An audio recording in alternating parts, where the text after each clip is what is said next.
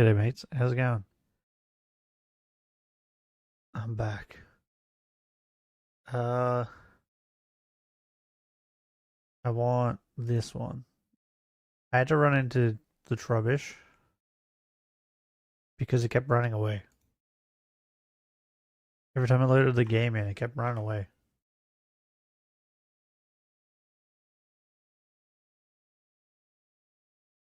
And just on the off chance that it was shiny, I had to run into it.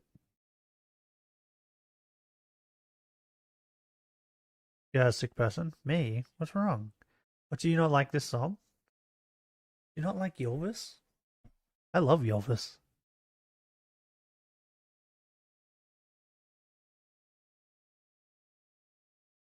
Don't worry, there's many, many more Yelvis songs. Now, so tomorrow we'll listen to a different one. Which one do we want to listen to tomorrow? Hold up. Um, let's go like this. Okay, this is the one we just listened to.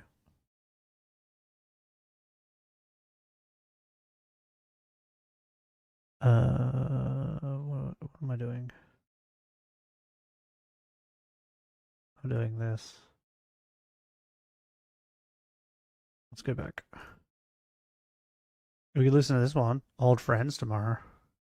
Language of Love. Someone Like Me. Oh, we'll listen to Acapella maybe. That one's pretty funny. Or I Will Be a Star. We'll listen to I'll Be a Star. That one's great. You read the long ass text. Yeah, I just read it just before I started stream. So what happened, right? I don't know why it does this. I was sending a message to you on the computer, right? And then I got off the computer. And normally, most of the time, because I have Discord on my phone, it then starts sending your messages to me through my phone, right? And I get notifications. But for some reason, yesterday, it's done a couple times. Whenever I you send me messages and then I don't respond, that's why, because I didn't get any notifications. And I'm like, oh, okay, I guess he's done talking. And I don't, for some reason, I don't look at it, thinking maybe that Discord just isn't notifying me. Because normally it notifies me. I don't know. It's very weird. So yeah, I didn't get any notifications, so I didn't even know you were sending me messages.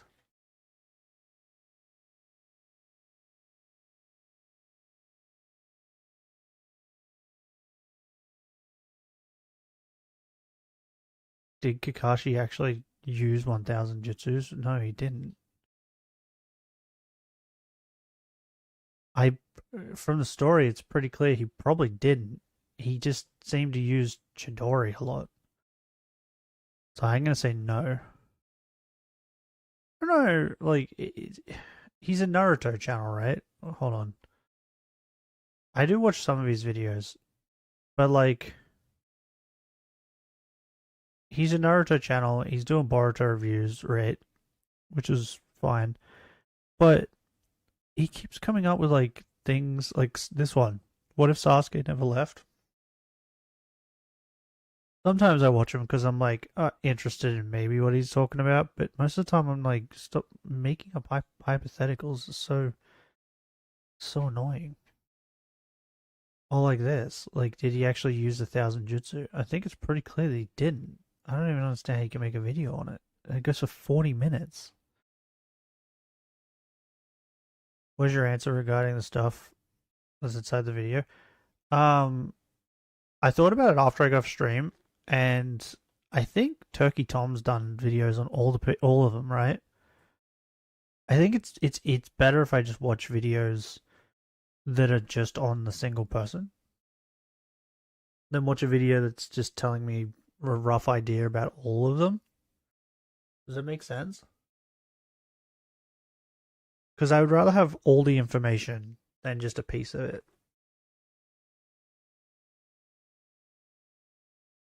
And I do know Breach, Paul Breach, Because Umberville talked about him at one point. What is this?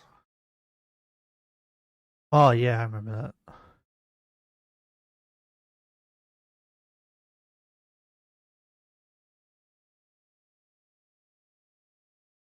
I found this guy yesterday. Where is he? Here. I watched him fix some an Xbox and then some Game Boy Advance stuff. The viewer that sent me this PS5 was... It was really I don't know why I found it so entertaining. I watched it a bunch of them. What do we want to watch?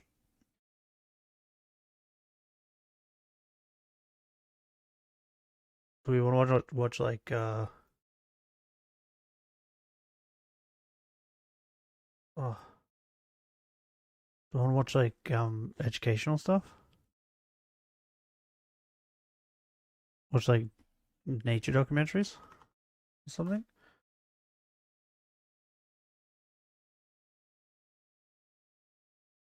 Change it up? I seem to just get like the same stuff. What the fuck? Wait, was Asmin in South Park? What? So yeah, I don't know if Tom's done a video on all of them, all the people in that video. I'm trying to find Discord. But I do remember Larson. I only used me blade. I foggy on that one. Foodie Beauty. I don't think I've watched anything on her. I think I just know her because wasn't she with the avocado guy, right? She was in some of his videos or something. I don't know if I watched Jupiter the Hybrid. Did I? I might have. The name, if it's a really long name like that, I think I forget the name. King Cobra, I remember him. I remember Cyrax, like bits and pieces. Paul Breach, I know him. I don't know. Is that Alfalfa? Alfaba? I don't know that. Low-tier God, I've heard of him. I think I may have watched something. Is he the black guy who was like doing Smash tournaments or like Tekken tournaments or something? Oh, Jesus. Okay, I can't say that. I don't know who it was. Wait. Give me a minute. Kick, where are you?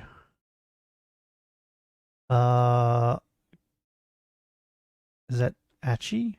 Achitua? Bro, what a name. Welcome to the PPs.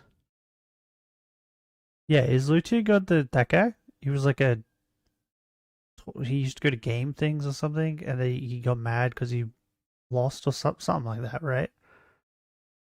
Anaconda Sand, never heard of them. Lashley Hinton, never heard of them. Amberlynn Rose, is that who that is? Amberlynn Reed?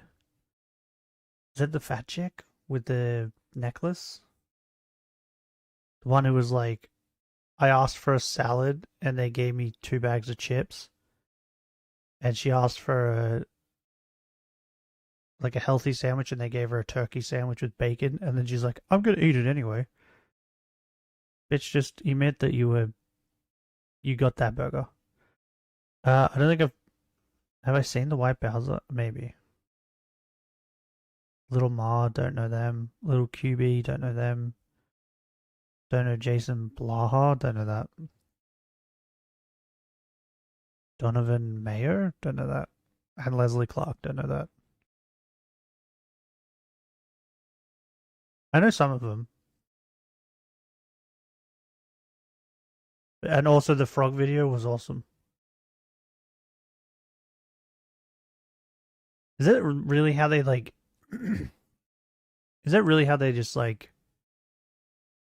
They just do this? Meow. Is that how they like dig themselves into the ground? Like what? Yes. Bro, that's awesome. Meow. I don't even know what he's doing. I don't understand how he's doing it. But it's awesome.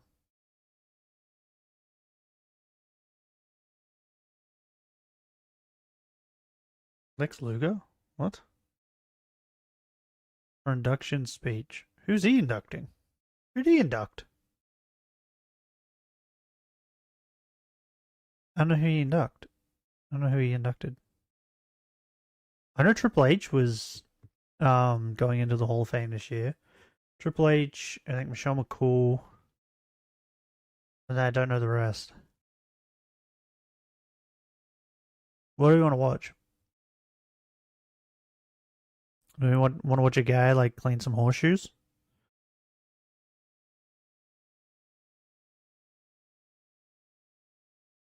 Have you seen these videos? It's crazy, bro. Like sometimes they're like cleaning the horseshoes on these horses, and there's just like a million rocks in there.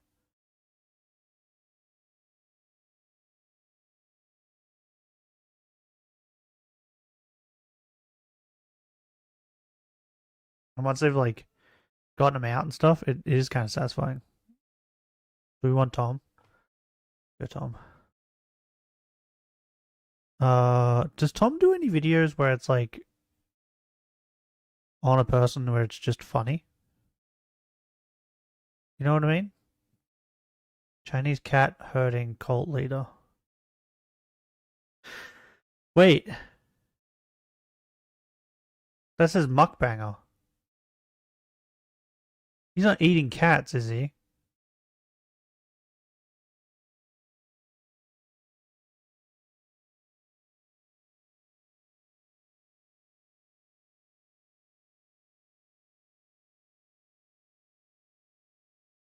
Do we just pick a name out of that list and then just Google it, like put it into YouTube so it comes up?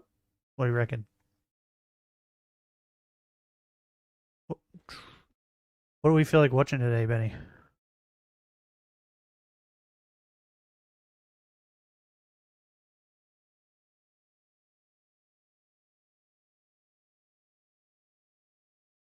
Oh, bro, English voice actors just got replaced. That's hilarious. Get wrecked. Was this? Jack Black reality checks Rachel Zegler. Jack Black's not in like the greatest position at the moment. I was saying I probably wouldn't. What's this? One good end, 10 ways to die. What? I don't know. Confusing. Do you want to watch some Brett Cooper? Oh. Furry stuff. We're a furry. I mean, you're a furry.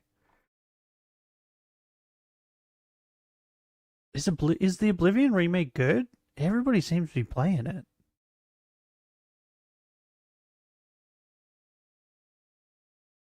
I wonder what this word is. Or is this the sick and disturbing internet predator iceberg?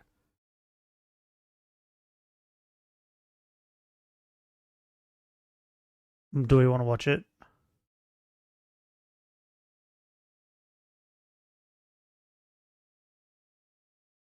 Should I torment myself while I play some Pokemon?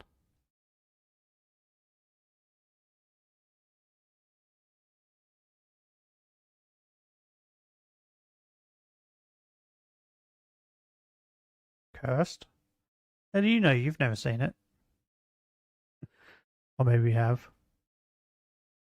They don't speak English? What?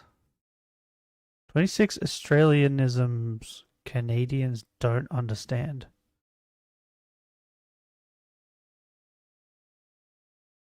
Why? What? Why just Canada?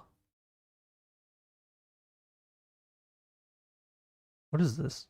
G'day you mob, Pete here. Welcome to Aussie English. Today G'day. I'm going to be reacting to this video, 26 weird things Australians say. from the channel Gabrielle Linda. So I watched the first few minutes and I thought, you know what, this is going to be an interesting one to break down. We didn't each say of these weird things. Fuck that she off. brings up, because quite a few were pretty good. So I assume the whole video is going to be good. I'll react, First suck give you one. my view on them, and then hopefully explain them so that if you're in Australia or you want to sound more Australian, you can do so, okay? And obviously go check out Why would you want to sound more Gabrielle's, Australian? What's wrong channel. with So you? let's get into it. But the first thing I noticed that was kind of weird that Australians said to me was, how are you going?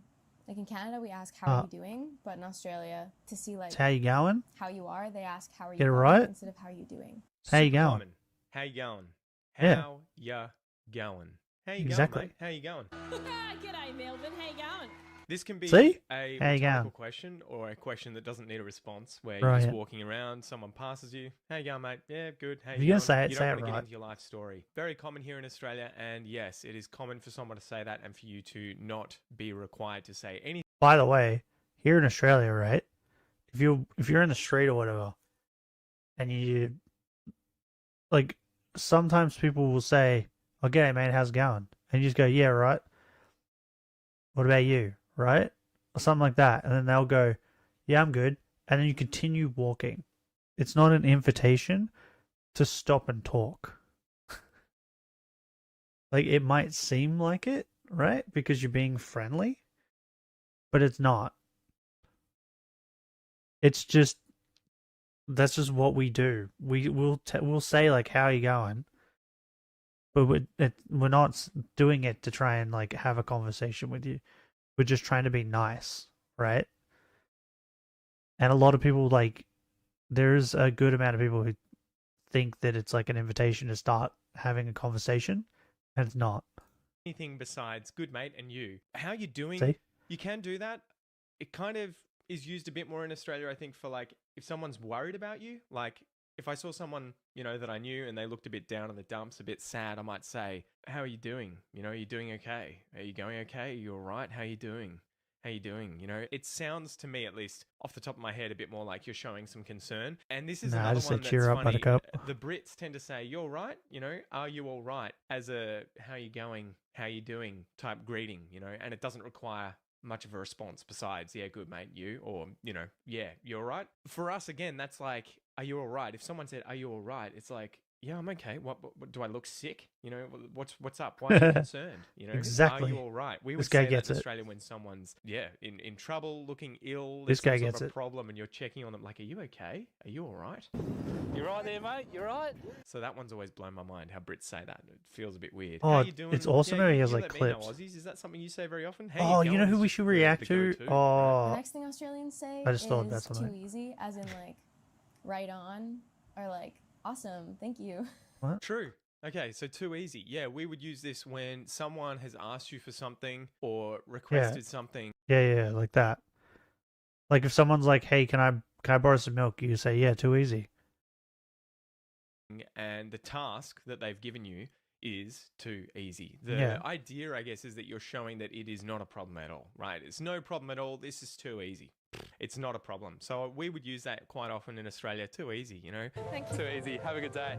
Mate, can you Boom. come over and help me later today with mowing my lawn? Oh, Yep. for See? sure, mate. Too easy, you know? No, that's not a problem at all. Too easy, mate. Too easy. Another this one they is say fun. that's kind of along the same lines is legend, or they say you're a legend, or if you say something that they like, they just Yep. say legend. This is a compliment that we often use in Australia. If someone is amazing, if they're awesome, you'd say they're a legend, right? They are a living legend. They're a legend. You're a legend, mate. Tell me a legend. So if someone tells me they're going to do something, you know, like, "Oh, I'm bringing back your mower For today." I don't Australians, know so why weird. we're talking about mowing the grass so much, but it's on the top of my head. Maybe I need to do it. If they're bringing back the mower, I might be like, "Oh, too easy, legend." You know, I might say, "You're a legend. Thank you so much for doing that." It's like I'm giving you an honor. I'm giving you a compliment. I'm calling you a legend for what you are doing that is so trivial. You are an absolute legend. Yeah, Legend. and on top What a of that, legend. yeah, you- it's common. And if you like It's also someone a lot, something right? that like, you "Oh, fucking- mate, you he gotta was meet meant to my do mate anyway. Tim. Bring back He's your such mower." a legend. The guy he's amazing. He's a legend. He's a legend. So that's Glenn up there. He's a legend, Glenn. You can use it for someone amazing like that too. I don't know if it works on women this is too much, great. or if I women love would it. say it about men or women, but it's definitely something men say about other men. Of course, the classic cheers. They say cheers a lot. It's like a word of approval, or sometimes even like thank you, they'll say cheers. Sometimes it is Yep. pretty much always. thank I you. don't. Thanks for your time. Cheers. I don't know about approval. Like if you're doing something that, Or if I someone do, I approves don't- of, I don't obviously, realize I do they it. say cheers. I don't think it would be used in that sense, but it would definitely be used in like, here's your coffee, mate. Oh, cheers. You know, as in thank you. It's just another way of saying ta, thank you, cheers, cheers, mate. Hey. Oh, too easy. You're bloody legend. Hey, that's how I like. That's the word I use for my dogs to drop things.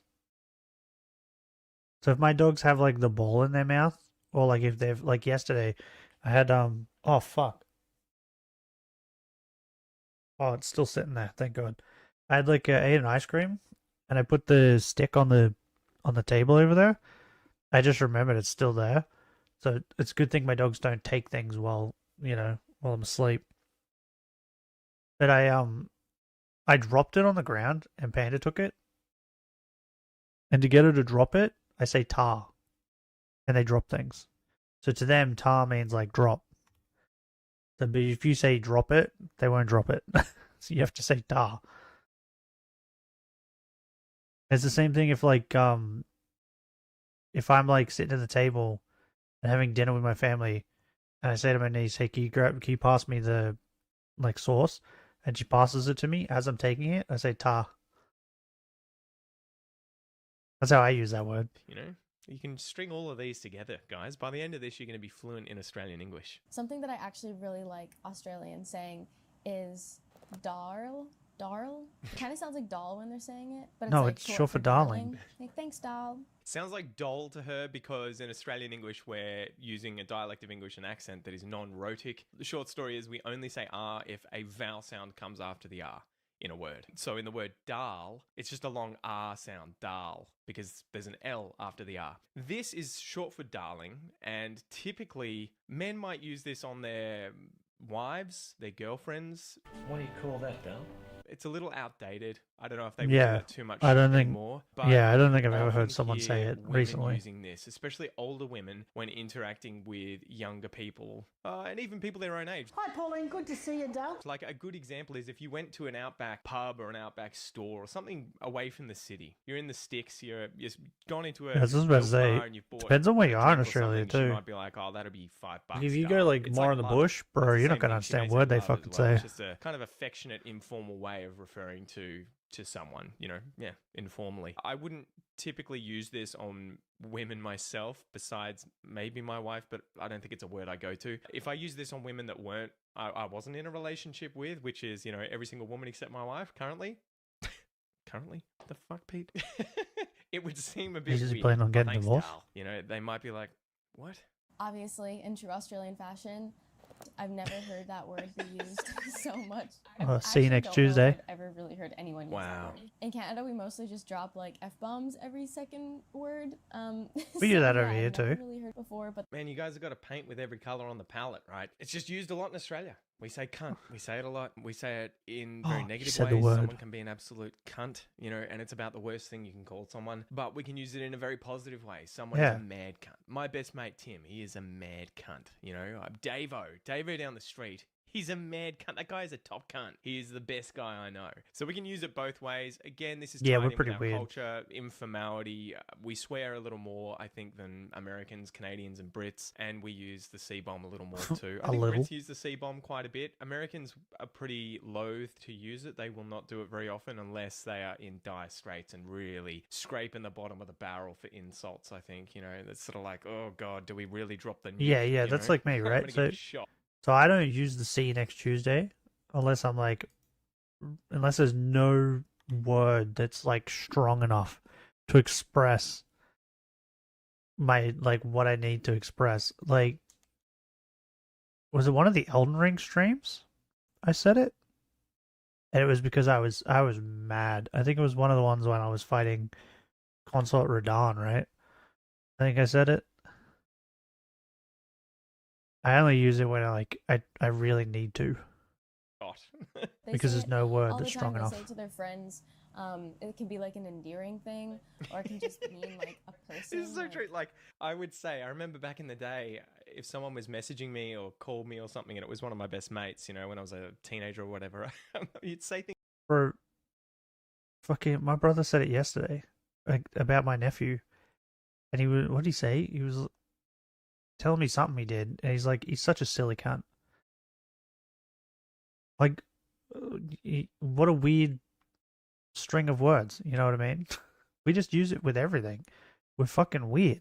Things like "sup cunt," you know, as in "what's up," "what's up cunt," "what's going on cunt," yeah, "what's up cunt." You know, it's a common one. It's a common one you hear. I would definitely not recommend using this with anyone that is not in your closest inner circle of close friends that are Australian. Do Yeah. not use this with strangers. Another one that I know isn't like purely just Australian. It's also from like Europe and stuff. They just say rubbish. We don't say rubbish. We say like garbage or trash, and they say rubbish. So I think that's kind of funny. We kind of use all of them, I think. Yeah, You'll we hear use people all of saying them. garbage and rubbish kind of interchangeably, and then less frequently you'll hear trash. But it's because we hear so many. Because like we call it the garbage bin, right?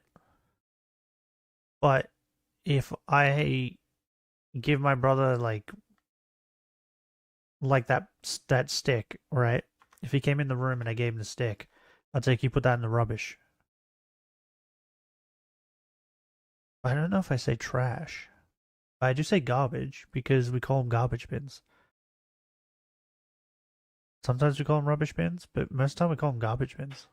Of these words used by Americans on American TV, movies, podcasts. So we're so used to hearing it. Rubbish, yeah, is typically what's used. We would say, you know, that's rubbish. We can use. I feel that like she's too probably to going to talk bring about up someone thong, who's right? Lying a lot, spinning yarns, you know, full of shit. Thong We can is say probably going to be that one of the what they're words saying she is brings rubbish. up, It's rubbish. I assume. It's garbage. I think that's all rubbish. I don't know if you'd say trash, but you can say trash talk, I guess. You wouldn't say rubbish talk. Yeah. That's funny how we have this variety of these different words that we use that are sort of all synonyms. Another weird one that they say when you say thank you. She's about to say "ta" or "no worries." I reckon it's Instead going of to be "no saying worries." like it's all good, I feel like that's when in Canada we say it's like, oh, no problem, like it's all good. It's They'll going to be say, "no worries." It's all right. Ah, okay. And all that right. one kind of threw me off at the beginning because Really? in Canada I feel like we don't really say like it's Okay. all right as like a no problem thing. It's like it's all right. That's a weird one. I wasn't picking that at all, as you guys saw. Yeah, It's I all thought right. she was No, going to that's say, all right. Yeah, "No worries." I mean, you could use it. It's English. I don't know if that's uniquely Australian. Again, you guys, you let me know. I would have thought something like "so good" is another common one we would use. So good, not a problem. You know, it's all good. It's all fine. It's all right. She'll be right. It's all right. It's all right. We just There's smash loads a of lot of those that words probably together, I'm use more noticing. frequently than just "it's all right." She'll be right. It'll be all right. It's all good. Yeah, it's all good, mate. Don't worry about it. Something funny that I've heard Australians say that I really like actually is a feed, like a meal. If they're going to eat some food. I'm Yeah, just go and going have for a quick feed. I'm here to grab myself a feed. Yeah, I like that one. I think it's neat. Again, God, I feel like there's These are things that, like, until you hear somebody else say it like her, you don't think it's weird, right? You're just like, the minute she's like, yeah, they say this, you're like, oh, that's weird? Oh, I guess it is, right? Because we just use these things, like, daily. other phrases we Interesting. would say more frequently than a feed. A bit of grub, I don't know. Feed, I mean, we use it. Caca. They're tasty little morsels, but we got a bit of a feed. I hadn't even thought about that. That's not one that's on the tip of my tongue, to be honest. They call liquor stores bottle-os. There's or also bottle shops. there is also a brand of liquor store called Bottle-O because we call them Bottle-Os. And a lot of Australian bottle-os or bottle shops What's this? are drive-through, which is strange. We don't have that in Canada. We What? had this. I was talking to my dad about this. That's not normal? I thought that was normal. Yeah, you just drive into the Bottle-O, and then they say, what do you want? You tell them, they go and get it. They bring it out to you. You take it from them, and then they either have a machine or you give them the cash. You just drive off. You don't even have to get out of the car. That's not normal. I thought that was normal. This recently. I think a lot of the time it's because bottle-os are quite frequently associated with That goes back pubs to or other maybe when we were even talking about who hotels. drinks And the most. So people who just want to go in and buy alcohol obviously want to be able to do so quickly. They're not going in to stay. They don't want to have to, go into a store or something. So having a drive-through is the easiest thing. So when I was thinking about it, I like talking looking about it with around, my though. dad, I'm like, it is very weird You know, do they have drive-through places you can buy cannabis in the US? Do they have drive-through places that you can get Maybe. other, you know, I think it's got coffee drive-throughs, but you drink the coffee while you drive. You don't drink alcohol while you drive. So I don't know. Some But people yes, do. they're called bottle-os. Because if we just drive it to the servo, we can go to the bottle-o. Yeah, definitely turn some heads, that's for sure. Bottle shops, bottle-o, we use those two interchangeably. We wouldn't really say liquor store, or I think, is there another way that the Brits call it? The Americans call it a liquor store? I'm trying to think. God, nah. Bottle-o's the standard. They call gas stations a servo, like a Yeah, service servo. station, I guess. We just call them gas Mhm. stations. She got it. So service station, that is what servo is short for. Yeah, and the it is a servo. petrol station. So they were there to buy their meat from the butcher or fuel from the servo. Gas station we wouldn't really use at all. And we don't refer to petrol as gas. You can get gas at a petrol station, but typically it is like LPG gas that you're putting into the gas. Literally gas. I always got confused why Americans call it, I guess it's gasoline, but it always felt weird. They call it gas, but we call it petrol, Yeah, diesel. we just what call it else? petrol. Yeah, you would just say gas is literally LPG gas. If you said I'm going to get gas and you meant petrol, people would be confused. Car Yeah, juice. Servos. Gotta get You some may car juice. sometimes hear people say pedo, like not What? pedo, but peto for petrol. I remember I've that never when I heard was that. younger. I don't know if I've heard that recently. Like, I've I'm gonna never get some heard that. pedo. I don't know about that I one. think we probably shied away from that.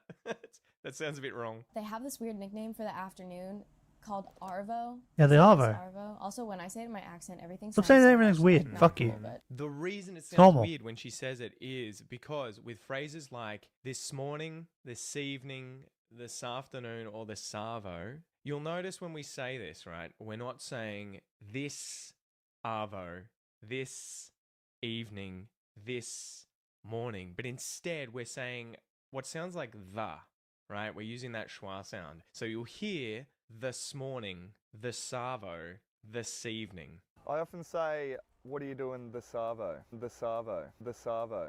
Okay, that's why it sounds weird if you say this evening, this morning, this afternoon, or arvo. It's not something any It's not Australian weird, would really okay? say unless they were It's really normal. Fuck off. emphasizing. No, it's this arvo. The Savo. The Savo, mate. The Savo. I'll see you the Savo. See you the Savo. Arvo, I didn't know what that was when I first got here, but it just means afternoon. Not to be confused with avo, as in avocado. Oh We call yeah. McDonald's Maccas, which I'd never heard before. I've heard people call it Don's. In Canada, we call it Don's, Mickey D's, but I'd never heard Maccas. I call it Macca's when I'm not streaming, but when I am streaming, my brain automatically realizes that people probably don't know what Macca's means, so I say McDonald's, right? And it's the same thing with Hungry Jacks. Sometimes I'll say Hungry Jacks on stream, but sometimes I'll say Hungry Jacks and then I'll also say, but it's Burger King in America, right? Because my brain automatically realizes people probably don't know what I'm talking about. That's what everyone calls it here. I've heard Mickey D's. My son calls it the Donalds. Donalds. So that makes me think of Trump every time I hear him say, we're going to the Donalds. We want to go to the Donalds. Macca's, man, that's it. Go through the drive-through at Macca's instead. Macca's, Mackie D's, Macca's. Macca's, McDonald's. Yep, that's what God, we I use in hate Australia. Macca's. We're going to do a Macca's run. You can do a Macca's run. That's where you get in the car, go through the drive-through Macca's run. Through breeds after a Macca's run. Macca's, yeah, Macca's. They call trucks utes. Never What? heard that one. Mm-mm. No. Ute. We call utes utes. Yeah, ute is ute. Utes are the weird ones called Trucks trucks. are different. Yeah. Trucks are those huge things that haul trailers on Yeah. the road, right? Those are trucks. Yeah, Utes a ute is a ute. are utes, utility vehicles, right? I know that Americans and North Americans, Canadians too, obviously call those trucks, but that always seemed like you're trying too hard to be bigger than you really are. It's not a truck. It's a car. It's a utility vehicle. It's There you a go. ute. Ute. It's got a tray on the back. It's a ute. That's truck a ute. is an actual That's a truck. that hauls stuff, right? That has cargo, a vast, massive thing on the back. ute's of it, a ute. trailer, 2 trailers, right?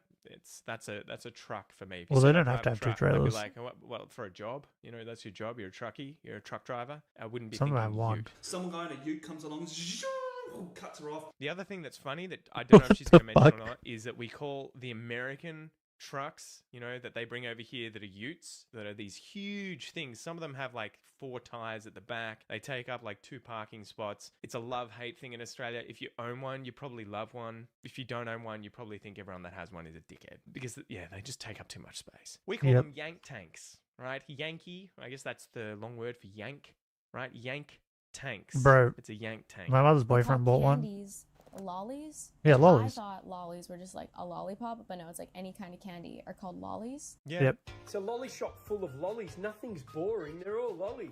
But we use these interchangeably. We may say candy as These well. from clips time are to time. amazing. You will have all sorts of lollies that have candy in the name, I think. Yeah, you know, and my mother's if you say boyfriend candy bought apple, one of you those wouldn't giant have fucking candy and truck call it- things wouldn't from call it a lolly apple, but yes, from we like typically say lolly. America or Again, we would whatever. know exactly It's so what you meant if you annoying. said It's candy. so Another big. thing they say instead of like no problem is no drama. No drama. She's still not getting to no worries. Yeah, no Yeah, dramas. no worries. They call sausages like hot dogs Snags. snags. It's not hot dogs. These are just sausages in general. Beef sausages. Yeah, just any. typically, you know, the Snags. standard sort of minced up meat, really cheap sausages you get from the supermarket. You chuck them on the barbecue. Those are snags. I don't like a hot dog is a red. What is it like the? It's a sausage that has that red skin on the outside. Yeah. Specifically for having inside of a hot dog, like the bread, right? And don't get me started on what it's called when you go to Bunnings and get a God, I can't even remember now. A snag in bread. There's a whole bunch of these slang terms for it in Australia. I think I would just call it a sausage in bread. I can't even remember because I was studying this recently. There's like 4 different ways in Australia. It's like a It's sausage like a sandwich, it's like a sausage in sausage bread, there's a sizzle or bunch of something, them. right? And also when they eat their hot dogs, they don't use only hot what I dog call it. buns. Everyone here uses white bread. We do use hot dog buns. It'll just be that you're having an actual hot dog. But yeah, if you said, I'm going to go to the shop and get some hot dogs, people would never think you were going to come back with some sausages, like, you know, a packet of sausages. They would think you were going to come back with literal hot dogs in buns. If we're having a hot dog, we're having a hot dog in a bun, specifically with mustard, with sauce on it, you know, the American style. If we're getting sausages, typically it's not going to be hot dog. How long did this related, chick stay in but Australia? sausages. Sounds like it wasn't that Everyone long. here uses white bread folded around the snag. The bread thing, yeah, is very common. I don't know why it's become a cultural thing. I think it's just that we have Because public it's fucking type quick and easy barbecue and it events, works, bro. fundraisers, fates, That's all why? that sort of stuff, and people would have a Don't barbecue. you shit on my and it's sausage just sandwich. Easy to have bread, sliced bread, white bread, very cheap, and you know, stock. Bro, it's like standard $2, beef by the sausages. way. You go to Onions will be Bunnings, another you thing can like they'll be it's cooking like up, $2, and they'll $2.50. have, you know, tomato sauce, barbecue sauce, and I think it's like mustard to another chuck on it $2.50 as for a well, drink. But yes, It's it's great. very, very common to see that around Australia. Much more common than having a. I think it used to be hot free. dog in those I think you have to pay types of now. events. It's probably because we don't have that sort of bread that you guys in the US use to put hot dogs in. Yeah, cake. So sort of They have cake ubiquitously in the everywhere US, around the that's country. why. It's not that common. They whereas don't have white bread. sliced bread, it's everywhere. I also didn't know what a swag was until I came here. There are a lot of people that have swags, and they're basically just A like bag. a single tent thing that a single person Yeah, can or fit like a into bag. and sleep in for like camping and stuff. Boom! Straight into the bush, free me swag out, camped under the stars, and I was healed up. Yeah, Yeah. that's true. If you've got like a one-man tent, it can be a swag if it's kind of not your typical large tent type thing. You know, it's kind of like Yeah, just but a enough to keep swag rain is off you. also it's almost like a bivvy, reference but to like really a bag. small, and you can go in there with your sleeping bag and a pillow, and that's pretty much all it is. And it's easy to roll up, chuck on your back, chuck on a bike, you know, chuck it in the back of your Yeah, car. because like and tow around. I don't know how to explain it, but like I think in America they call them like knapsacks or something like that. It's just like it's like a bag that's just like kind of like a sack kind of thing. I don't know how to explain it. We had to make them in high school, and I made one. I have it somewhere. I don't know where it is. But it's just like one of those bags. It's just like one thing of fabric, and then at the top you pull strings and it like tightens it. It doesn't shut it, it just like tightens it to like a hole, makes the hole smaller. Like one of those types of bags. That is like a swag. It's like that thing. That thing is what is referred to as a swag. And everywhere. When you're Now thinking here of are bags. A couple of weird ones.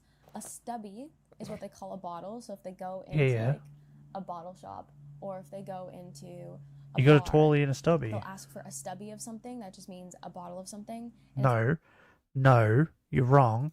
A stubby is the small bottles. Get it right. I don't know how you spell it. Do you spell it with IE? I think you spell it with the IE, right? Stubby beer. Okay, here you go. This is a stubby. They're the ones with like the short necks, the short ones. And then a tally is the ones that are really big. But this is a stubby. And then we have normal beer bottles like this, like normal beer. That's just beer. But the stubbies are these ones, the ones with the small necks. They're called stubbies because they're short. If they want the can of something, they'll call it a tinny sometimes. Mhm. Or a Yeah, tin. that's right. I haven't heard tin, but I've heard tinny, and stubby would usually be those short, stout alcoholic beverages Boom. in a glass bottle. He gets the it. bigger ones that are like, what are they, Totally. 750 mils? Those are long necks, and Yeah, the totally. standard ones, I don't know if you would call it a stubby. I feel like the stubby, for me, I grew up with it, and it was that short, fat, can-sized glass bottle of things Boom. like VB and He gets it. Carlton Draft. The other He ones, gets it. yeah, what would you call them? God. I don't even know. I think it would just say bottle, right? Besides that. Another weird thing they say instead of just thank you is they'll say thanking you. I've never heard anyone say thanking you before as thank you. I've never but heard that. They say it. Thanking you? She hasn't said tar. How's she not said tar? Tar is the same for thank you. Tar. It's like the I've never quickest, heard of easiest thanking way to you. say thanks. You know, oh, tar, mate. Tar. Kids say it quite a lot, but thanking you? Haven't heard that. Maybe that's a new thing. And they also say ta. Like, There I it don't is. know Ta. when was the first time someone said that to me. They said ta. I say tar a lot. But it just means thank you. Now this one is just silly. Again, was very confused the first time I heard it. Was sanger. It means sandwich. Yeah, I've sanger. always spelled it with like an A at the end, so you don't have to say the R. Like just Sanger. sanger. Sanger with an A at the end, because you could use either. But Weird. yeah, She's I weird. don't Calling- I don't think calling I us would ever weird. pronounce it She's with an weird. R. No. Fuck her. Because Australians non-erotic, right? Yeah, short for sandwich. Sandwich, sanger. I'm gonna have a sanger. But a ranger is a redhead. Yep. Ranger, yes, a red-headed person. Yep, like my brother. Why? Yeah, He's I a don't know why ranger. It's ranger. I should have looked that up. Another thing Australians say that I'd never heard before coming here was it won't be a minute. When they're trying to tell you like what they're about to do, it won't take long. Yeah, I think I would probably say won't be a minute, as in I won't be long. I'll just pop out. I Yeah. won't be a minute. Is that okay? Yeah, I guess you could do it if you're serving someone, you know, like I'm going to go and buy a sandwich from a store and the lady's like, oh, okay, I'll do it now. Won't be a minute. Yeah, that's pretty common. I don't know if I would ever say it won't be a minute, like really, really long like that. It would be Well, more something like, similar would be yeah, like won't be a minute, mate. hot You got minute. This one, okay? A doggy bag. What does that make you think of? A doggy bag makes me think of like the bag that you use to pick up your dog's waste when you go on a Nope. walk. That's But not in it. Australia, if someone asks for a doggy bag, they're probably at a restaurant Yeah. asking For the if leftovers. they can have a takeaway container. Which I don't know where that came from, but I feel It's like doggy I don't bag, know bro. the origins of that. It's because you could take the food home and feed it to your dog, mate. Yeah, doggy That's bag, bro. probably why. I think that's it. She get to 26. But anyway, yeah. Hopefully you've enjoyed this, guys. YouTube reckons. Oh, you're she gonna didn't bring enjoy up this video thongs. next. I'll see you Everyone next brings time. up thongs. I like the video. That was funny. Yeah, everybody brings up fucking thongs. Okay. I'm gonna try and remember his name. It's been a very, very long time since I've watched it. So I have a rough idea what his name is, but fuck me, he's funny. I think it's Russell something. Russell Coit? Is that it? Yeah. And I think it's like Aussie Adventures or something like that. Yeah, Aussie Adventures. There it is. Can I get like a compilation? Compilation.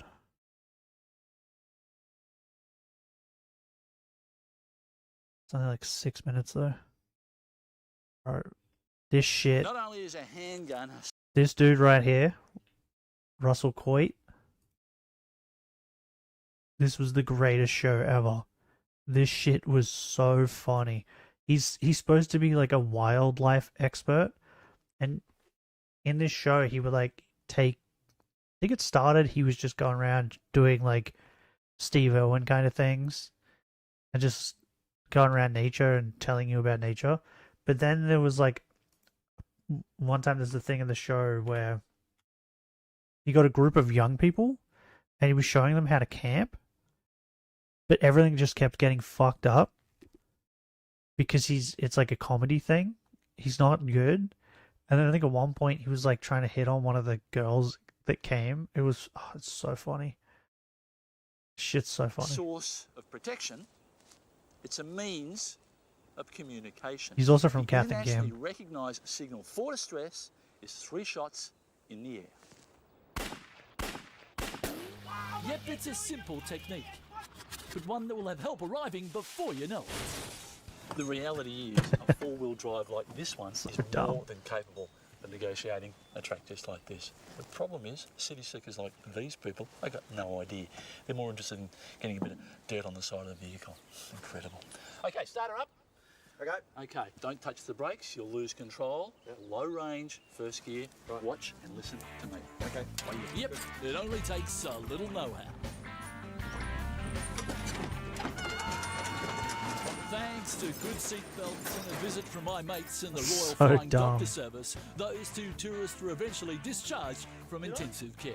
This is Upinga Downs, a sheep and cattle station owned Fucking by my idiot. old mates, Mick and Bernie. This is great. I love it. Mick had called wanting some help with a problem around the house. And being in the district, I was naturally happy to oblige. Places look great. Yeah. But you've got a bit of a problem with rabbits. Yeah, that's right. The little buggers are eating everything. What do you try to get rid of them? I tried trapping them. Trapping them? Baiting them. Baiting them? 1080? Yeah. Yeah. I'll tell you one thing about rabbits. They breed like rabbits. But this What was an the idiot. laughing matter. They needed help. I love it. I was the man for the job.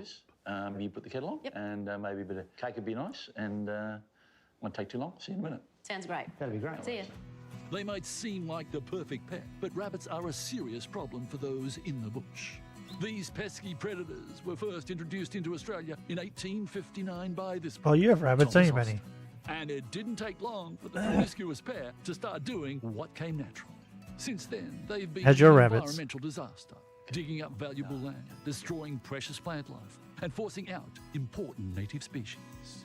Time to fight back. Step one is to identify and then dig You're streaming into as and I many am burrows as the only you one can watching. find. This will First. help seal Yeah, up the well. warren in preparation for stage 2. I'm having fun. High pressure, You having fun? liquid petroleum gas. Wait, Pumped is he gonna- directly into the ground? What I'm doing He's here pouring- is fixing the problem at he's pouring the source. petrol. Underneath me is a very big Well, gas. Yeah, warren. yeah, the Rid of gas, that. The petroleum rabbits will gas. move on to greener pastures. That shit is gonna With the last of the blow. holes safely sealed, it was time to get serious. Okay, Oh you my guys God. can get right back. This area Is he gonna blow up their is house? hot. Keep going.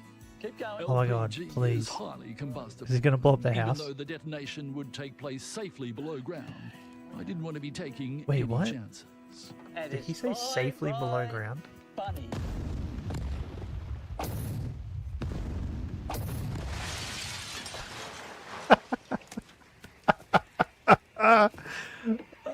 So stupid.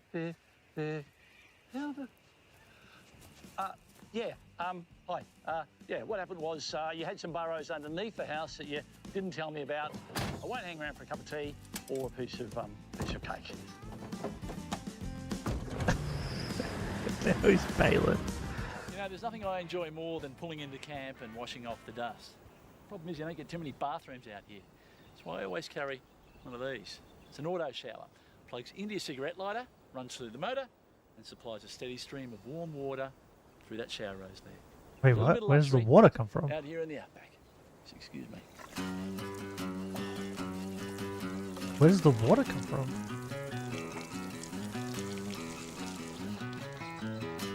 Hey, hey, hey!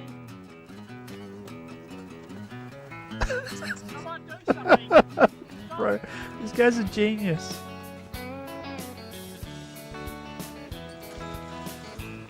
G'day.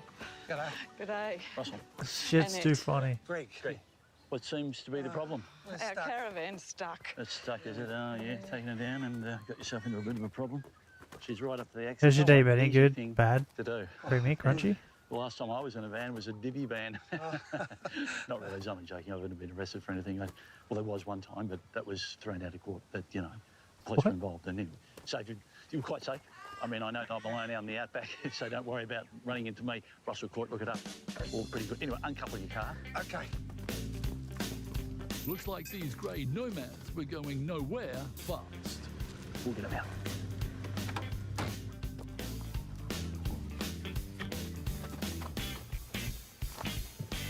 He's got his nuts down there. Okay, folks, we'll get you right up here out of harm's way. All right, good on you. You've been waiting a while, have grown a beard. Not you, sorry. Yeah, just top out up over there. Yeah, just out of harm's way. Yes, that's good. Time to give these poor pensioners a bit of a pull. Low range, reverse. Nice and easy does it. Fantastic. If I do Oh, say so myself. is he gonna let go and it's gonna fly down into the we car? got you out, but next time, carry the right equipment. Lucky, I ran into you because... Oh, no, shit. never mind.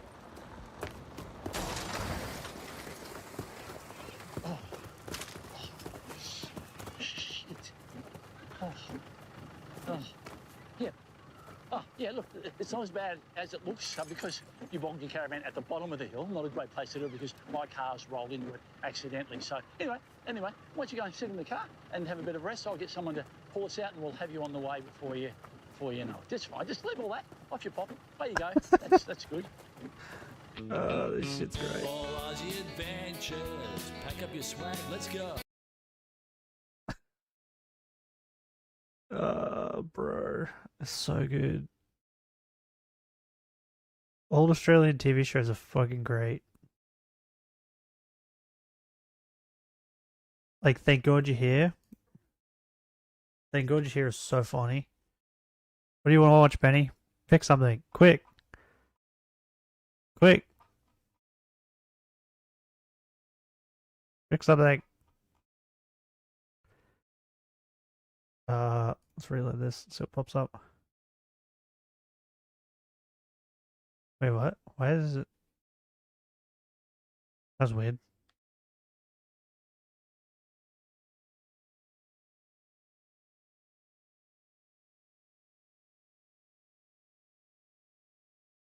Five things to never do in Australia?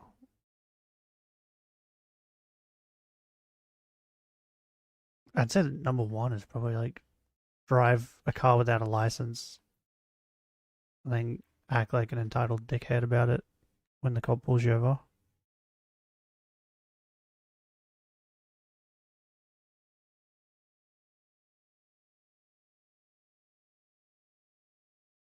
What is this? VTuber reacts to the most horrifying story ever?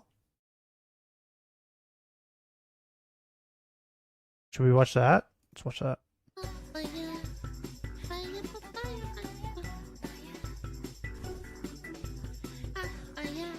Man lost to the Himalayas tells horrifying story.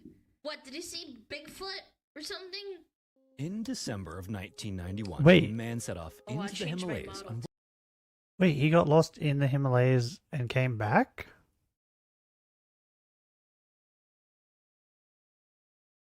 Is that what happened? What was supposed to be a week-long hike. When the week was up, however, the man was still missing, and what he would go on to endure in the next few weeks would be one of the most prolonged and grueling ordeals in the history of the area. This is his horrifying story, and as always, viewer discretion is advised. Oh, okay. Chat, hold my hand, I'm scared. Or what? Assemble! Right now. In September of 1990, Do we want to watch this? Australian medical student James Scott Australian, of course he was.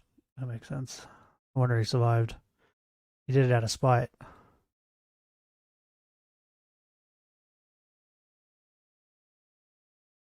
Ah! Don't touch me. Me. Or my dad's listening to the radio.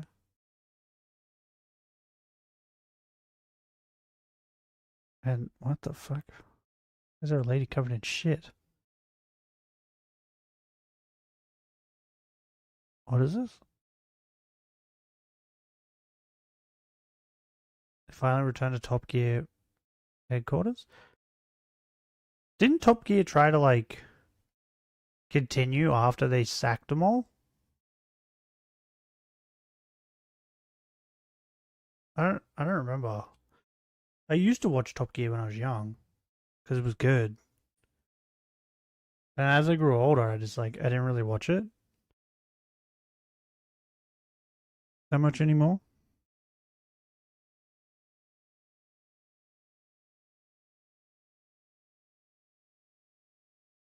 I think they tried to like continue it with like Matt LeBlanc or whatever, right?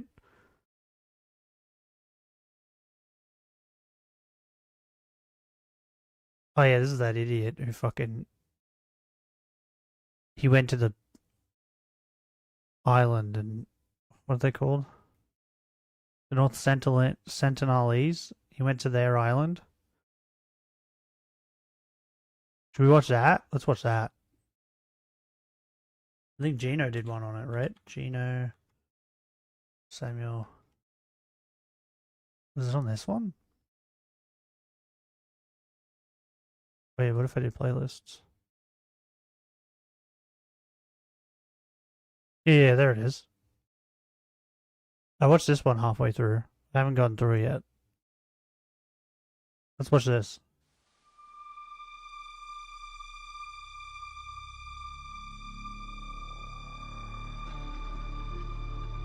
It's kind of relevant too. Considering that, like, that stupid idiot went to their island. North Sentinel Island has garnered an infamy worldwide for being home to one of the last uncontacted tribes in the world. A people who violently reject any outsiders, attacking or killing anyone arrows who are come near giant. their island. There were once efforts from the outside The arrows world are as to long as achieve their peaceful bows. relations, but these have since been ceased by the Indian government, the administrators of the island, for good reasons. What The a weird picture. inhabitants of the island, the Sentinelese, remain almost as elusive and mysterious as when they were first discovered around 300 years ago.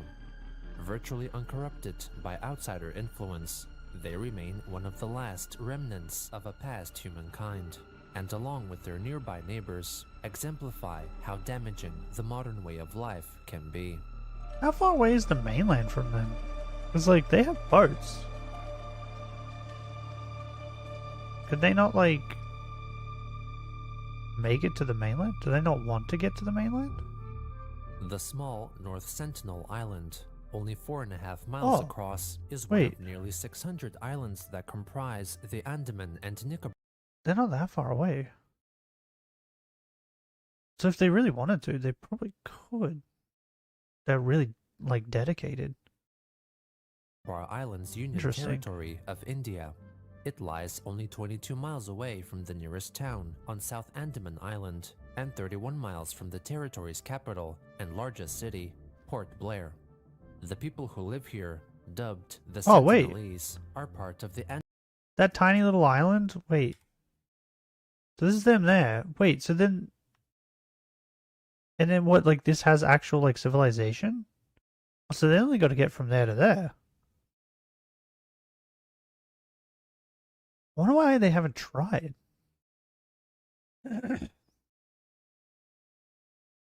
Because, like, if I remember correctly, I think he's going to go over it in this doco series.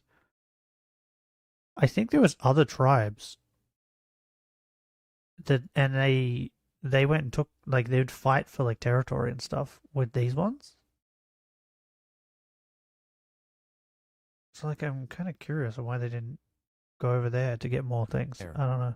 The people who live here, dubbed the Sentinelese, are part of the Andamanese collective of native tribes who inhabit the Andaman Islands. What a cool name, While though. other tribes now come into regular contact with their invaders Sentinelese. and are exposed to some aspects of modern civilization, the Sentinelese have almost always violently refused entry from outsiders, some positing that the island people have been living in seclusion for upwards of 60,000 years.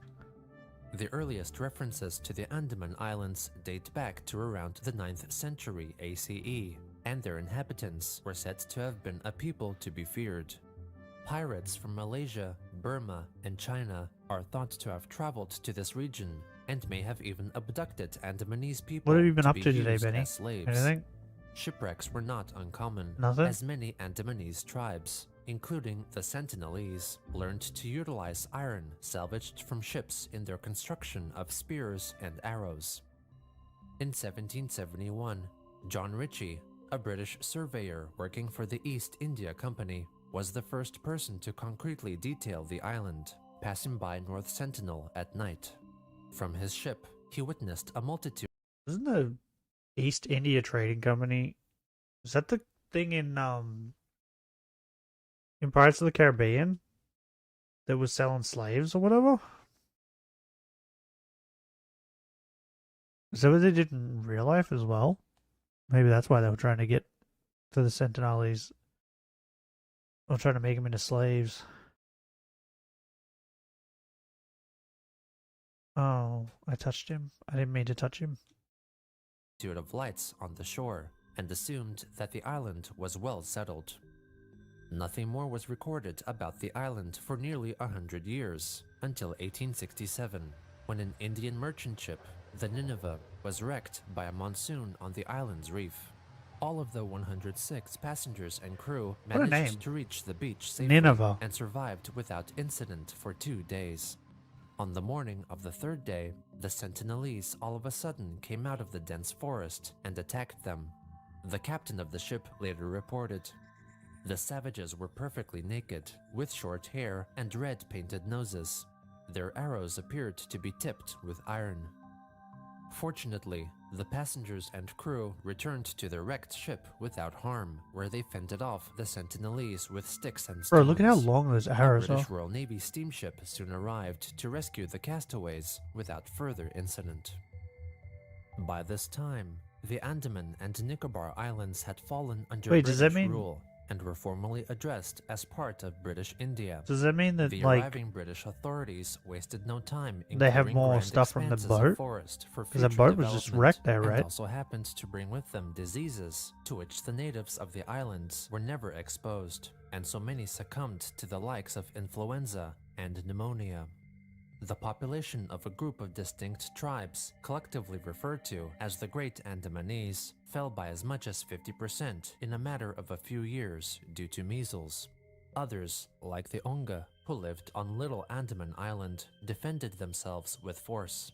There is an account of dozens of the Onga being killed as they attempted to fend off British rescue boats aiming to retrieve beached sailors during a perilous operation that is now known as the deceivingly amicable-sounding Andaman Islands Expedition of 1867. Outraged at the extensive deforestation, the tribes that lived on Great Andaman Island took part in numerous raids against the British colonial rulers, culminating in the Battle of Aberdeen, which took place near Port Blair and proved to be a devastating blow for the native Andamanese, as up to 1,000 were said to have been killed. By the Jesus. 1870s, relations between the British and the various groups of native inhabitants were dire. The authorities administrating boat? over the islands were under orders to do their best to preserve the numbers of the native tribes and to make an effort at integrating them into British culture. Various young Andamanese were captured and forcefully placed into a number of so-called Andaman homes, which sought to re-educate them by means of teaching them the English language, ethics and etiquette, and the benefits of living under British rule. In addition, they were used as laborers in connection with farming and general assistance Is Ernie regarding the alive upkeep still? of the numerous penal colonies established on the islands. These homes were only minimally successful. Bro, those Some arrows are Andamanese so were long. eventually made to be more acclimated to the ruler's way of thinking, and even learned English, and so were able to assist in translation. Some were also utilized as trackers whenever convicts from the penal colonies escaped. However, these Andaman homes were also subject to mass outbreaks of disease. These challenges combined with the violent outbreaks necessitated a different approach to maintain good relations. In 1879, British naval officer Maurice Vidal Portman was made superintendent of the penal colony in Port Blair and was also appointed officer in weird charge picture. of the Andamanese, Oh. a position he held. I thought of something. Bro, you know what this looks like? It looks like that, you know that white girl, the blonde girl, and there's like 5 black dudes standing behind her on a couch? That's what this reminds me of. Do you reckon this guy go dick down? For over 20 Just years. like she did? During his tenure, he extensively explored the Andaman Islands and researched the native peoples and their languages, customs, behavior, and bodies, praising the physique of the Andamanese, but curiously paying closer attention to the men, the study of whom included measuring the lengths of their penises. Portman was also a meticulous photographer and took a myriad of photos Why? of the people, some under Why do you need clinical to know how long circumstances against their a dicks checkered were? background to exactly notate the height and curvature of their bodies, and some in more homoerotic compositions.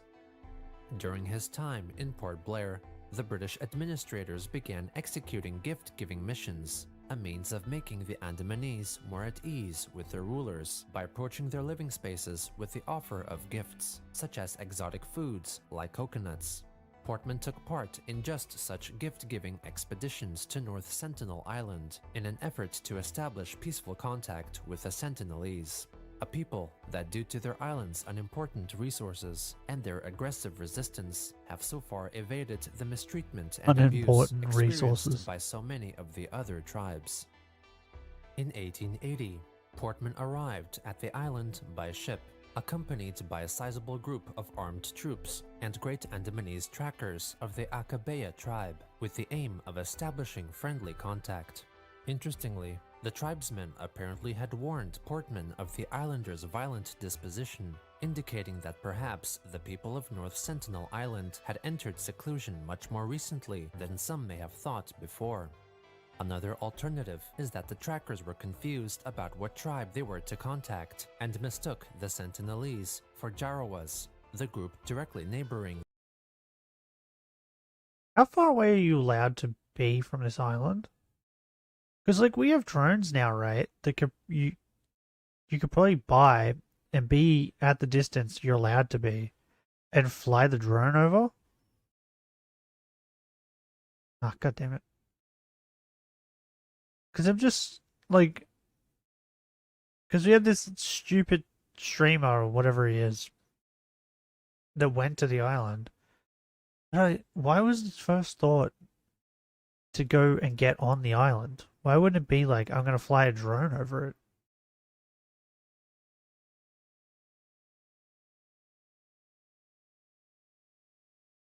So confusing. Why are people... And by the way, with all this like documented history of them being super violent to people, why would you try and go on the island? Dude's an idiot. The Great Andamanese, who were seen as their ancient enemies. The Sentinelese rapidly retreated deep into the foresty heart of the island upon witnessing the approaching ship. Portman's men then searched for the islanders for days, only to find abandoned villages and paths. Portman resorted to taking photographs of the Great Andamanese tribesmen posing in mock situations, depicting how he imagined the people of North Sentinel Island cooked, slept, and looked out for enemies. He and his men eventually came across an elderly man and woman and 4 children. They captured the group of 6 and brought them by ship to Port Blair, seemingly without struggle or protest. Portman noted that they had peculiarly idiotic facial expressions and ways of behaving.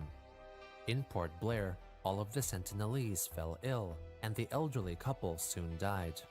Portman then made the decision to quickly bring back the sick children to the island, along with a generous number of gifts. No doubt the disease the children brought back with them must have spread to the other Sentinelese as well. Yeah, like, how can you be that stupid? Of course it was going to spread. But to what extent they were affected cannot be determined. Some cite this incident as the catalyst for the islanders' violent resistance against outsiders, though given the past records of their attacks, this claim is inaccurate, though it surely did not improve the Sentinelese's outlook of the outside world. In 1883, Portman briefly returned to the island upon hearing loud, distant sounds of gunfire emanating from the waters, presuming that they were distress calls of a sinking ship. There's got to be like on North Sentinel Island, a bunch of found incest no shipwrecks on that island, and right? No islanders either. He left gifts once more and retreated back to Port Blair. It was only later learned from telegram reports that the sounds of gunshots were in fact the explosive eruptions of the volcano Mount Krakatoa in Indonesia. Not long after this Mount point, Krakatoa? interest What a in the name. island ceased, and further efforts to establish friendly communication was put on hold. Later in life, Portman said to the Royal Geographical Society in London that he deeply regretted making contact with the Andamanese, for the exposure to the British brought them nothing but harm, and it saddened him that such a pleasant race began to rapidly progress toward extinction. In 1896, Not as that, you the turn the Sentinelese' rest of them into secluded way of violent life was briefly interrupted once again. sociopaths.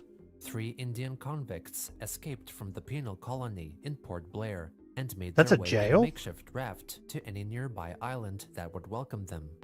2 of the Oh, look at that jail. escapees drowned in the reefs which surrounded North Sentinel, while the 3rd reached the beach alive.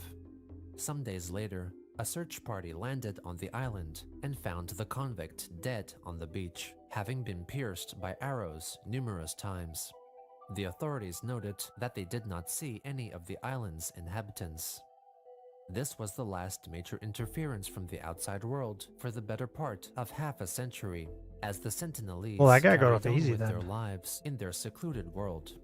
Because The like coral reef later which on, didn't they surrounded like them, kill in people and addition like to the piss rough on them and unpredictable all sorts of seas, shit? was a known threat to local fishermen and any ships nearby, which proved to serve as a protective barrier for the islanders.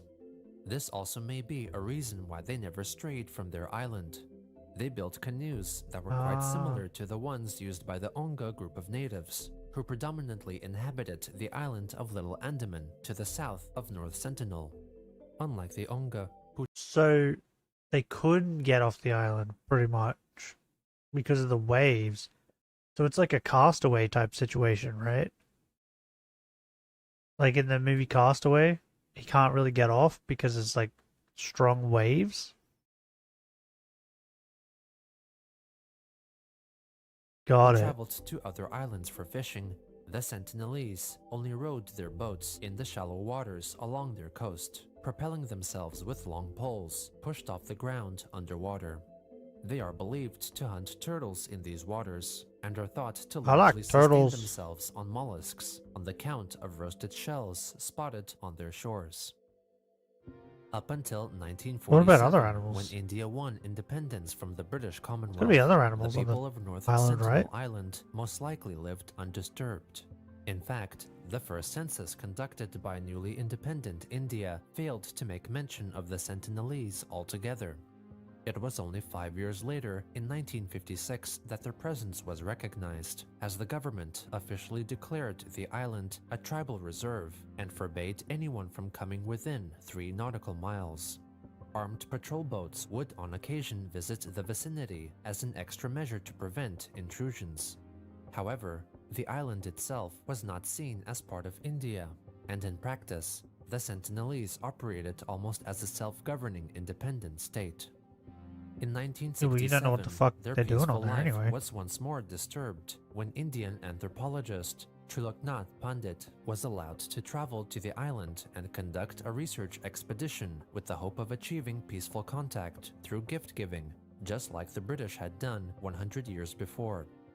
When Pandit and his team of 20 arrived by boat, the natives did not attack, but rather hid in the woods. The anthropological team went deep into the forest and eventually uncovered a total of 18 deserted slanted roof huts, with remnants of small fires outside each one. The expedition team placed a coconut. So, if you have a large enough group of people, the Sentinelese will just run into the woods and hide? But if you're like in a small group or like a single person on a boat, they're going to come out and attack you. Is that what I'm getting from this? In each hut, along with Because every time like a pots, big group of pans, people and have iron come, they've hammers just and ran away. knives before retreating back to their boat, planning to further their efforts in establishing friendly contact and better opportunities for conducting research. Pandit posited that the team's large number may have scared off the natives, and so pledged to later take small teams of 8 or 9 with him instead. Possibly to add legitimacy to Pandit's and other Indian anthropologists' investigations. Yeah, so in 1970, a survey larger the party group, the briefly safer you landed are. on North Sentinel Island and placed a stone tablet on the beach, which declared that the island was now recognized as territory belonging to India. In 1974, Okay. filmmaker Prem Vaidya accompanied by Did they Pandit leave and it? a team of filmographers and Or did they not, like, anthropologists destroy it? traveled to several of the Andaman Islands I feel like to they would've document destroyed the it, right? natives who lived there. Their explorations formed the short-length documentary film Man in Search of Man. They managed to establish friendly relations with the Onga and Jarawas, but failed to do so with the Sentinelese. They first arrived by boat and placed a selection of gifts on Oh, the so wait, the shore, Onga and that including aluminum still cookware, a around? plastic toy car, a doll, coconuts, and a live pig. Then the crew retreated back to their boat and from a distance waited for the islanders to come out. After a long while, the Sentinelese excitedly came out of the woods, observing the boat in the distance. The crew members displayed for them gestures of goodwill and friendship, but the islanders did not respond in kind. They moved and shouted in aggression and fired arrows at the film crew's boat. One like, fuck off. Sentinelese warrior succeeded in striking a crew member in the leg. The man who shot him then retreated back to the tree line and sat down in the shade, smiling and laughing, seemingly pleased with his accomplishment. The crew observed that the Sentinelese were not fond of some of their gifts, as they speared the pig to death and later buried it in the sand along with a doll. However, they appeared to be interested in the cookware and took it back with them to the forest. The team then left, with little more understanding of the people of North Sentinel Island than before, other than that they probably did not appreciate pig. A similar occurrence befell another exploring Well, they team also- in 1975, when King Leopold III They also of realized Belgium that they was like taken metal. on tour of the Andaman Islands. Once his boat got close to the shores of North Sentinel, its inhabitants came out to express to them that their guests were unwelcome by shooting arrows in the boat's direction. Rather than feeling any threat for his life, the king was overjoyed at the exchange, claiming it was the happiest day of his life. Throughout the 70s he right in and the head? 80s, What? Pandit and other anthropologists continued carrying out expeditionary missions to the islands, always delivering gifts and always threatened with death if they came too close. He remarked that before the 1970s, What is wrong with the people? Jarawa tribe was held much in the same regard as the Sentinelese, mercilessly violent people who would never allow a visitor to leave alive.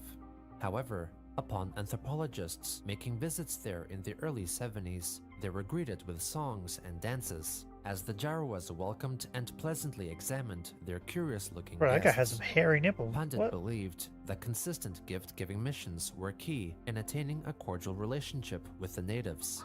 It was also important that they respected the Sentinelese's boundaries, and so backed away when it was made clear that they should travel no further, hoping that eventually they could come closer and closer to these mysterious Oh, bro, people. just leave him alone. In one trip, Pandit took with him 2 Ongamen in the hopes of establishing verbal communication in a similar vein to Oh, bro, did Porter's you hear that past thunder? attempt. Jesus. Though by now, anthropologists believed that the Onga were more closely related to the Sentinelese than any other Andamanese group. The Onga tried to speak to the islanders on the beach via a megaphone, but mutual understanding evidently did not take place. It is not certain whether it was something the Sentinelese said or the way they said it, but the shouts from the shore eventually prompted the Onga to retreat deeper into the boat, leaving them frightened, and they informed the team members that they thought the Sentinelese were a threatening and dangerous group. In late Yet July people were still like, nah, 1981, we can go touch the him. freight ship Primrose, operated by 28 crewmen, mostly hailing from China, was beached in the shallows of North Sentinel Island after it was violently pushed astray by monsoon. The captain determined that the ship was in no threat of sinking, so the men waited on board for rescue to arrive. After a short while, the men noticed figures in the distance, appearing from the forests of the island. At first assuming it was a rescue team Is that a trying to picture? reach them by boat, they soon realized that they were very wrong. It was the Sentinelese preparing their canoes to try and get to the Primrose about 1,000 feet away. They were also armed with bows and arrows and were firing at the freighter. Fortunately, the winds were strong and all arrows flying through the air were pushed far off course. Also, the sea was too rough for the Sentinelese to traverse through. The captain radioed Hong Kong, frantically pleading for an immediate airdrop of firearms for his crew to defend themselves as they were being attacked by the natives, and could not guarantee the lives of his men if the weather were to clear. The Indian Navy attempted a rescue by ship, but failed on the count of the treacherous waves. The Navy had no other ships or helicopters available in the vicinity, and by the time another could arrive to help the Primrose, it might have been too late. Instead, Robert Foer and Vic Vierspa, helicopter pilots working for a private Indonesian aviation company, were asked to attempt the rescue mission as a friendly favor by the Indian Naval District Commander. The pilots set out on August 2nd, and by the time they got to North Sentinel Island, the winds and strong waves were still relentless. The pilots observed that the ship was around 300 feet from the coast, and as long as the weather persisted, the ship's crew ought to remain safe. Struggling against the rough weather, the helicopter landed on the Primrose in heavy crosswinds. After setting down, the pilots assessed that they had only 2 feet of clearance between the aircraft's main propeller and the ship's loading cranes on either side. The entire Jesus. crew of the Primrose were flown to safety over 3 separate trips to Port Blair, and throughout this whole operation, Bro. the Sentinelese were nowhere to be seen. The Primrose, for the moment, was left behind on the shores of the island. Yeah, they were nowhere to be seen because they Throughout the 1980s, would have heard the helicopter, right, and shit themselves. They would have been like, "What the fuck is that?" That's why they would have been nowhere to be seen. But like, for him to land on that boat 3 separate times without hitting his propeller, that's crazy. That dude must be really good. Especially since like the weather or whatever was like crazy too. And saying that, it's storming here now. gift-giving missions continued, with the confident hope that the people There's a lot of North lightning. Sentinel Island would eventually warm up to their visitors, just like the Onga, the Jarawas, and the Great Andamanese had. Evidence of progress, though, mostly eluded the Nice. expeditionary So- teams. Pandit observed that on one occasion, The other tribes are still Sentinelese alive? on the beach expressed their opinions of the anthropologists by turning their backs to the boat and assuming a defecating posture, letting Pandit know very clearly what the natives thought of his team. Another time, He the thinks they're Sentinelese shit. men greeted his team's boat with hostility from the shore, when suddenly a woman came out of the trees and engaged in an embrace with one of the warriors. Other women What? soon joined her, each one choosing a man to pair off with. The embraces grew in passion as the proceedings soon developed into a veritable Wait. orgy. The couples gradually retreated back into the Oh, forest, that- leaving only a few lone sentinels guarding their island from the beach. That's what he meant. The reasoning for this event is uncertain, but could have been an instinctual effort by the women to calm down their angry warrior partners. Visits continued They until came out and fucked 'em? 1991, when the most significant breakthrough to date took place. A team of 13, which included Indian anthropologist Madhumala Chattopadhyay, for some unclear reason, were welcomed by unarmed Sentinelese for the first time. Is it 'cause Pandit she's a at the woman? time was ill and not present for the historic event. After several rounds no. of throwing coconuts into the water for the islanders to collect, the team then jumped into the water themselves and handed the coconuts to the Sentinelese, which they graciously took. Photos taken of the friendly exchange were circulated widely through the Indian press, helping to change the perception of the tribe. Just a month later, Pandit returned with a larger team, and they were met with similar results.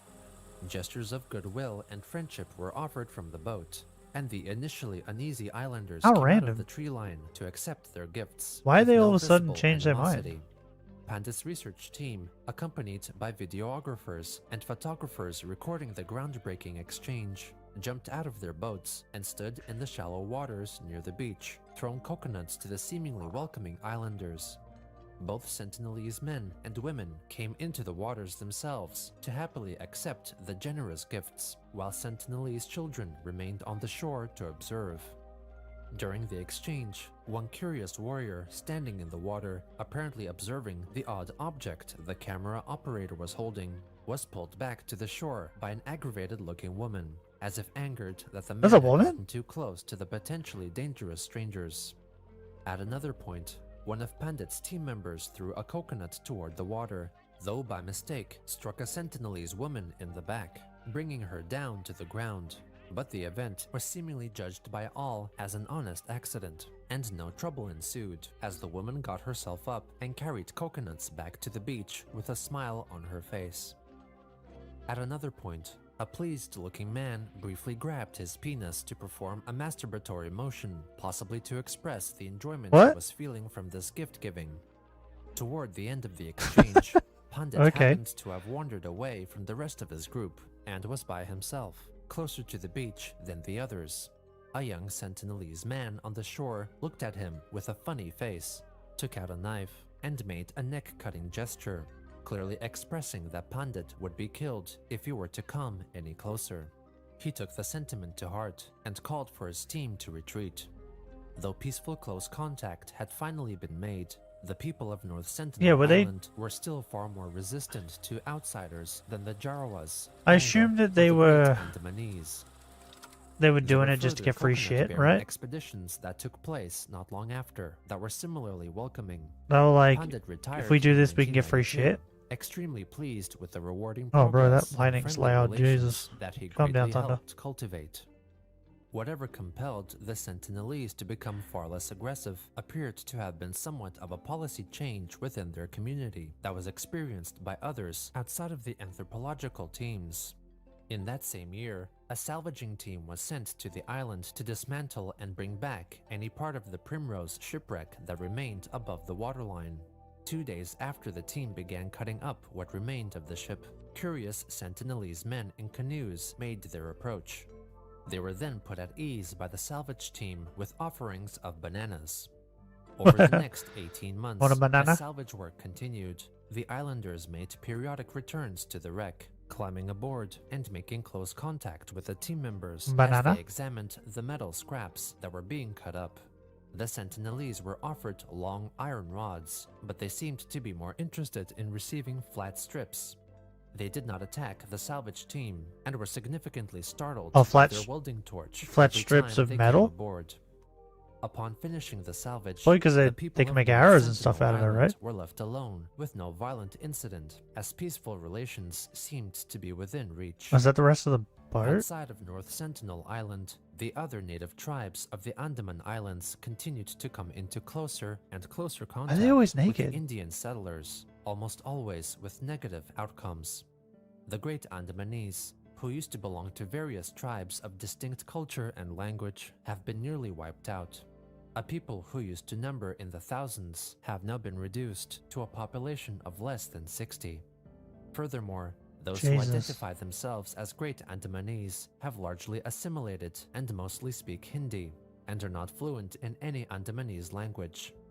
In addition, a large percentage are of mixed ancestry and have Burmese and Indian descendants. Some of the Great Andamanese practice agriculture, while some others hold positions in local government. Until the 1940s, the Onga were the only inhabitants of Little Andaman Island until their home was encroached by settlers from India, Bangladesh, and the Nicobar Islands. The Onga people's freedom was truly taken away in 1976 when they were forcibly resettled into small reserves, where they had to live in more modern housing facilities in an apparent attempt to ensure proper hygiene, healthcare, and resistance against the elements.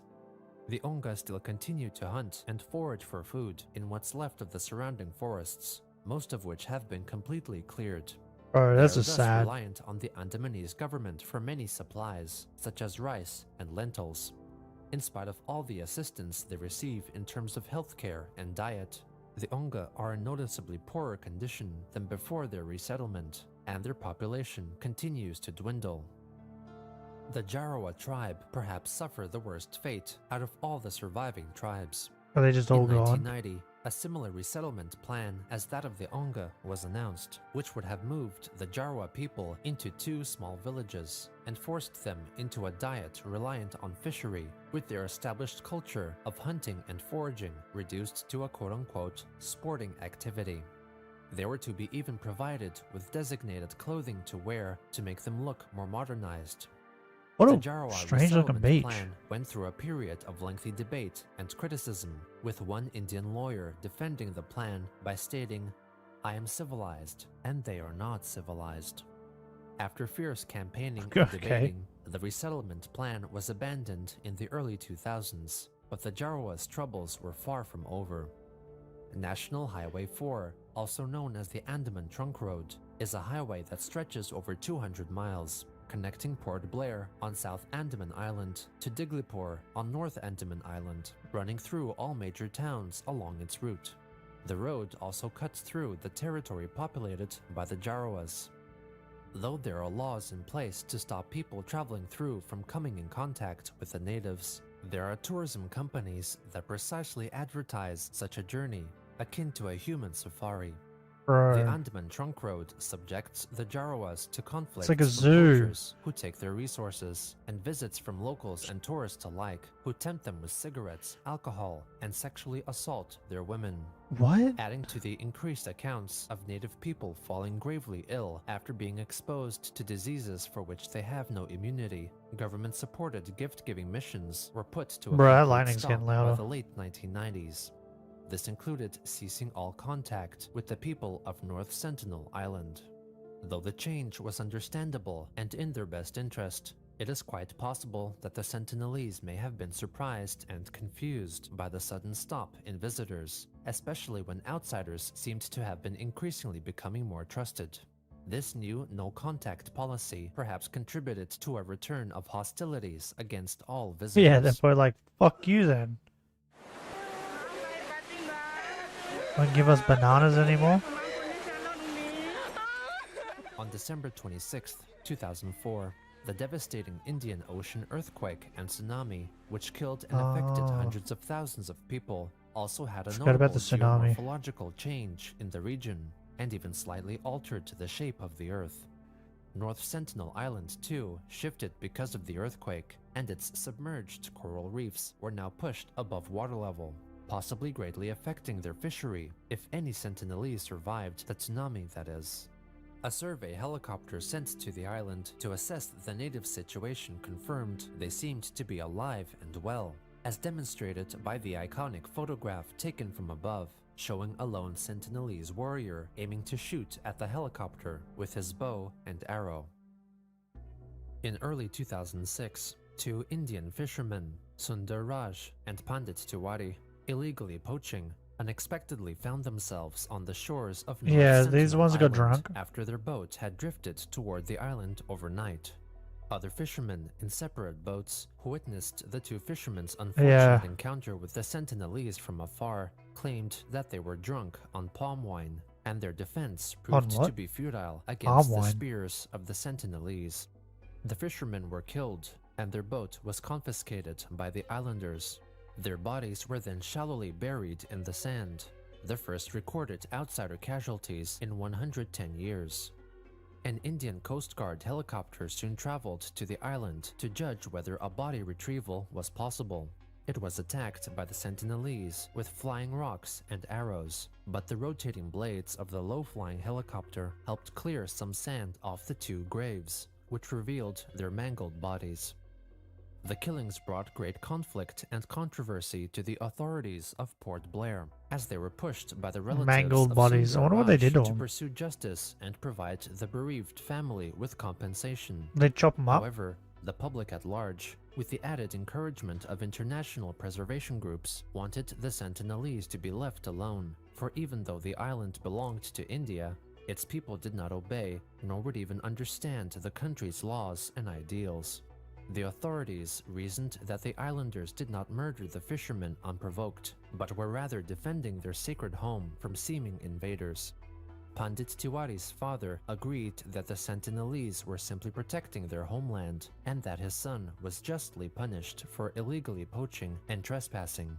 Tribal Peoples Support Organization, Survival International, stated What the that fuck though is the going on with killings their were nose, tragic, bro? they occurred because of poor law enforcement, as the Coast Guard should have prevented poachers from getting within the designated perimeter of the island, and risk bringing to the Sentinelese diseases which could wipe out their entire population. Yeah, just leave them alone. In 2018, the island received its greatest international media exposure yet. John Allen Chow, Oh, an God. American missionary trained by the evangelical organization All Nations, Yeah, this guy. set out to spread the word of Christianity to the Sentinelese. After taking part in trips to South Africa, This Jesus will Mexico, save him. and Kurdistan, he settled in a Port Blair safe house in preparation for attempting to introduce to the islanders the good word of the Lord in the interest of their eternal lives, for he felt that the island was Satan's last stronghold. It's Chow had Satan's lost trained with All stronghold. Nations for such an encounter, wherein other missionaries role-played as hostile natives in a mock village, wielding fake spears.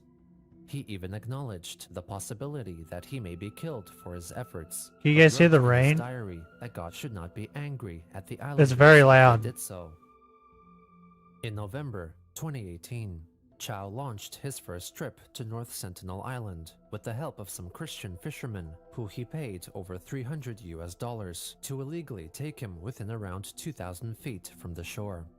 Despite warnings from the fishermen, Chow elected to get even closer by himself in a kayak, dressed only in his underwear, believing that it might make the islanders feel more at ease. Yeah, and he's Armed scrundies. with little more than a waterproof Bible, he initiated communications with the What's a islanders waterproof who came Bible? out to observe the incoming encroacher. Chow soon paddled back to safety after feeling threatened by their aggressive language of the body and tongue. During his next trip, he managed to set foot on the island and placed gifts such as scissors, safety pins, a football, and some fish on the sand. The islanders came out, aggressively hollering, and Chow attempted to shout back at them the indiscernible words that they were yelling. His repetition of what was likely to have been insults directed at himself drew a laugh from the Sentinelese. He then tried singing Christian songs for them, preached some passages from the Bible, and attempted to communicate people are by just speaking Xhosa, crazy. one of the main languages of South Africa. The Sentinelese seemingly did not understand, and instead responded with stark silence, tolerating his presence. After a short while, a Sentinelese boy of about 10 years old fired an iron-tipped arrow at Chow, which penetrated the Bible he was holding at his chest. He pulled out the arrow and gave it back to the boy while shouting at him, and then made a speedy retreat. The islanders had commandeered his kayak, so he was forced to swim back to the fishing boat, waiting about a mile away. Oh, The bro, following what? day, Chow privately wrote that he was scared for his life. He swam a crying as he mile? looked out at the day's sunset. This dude's wondering crazy. If that may be the last sunset he would ever see. Even though he confessed people have called him crazy for doing this, he Yes. believed that declaring Jesus to the inhabitants of North Sentinel Shut up, Island Rain. was worth it, even if it meant You're too losing loud. his own life. He asked God to forgive the natives if they were to kill him, but confessed that he did not want to die. Then maybe you On should November stop. 16th, he set out for the island one final time, telling the fishermen to leave the area in the hopes that the absence of the boat would make the islanders feel more open, and in the worst case, the fishermen would be spared from witnessing his death.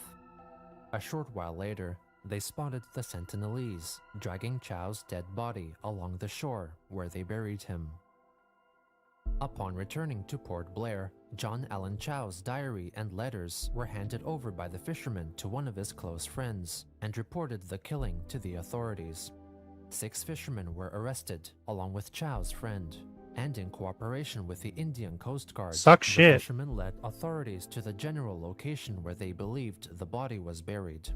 The Coast Guard attempted to retrieve Chow's body, but tensions quickly escalated between them and the Sentinelese, so the Coast Guard retreated before anyone was harmed. Chow's body remained on the island. Survival International idiot. stated that any attempt to bring back Chow's body should not be considered, as it may bring to the islanders great harm in the form of diseases, and also had the chance of escalating to a point that the Sentinelese would feel they would have to defend themselves by harming or killing members of the Coast Guard. A murder case was registered, but was deemed impossible to close given the nature of the perpetrators. John Chow's parents did not blame the Sentinelese for his death, and instead Bro, that rain blamed is the blame crazy. on evangelical culture and the All Nations missionary organization, whose public opinion was that John was a martyr who died out of love for God. Pundit stated They're all that dumb. John Chow was foolish to have gone to the island and paid the most steep price. He detailed that an eventual retrieval of the body was possible, though it would take some time and involve constant surveillance of the island at close distances. God damn it. Ultimately, his body and those of the 2 fishermen killed years before likely still remain on North Sentinel Island. Combating mainstream media's stance of a violent Stone Age tribe, Pandit argued that the Sentinelese were in general a peace-loving people, and that anyone attempting to make contact were the true aggressors. The government, if it is Yeah, just leave him alone, bro. devise ways and means, police, etc., without causing Like, any violence. I don't know how much more they need to be clear It is not possible about how they don't that want it is- visitors. More violence cannot be generated on this incident. We are a highly privileged nation to have such people living in our country, and we should not take any measures to harm their interests. The islanders only defended their homeland from outside influence and threat, which seemed to be a wise policy. Considering the conditions of the neighboring tribes, it appears that the Sentinelese may actually be living in a better state. During the tsunami of 2004, At least they're still alive. Tonga saw the recession in the waters of the coast and made a quick retreat further inland. Their purpose-built housing was destroyed by the oncoming waves, but as a consequence, they ended up re-establishing a more traditional hunter-gatherer lifestyle in the forest, though the influence of the modern world continues to leave its damaging mark on them. Their population has greatly declined due to the introduction of a modern diet, and many tribespeople developed damaging cravings for tobacco and alcohol. In 2008, Aw, a man. group of Onga found a crate washed ashore that contained That's what not they good. thought was alcohol, and so drank it. The liquid was identified by some as having been methanol, and as a result, 8 Onga men died, and a further 15 were hospitalized. For a people with a population of only 100, this event was a catastrophe. The Jawas, even though their reserve is being protected by the Indian military, are constantly being exploited by poachers who hunt the wild boar that they depend on, by the Indian police who introduce them to tobacco and alcohol, teach them how to police? beg tourists for food, who have also been found prompting Jarawa women and children to dance in return for food, and organizing human safaris for their family members, and by the tourists, who have been coming in large tour groups to observe in close proximity what they perceive as primitive humans. Despite not having any access to Humans are evil. contemporary housing, nutrition, or healthcare, the small community of around 50 to 100 Sentinelese appear to be healthy, strong, and wisely determined to keep the outside world away, and maintain the sanctity of their secretive, idyllic, and unique island paradise.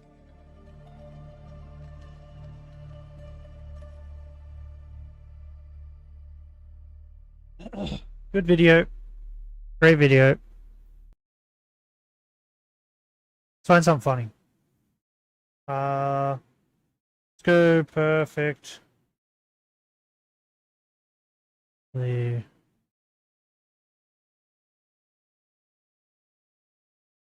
timed clips. We'll go clips. Clips.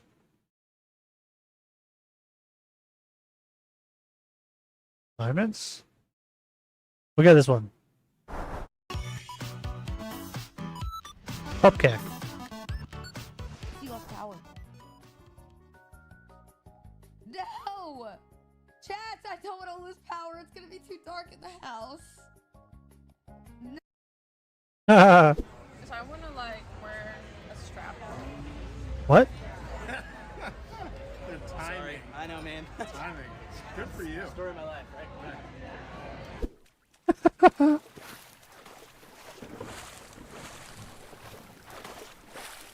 There's no crocodiles, right? Bro, what? Yep. I guess that answers the question. There's crocodiles? Hey, what are you doing here? Who's that? Private property. My name's Jeff.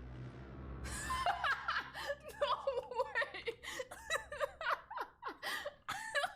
I guess his name's Jeff. I do have one here that I am going to need a little help from our audience with. It's $15 from a Power Moon saying da da da da da da da. Beautiful. That was Perfectly like in time with the game, my actually. action. Wait. That was insane. That was a 2-for-1. That was the deal right there.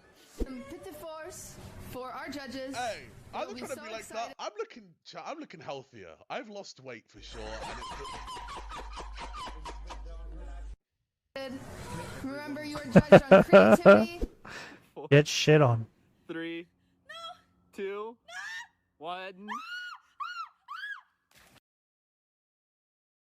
The stream break? What the fuck?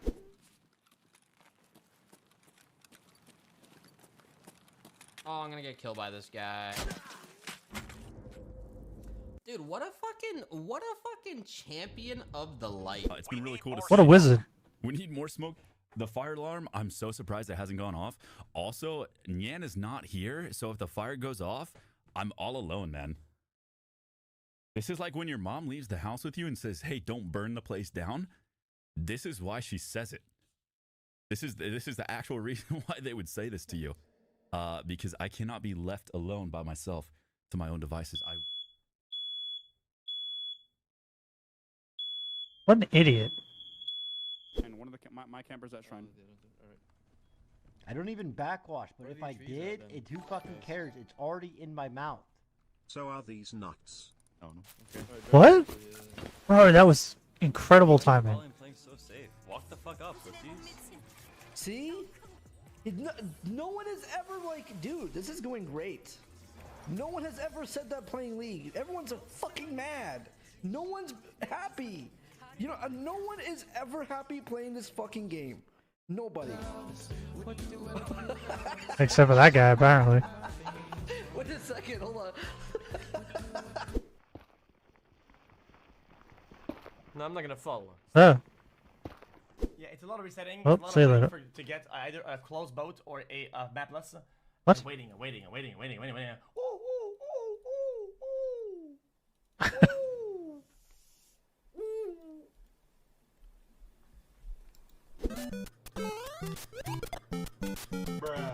Sully_25. Do like, Yeah. do people even understand what XQC's saying half the time? Yo. What? Windows security. Microsoft has scanned your device and no threats are found.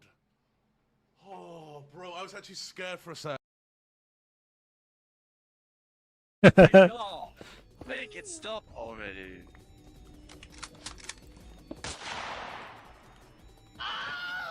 Just fucking die already.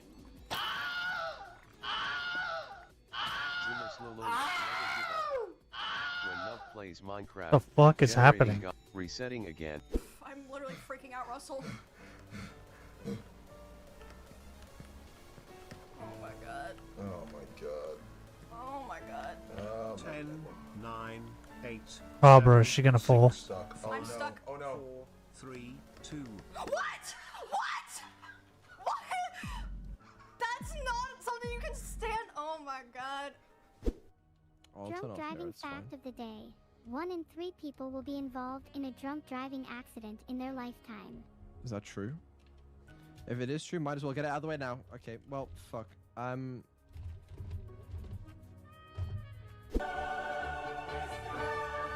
What the fuck? Oh my god, they got knee pads on and everything. Wait, do they pee on a fire hydrant?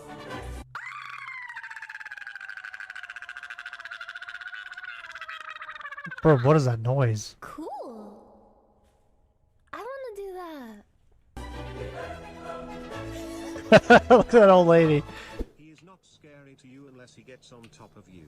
Keep him at range and you'll be okay. Oh! So it must be. I don't know what's happening.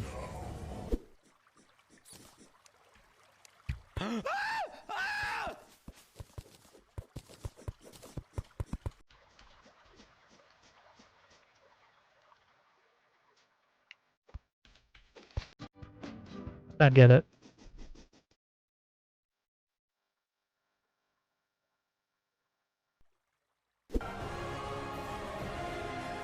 Bro, that's so loud.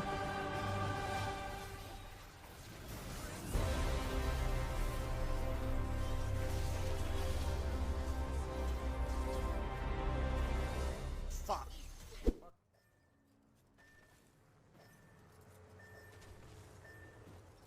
Hey, bro, listen. If you're good at the game, you wouldn't be dead right now. Oh.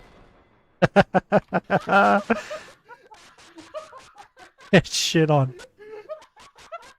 Fucking idiot. Someone called me a stripper, Dill. My clothes are not off. But for the right price of 10,000 subs, summer bikini, baby. Never been in a bikini before on the internet, so that'll be. I mean, this is close enough. Who the fuck do I think I am? I look like. Holy crap! You are creepy as sh.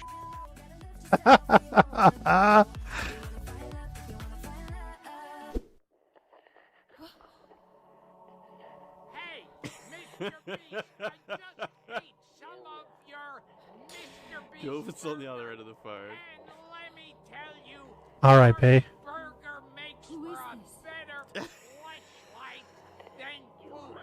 I spent the last 20 minutes fucking the shit out of How long is this clip? burger, and it feels great. My cock is so happy. Thank you, Mr. Breast. What? Bro, that was like perfect timing.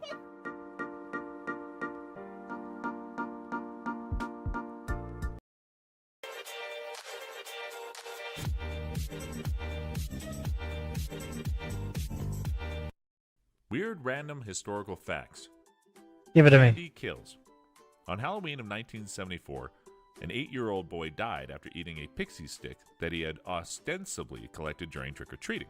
The candy was laced with potassium cyanide. Yeah, from his Parents father. allegedly feared that their children had also collected candies laced with poison. Authorities later found out that it was the boy's father who had poisoned him to collect insurance money. Yep. All featured content shown was provided with permission from the content creator and was submitted by the viewers. I can make you one. Ooh, yeah, sure. Let's see if I crash again.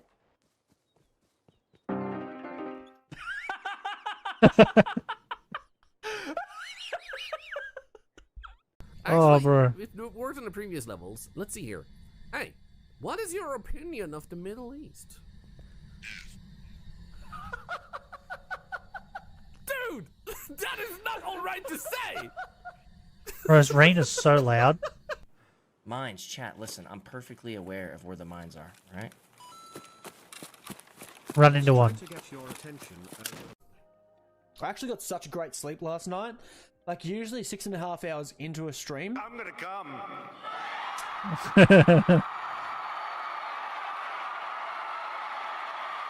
Hey, Jersey. Grandma this. Buster. Oh, that's so tiny.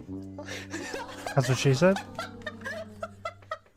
22,000 people died last week just in the United States. Let me tweet that. That's hilarious. A fisherman caught a fish What? and then tried to release it, but it wouldn't swim back down. What? This is because there was air in the gas bladder of the fish. The fisherman helped the fish burp to release the air. Burp it out. What the fuck? Is that better? Now let's see.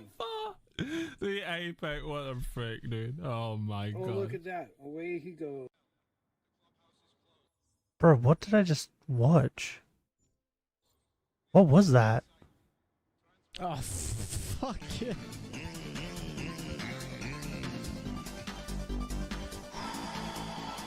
That was perfect timing, mastery. It blends in so well. Who put this frickin' map? Ah! Oh my god! That was right, bro! That was right on the. What the fuck? That was loud. Window too. What the hell? That scared me too. Farago, what's up? Thank you for the 54. Congratulations. I counted 54 deaths and resets. Hey, it's 8-bit drummer. The music was perfect for that. Thank you, T. Is it a player? No. Okay. Oh, here he comes again. Come here. Come. No, you don't. No, I'm tired of you. I'm tired of you making circles. Say something. Crosshair up so I can 180 better. But how many times are you doing a 180 in Counter-Strike? I don't play Counter-Strike, so I wouldn't know. Maybe I'm wrong, but it's rare that you really get hard flanked. Oh, there's a sludge on the stairs. Oh, I forgot to restart. Yo, how was that? I feel like it was right above his head. Is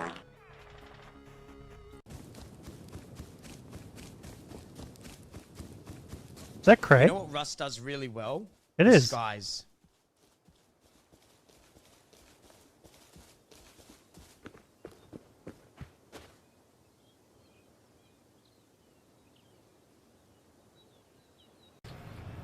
Wait, what happened? Oh wow, there's a dead person here.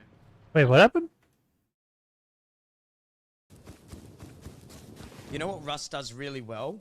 Disguise.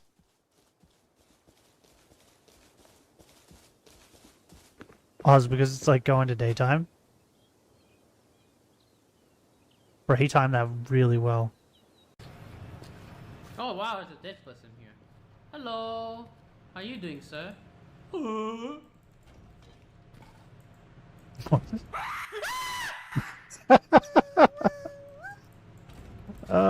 Bro, I'm not gonna lie. I probably would have screamed too. Guys, I really hate you guys. Wait, I want to see how low Tyler is in his chair right now. That's usually the indicator of like how pissed off he is, you know?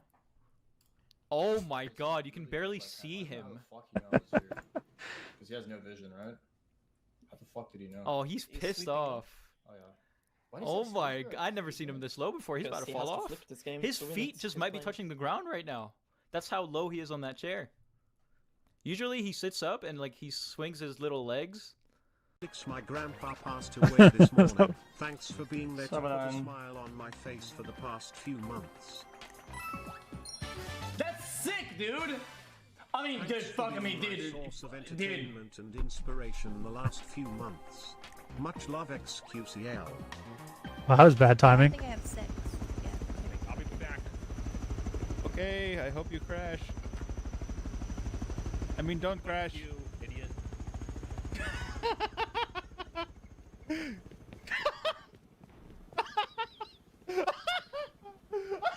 Bro. Find a better one. I want to see him fucking attack my screen. Nico!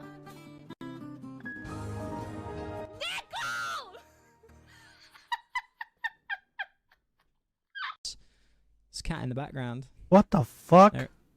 There he is. He's proper licking his nuts. We gotta zoom in on that shit. What about the? He's really. He's really. What about the fucking weird sex doll you've got, bro? Out licking his nuts. Look at the cat. These are all basically going to be test runs. Yeah, true. You want to do it? Yep. On a count of what? 3? Yeah. 1, 2, 3. Oh my. I don't get it. Is that safe?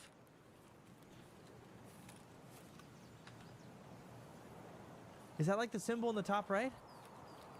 It looks more like a crosshair. Either way, I'm gonna keep that direction in Wait, mind, doesn't that 'cause- mean he's gonna get shot? Yeah. Oh, it meant there was mines. Alright, Nick's woken up. Nick has just woken up. I'm gonna guess he's, 25 minutes. He's just woken up. I know, because he's my morning stream. I go to sleep watching Nick. Wait a minute, then how can we stream... 25 gifted subs. You know what Oh my god. happens. 5, 4, What's his problem? 3, 2, 1. What? Glad I'm not him. Health-wise, I'm great. Okay. like I'm finally get some sort of direction in my life, good, and then just like all of a sudden life's like, hello, I am here. So notice how Moon is actually and entirely to the core, full and through, 100% with not even a single decibel point moving. Useless. That sounds like Simon. Actually useless. Sounds like Simon. This is literally just me and Viggy. And I am the collector. Agreed.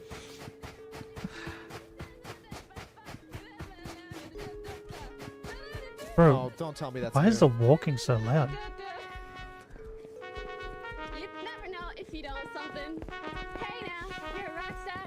You should have some good. Bro, and then they just like proved his point. Retard! How is he so dumb? Okay, boys, that's it. That's it. That's it, boys. Wait. Wait a minute.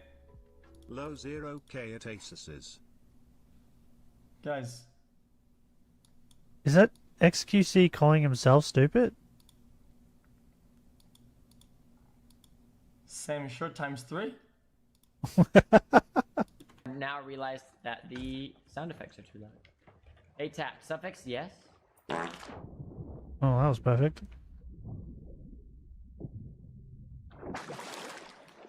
A story about a cruel event. Holocaust?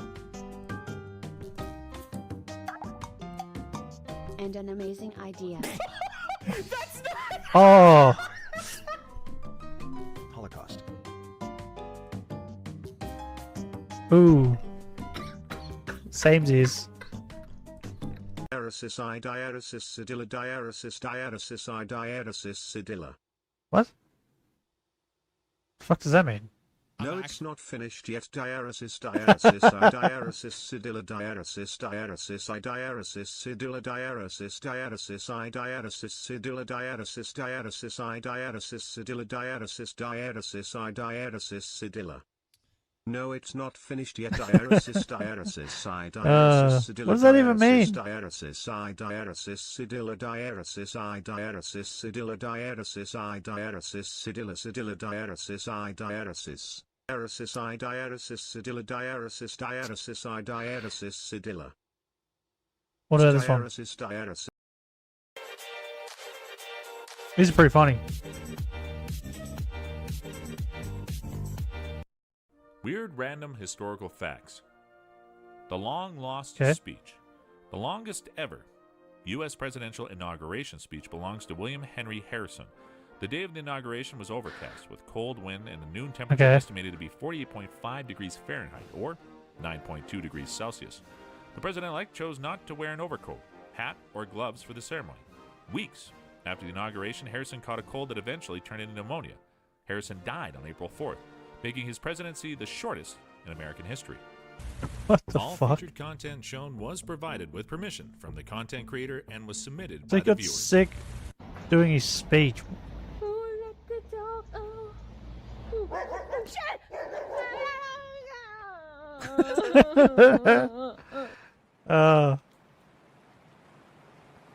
She shit her pants.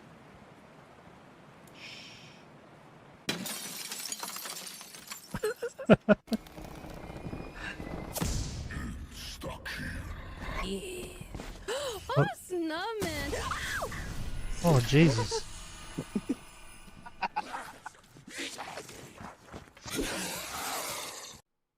Wow, look at that.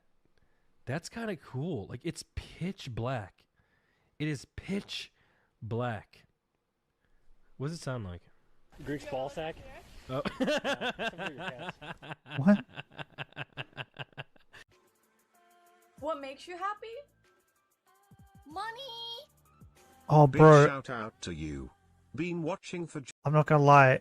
I was literally about to say the exact same thing. I looked at her and I was like, probably money. That's what I said in my head, but I thought I'd better not say that. Holy shit. Just a few days, but all the content has been amazing. Yeah, it did make her happy. Damn, that aim, holy shit. Dude, with that aim, you probably can't even unlock your fucking phone. Holy shit. What? Get wrecked.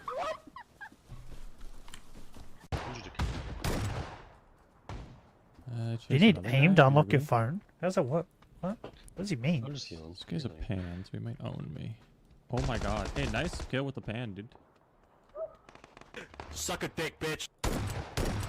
No thank you. Damn it. And is he smuggling drugs in his bodily orifices? What? It is not rare for doctors to find drugs in the anus. I don't really care. And if you don't care, you don't talk about it. Oh, sorry. So, we're able to use... We can call a vehicle, right? What the fuck?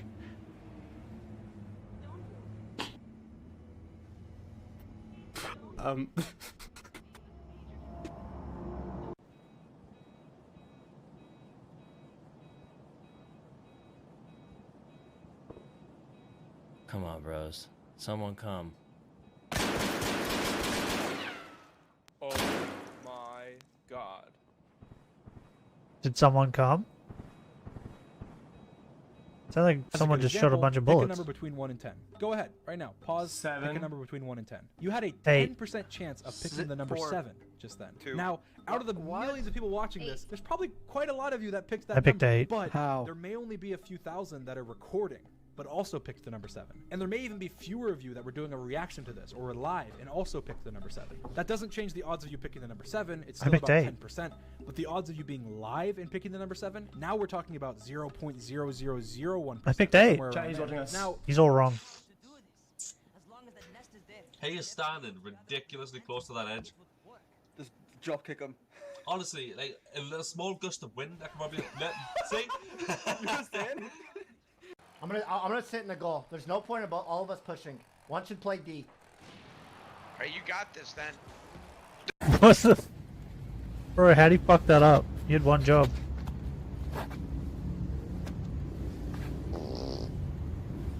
Chat. She shit herself.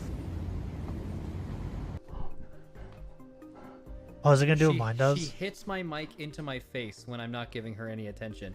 She just fucking flings that shit, man. Oh, God no. damn. Are you gonna do it? Oh God. Okay. Connecticut's TOS. I thought it was gonna do what mine does and chew on it. Because like us to choose on the microphone part. Yeah, it's done it while I've been live though, which is funny. Hey buddy, how you doing, man? Hi, hey Boga fam. How you guys doing today? Welcome to I Make Big Poops. Perfect. See, could you imagine if I had that sort of stuff? It'd be great. I hate this game. Oh no. Oh my god. Like if I had that sort of stuff, the amount of shit that I say. Like I've said some really fucked up shit. So you guys could like play at perfect moments. It'd be really funny. But we don't have it. You fucking suck.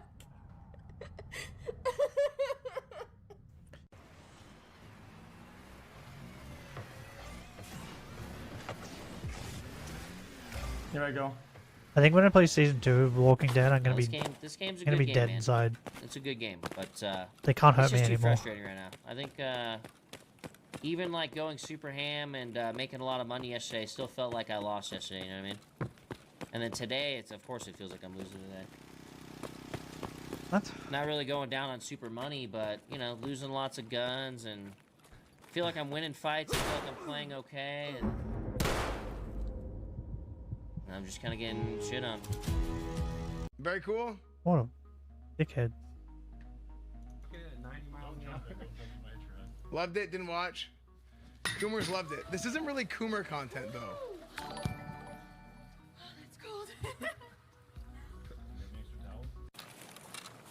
No one find me, please. Let me finish this quest. What? How do you go about Quest? opening What? this? I thought it was like Open sesame. So that was like fucking shoot game. Well, what the fuck? Wait, it worked? I said, what the fuck? Hang on. I'm ready. I'm ready. Red Dead. Monster kill. Oh yes. Oh yes. No, your battery's low. Shut up. Point of view, you are Alex trying to get to your bathroom and Wait, are we allowed to show this? I mean, it's not showing. No, I just got the next one. Alright. Okay, we're plugged in. Great. This has been a great stream. What happened? I wasn't watching. Random blood count appears. What happened? Wait, what happened? Oh. Wait, that chick taking a shit? Point of view, you are Alex trying to get to your bathroom and Wait, are we allowed What? to show this? I mean, it's not showing. No, I just got the next one. Alright. Okay. Why were they showing This a- has been a great stream. Girl taking a shit? Meanwhile, random blood count appears. Yeah. What the fuck? Extremely. Oh no. Mining straight down isn't even that bad. So what's he to you? Looked like you knew each other. What a moron. Maybe he thought I could be the greatest soldier yet. Stop being charming. Stop it. You mad? Find a Canada geography test. No, I don't give a fuck about Canada. I don't give a fuck about geography. So you admit it. But the way I remember it, you brought him to me. Oh? Didn't know. You know, What? he's yours. Oh. So you have chosen death. Fitzo, why are you so good at this? I think I'm gonna try and outdrink my little brother. I want to see where he's at because he's been in college since August, right? So he's got pissed a lot. Hey, fuck off. Just how I like my Why coffee. 16 minutes? Huh? Oh, bro. 19? They just Bro, sync look that at up? us. Holy shit. Bro, what? Because you let off the gas. I was on both of them. For half the Hey, time when more you get an gas. XQC clip, you, What am I doing, Okay, man? It's like- Hold on, dude, we're like stuck. it's confusing if you're gonna No, you're understand not. what he's actually gonna say or not. We're frozen, dude. Like half the We can't time. Get out of this. Okay, you're in first gear. We're hard stuck. We're hard stuck this light, dude. Okay, don't let the clutch out so far. Okay. Just let it partially out. Can I give just it a little not gas. let go of the clutch? Alright, Matt, what do you want to do? Should we just get out and I do the 2 later? No, let's just get this out of the way. You sure? I don't want to die with the trooper on me either. Everybody's inside the mall. Oh, he's about to die. For sure. Oh shit! Never mind. Oh my god, you just died? Yeah, I got sniped. Everyone should be in the mall. I really, really have to get food. Thank you so much. So does Ms. So does Miz. Miz needs to get food? Okay. I hear Jess. Uh-oh. Uh-oh. That's what if it's Oh, golf. Dead. I like golf. Jess, then who called you fat? Get Jess on the mic. Honestly, I told Jess that earlier. It doesn't matter. Oh, bro, no way. Oh! All in one. Don't even worry about it. Bro, that was awesome. Don't touch me. Do you have any videos, Benny? Give me something. What do you want to watch?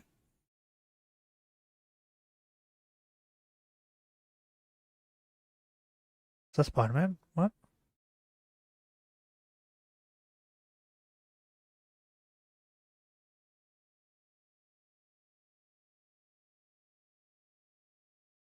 Why is there a budgie and budgie smugglers?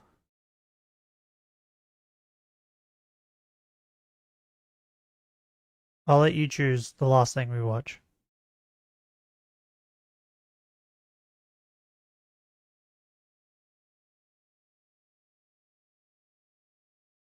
Like I don't think this rain's gonna give up anytime soon. So I don't know how much longer I can stream.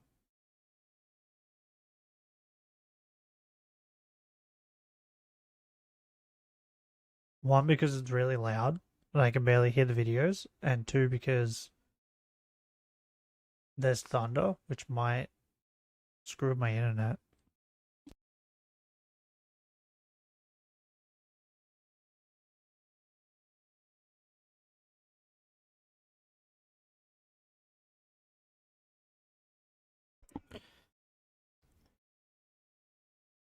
Have you got a video, Benny?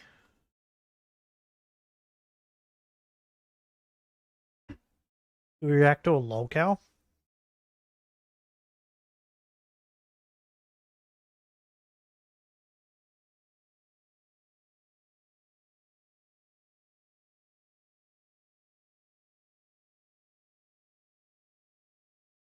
Bro, so many zigzagoons.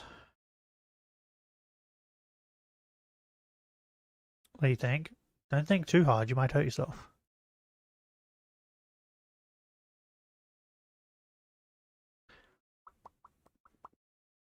Wait. Should I pick a name out of the list? Maybe?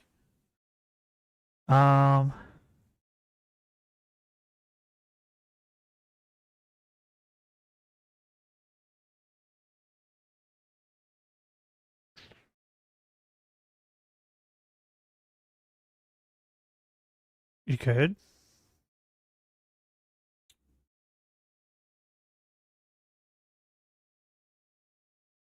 Maybe low tier god? Because he's probably not like gross, right? His is just like kind of funny, You've probably seen this. right?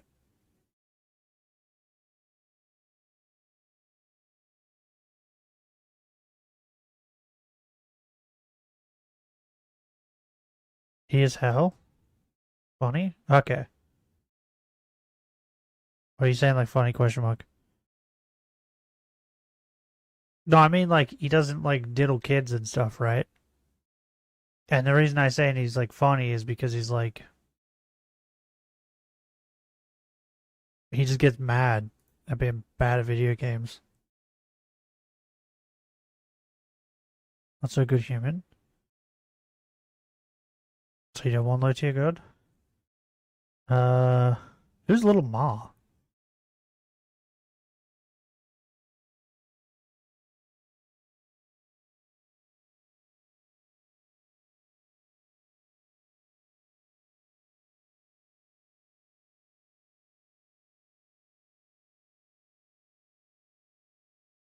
Worst predator. Never mind.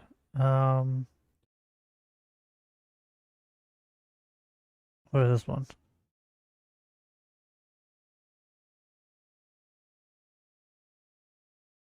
Who's this one?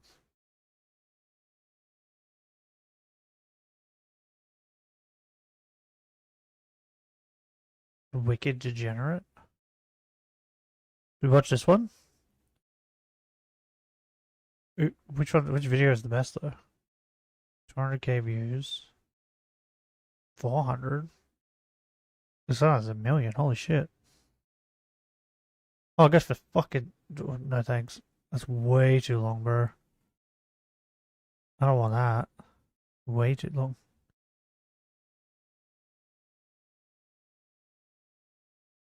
Google low tier god is a low tier. Oh, okay. Deadbeat streamer. So self projects hatred against his own community. F. Yeah. From what I like, the bits of information that I knew was that he used to go to like game event things, and then he started getting beat or something, and got really mad about it. Jupiter the hybrid. Does Tom have one on this guy?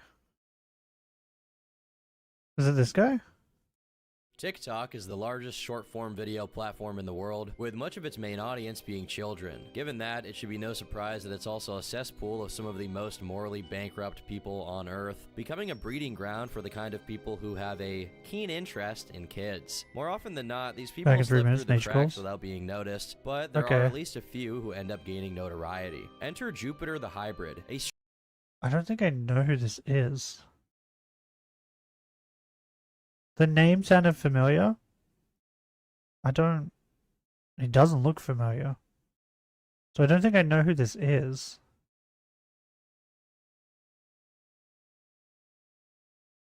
Maybe Foodie Beauty? She couldn't be a predator, right?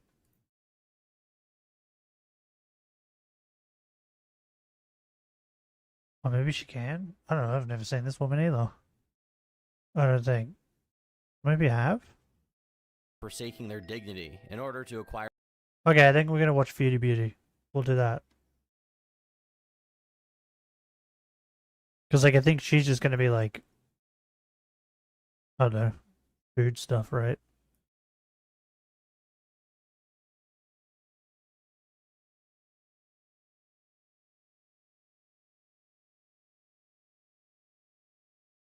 Wait, let's see. Can I, like, hold on.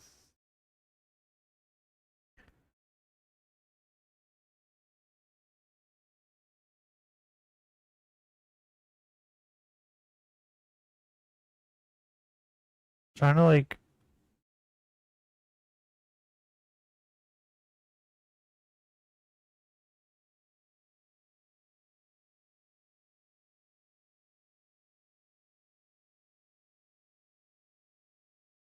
some cold hard cash. But for a majority of people, that price is in the range of being set for life if it means irreversible humiliation. Figures in the ballpark of $10 to $20 million will make almost anyone do almost anything if it means they don't have to go back to their 9-to-5 wage cages, and this sentiment is largely shown on YouTube as well. Creators like Nikocado Avocado have inflated their body to elephant size by consuming dump truck portions of food, along with playing an over-exaggerated character that screams all the time in order to extract as much monetary gain as possible. And for the most part, it's worked out for him. Even if Nick isn't enviable in his physical appearance, he's still become a multi-millionaire, and that's something others have coveted and tried to replicate. Isn't he porn imagine now, doing though? what Nick does, but the character is actually just your personality, without the money, fame, or any I think Foodie Beauty is the one I'm thinking you of. pretty much have the online career of Foodie Beauty, or Chantal, a fashion YouTuber turned lolcow, after her unintentional success from oversharing as she consumed lasagna. Even though most of Chantal's stories are always I could go accompanied for by some her lasagna. scarfing down food, Oh, I is that a highly Whopper? recommend you guys do the opposite when That looks like a Whopper. Oh, I love Whoppers. watching this. It's impressive how she can go into full detail about things like sharts, farts, and projectile diarrhea squirting without throwing up as she munches away. The barf goes projectile all over their wall. The poop goes all over their floor. I mean, At a glance, I'm pretty good at that as well. I can talk about pretty much anything while I eat and watch pretty much anything while I eat. The only thing I can't stand to watch while I'm eating is like operation type thing. So like my nan used to like watching a lot of these, like, I'm trying to think what it was called. It was like a British show, like a British hospital show, where they would do like surgeries on people, and they would actually like show you as they were doing the surgery. And the vivid memory that I have, and this is the reason why I realized I don't like watching surgery stuff while I eat, is we were eating dinner and she was watching a surgery thing where they were cutting someone's knee open and like reconstructing their knee, but it was like all this like stringy meat. It looked like stringy meat. It was fucking disgusting. And she was trying to watch that while we were eating dinner, and that's when I realized that's the only thing I can't watch while I'm eating. Is like surgery stuff. Other than that, I can watch like people getting killed or like talk about dog shit or throw up or anything like that. Because my plans. We're watching Foodie Beauty. Chantal looks like just another unfortunate soul struggling So with yeah, I weight can pretty much do problems. whatever. But don't be fooled. Except for Digging that. deeper into her 6-year-long history on Bro, her YouTube mouth is reveals huge. a How'd she roller fit all that coaster in there? ride of vanity, drug addiction, failed weight loss attempts, abusive relationships, cuckoldry, cancer, Islam, and kneeling before. Your damn energy drink would cost $4 plus $5 to ship for one damn can. Really?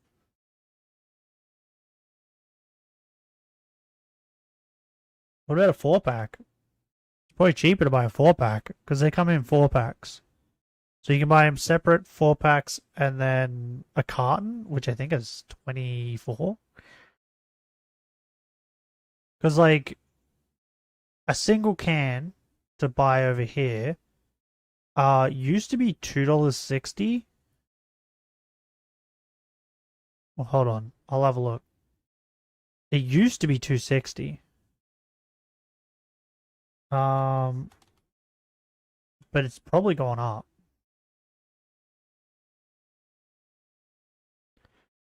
Yeah. So single can at Woolies at the moment, it's on sale for $3. Not on sale, it's $3.30.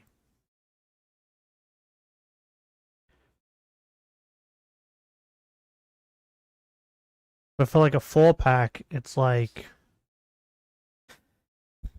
I don't even know. Like what? A little bit over $10? Something like that. Hold on. I went to Woolies. Mother Energy. Energy. But you gotta get the original one, the red one. $13.35 for a 4-pack. Like if you're gonna spend like $4 almost on a single can, you might as well just buy a 4-pack. They're only sold in Australia and New Zealand. Yeah, that's what I know. They're Australian. It's an Australian energy drink. That's why. But I'm pretty certain there was a Brazilian viewer that said they could get them in Brazil as well on like Amazon or something. So there is some countries that like export them.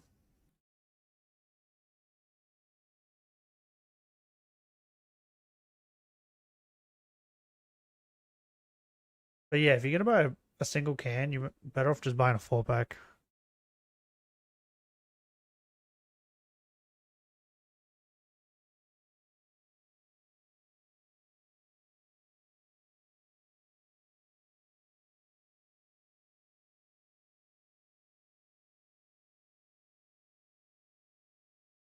For one can of 500ml versus €1.50 for a can of 500ml Monster Energy. Yeah, but the difference is Monster Energy tastes like shit. So Monster Energy, V, and not as much Red Bull, mostly V. I think V and Monster taste similar. They're just like, is it Monster they tried or Rockstar? I don't remember, but they've. I think my brother drank Monster, and I think he opened it one day, and I smelt it, and they're very fruity, right? Is that Rockstar? Or maybe that's Monster. I don't know.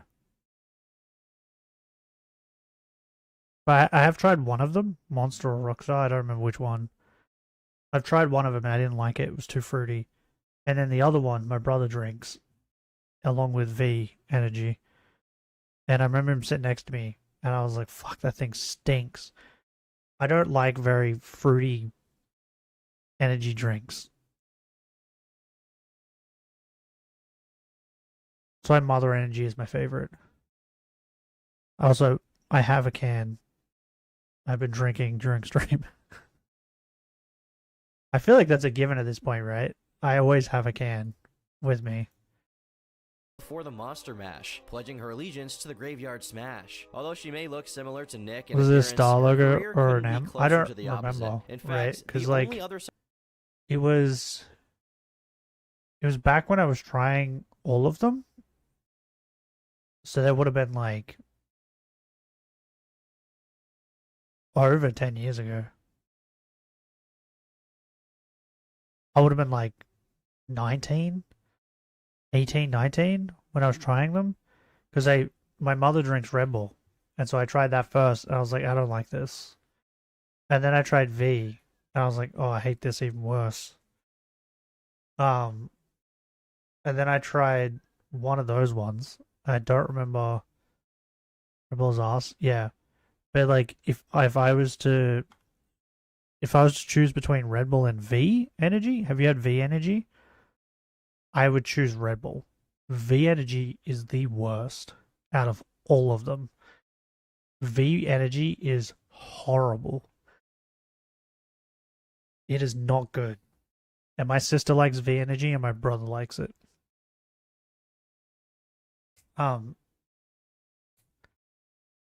Strawberry water, nothing else, or I drink Vita Energy. Never heard of that one. Pure German Energy? Oh, okay. Yeah, never heard. But yeah, I tried Red Bull, then I tried V, then I tried one of those ones, Rockstar or Monster. I don't remember which one. And I was like, I don't like any of these. And then I think I was out with my friend. And he was drinking Mother. And I asked him if I could have a sip. And so I did. And I was like, ooh, I like this one. And that's when I just started drinking Mother. I didn't drink any of the other ones. I tried the flavors. I tried like all the flavors of Mother. I hate them. The only one I like is the original. When they mix flavors into it, it's not good. Like there was an orange one. I don't know if they still make it. But it just tastes like orange medicine. Like you know how like children's medicine? And you can get like orange flavored. Tastes like that. Like a vitamin tablet. That's what I'm thinking of. Like an orange vitamin tablet. That's what the drink tastes like. The orange Mother. It's gross. And then there's a berry one that's just too fruity. And then I think there's like a lemon one or something, or a lime one. That's not good either.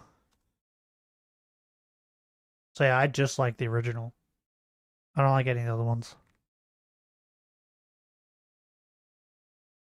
But yeah, I can't remember if it was Rockstar or if it was Monster. But it was one of them. And I'm thinking it was Rockstar.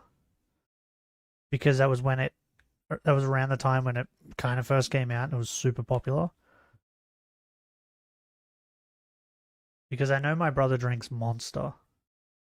I don't think I've ever seen him drink Rockstar.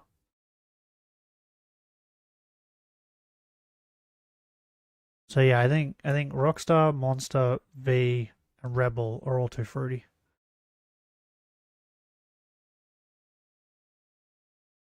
But Mother Energy is incredible. Similarity she shares is an overabundance of hate watchers that most likely make up a majority of her viewer So I think my most favorite energy and feeders. But how did she get here? How do you gain the same notoriety of someone like Avocado Avocado?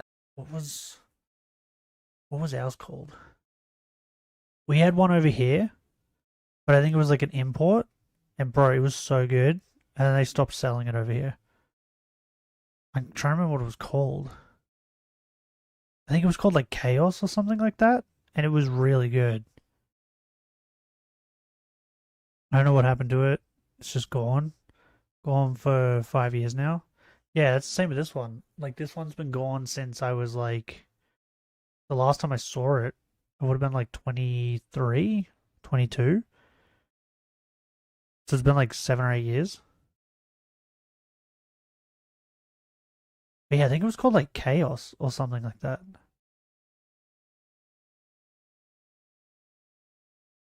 And they only sold it in like the smaller cans. Like Red Bull. Like the size of the normal Red Bull cans. They didn't sell them in like bigger ones. I can ask my friend, he'd know what it is, because he was the other one that drank it. Today, we'll uncover that and much more as we journey together through the story of the Foodie Beauty.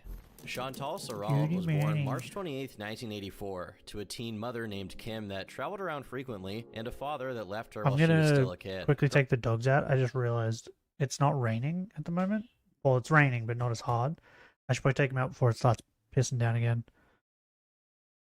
So I'll be back in a minute. Stare at the dogs.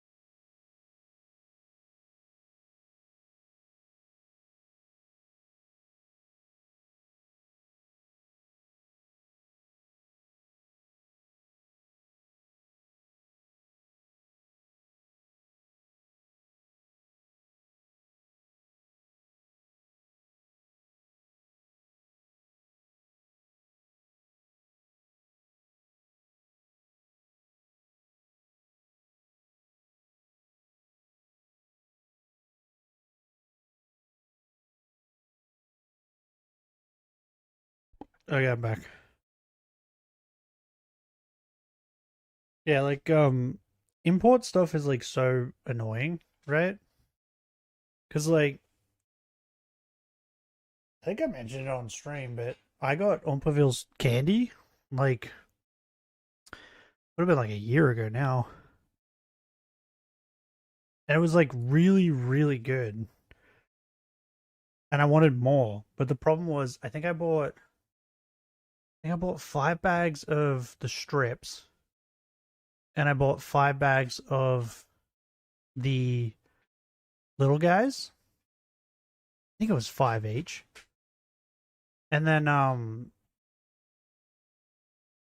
yeah, and it cost me like to get them here was like ridiculous. And like the exchange rate, it was like $100 and something. When the candy, like when you look at the website, I think the candy it's like what, $10 or something like that.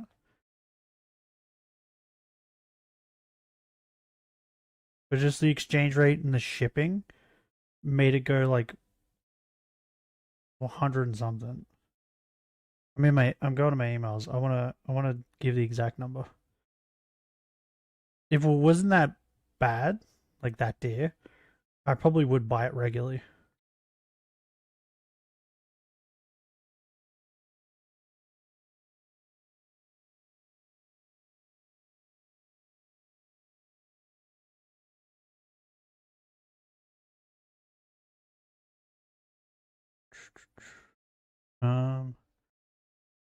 Let's have a look. Yeah, so USD, it was $87, right? It was $60 for the candy. And then I got a discount of like $12 because he had discount code. And then it was $40 for him to ship him. So I ended up at $87 USD.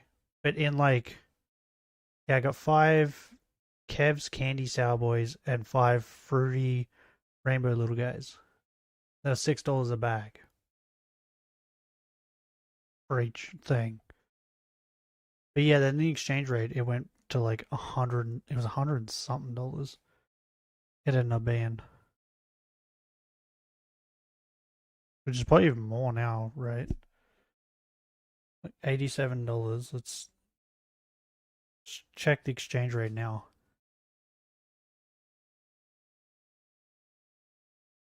$87 USD. 100. No, it's about the same. $136. That's what it ends up being.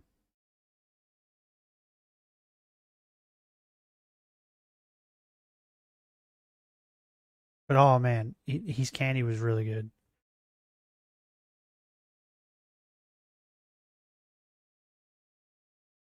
That's why I ended up buying like 5 of each.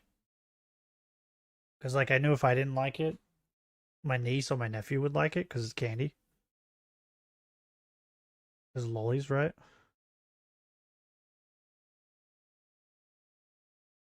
But I knew if I did like it, I was like, I might as well buy a bunch in one go. Then buy like a couple bags here and a couple bags there.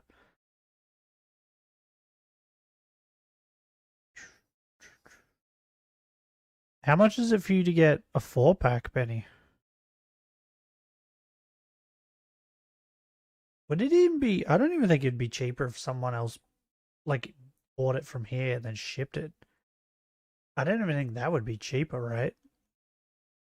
Might be even more expensive, because, like, Connor, like, gets those cinnamon rolls for Mouse, right? And he ships them. It costs him hundreds of dollars to ship them to... I don't even know how that works.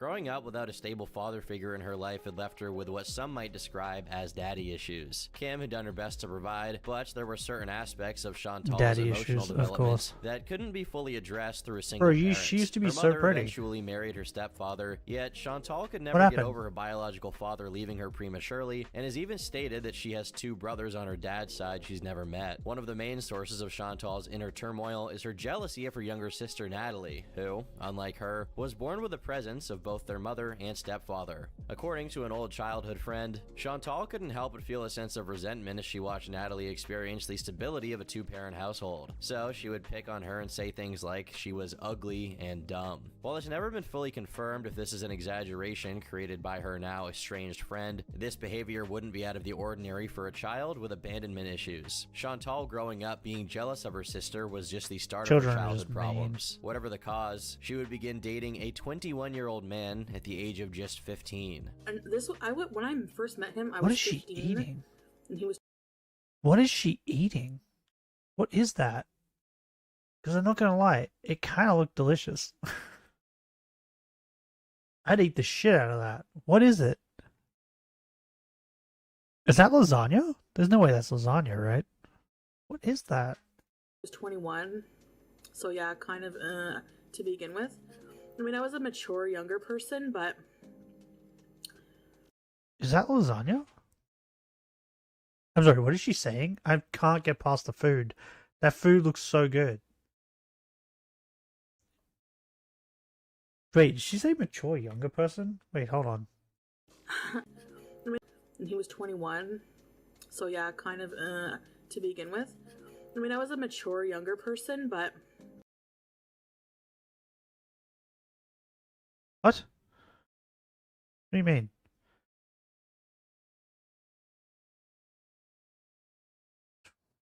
Okay, I'm just gonna skip past that.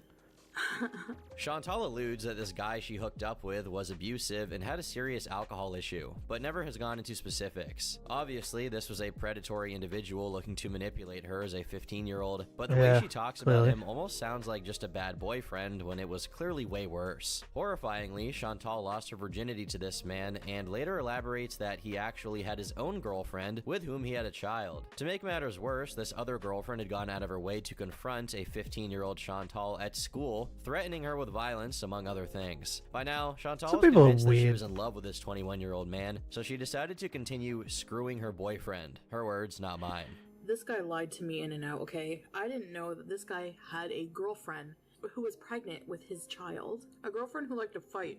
And she was older. She was in her mid-20s. I think that is lasagna. Bro, that shit looks so good. She found out about me. Like, why don't you attack I'm not gonna lie, that's making me him? hungry. Why me? I didn't know about you, you know? But at that point, I was already like...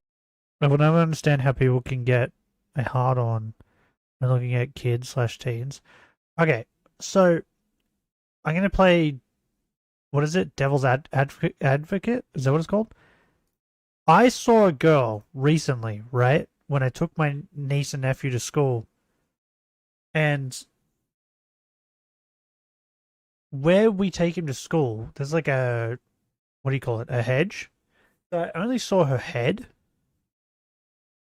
And bro, she looked like, even my mother was like, thought that she was like a young mother taking her kid to school. Right?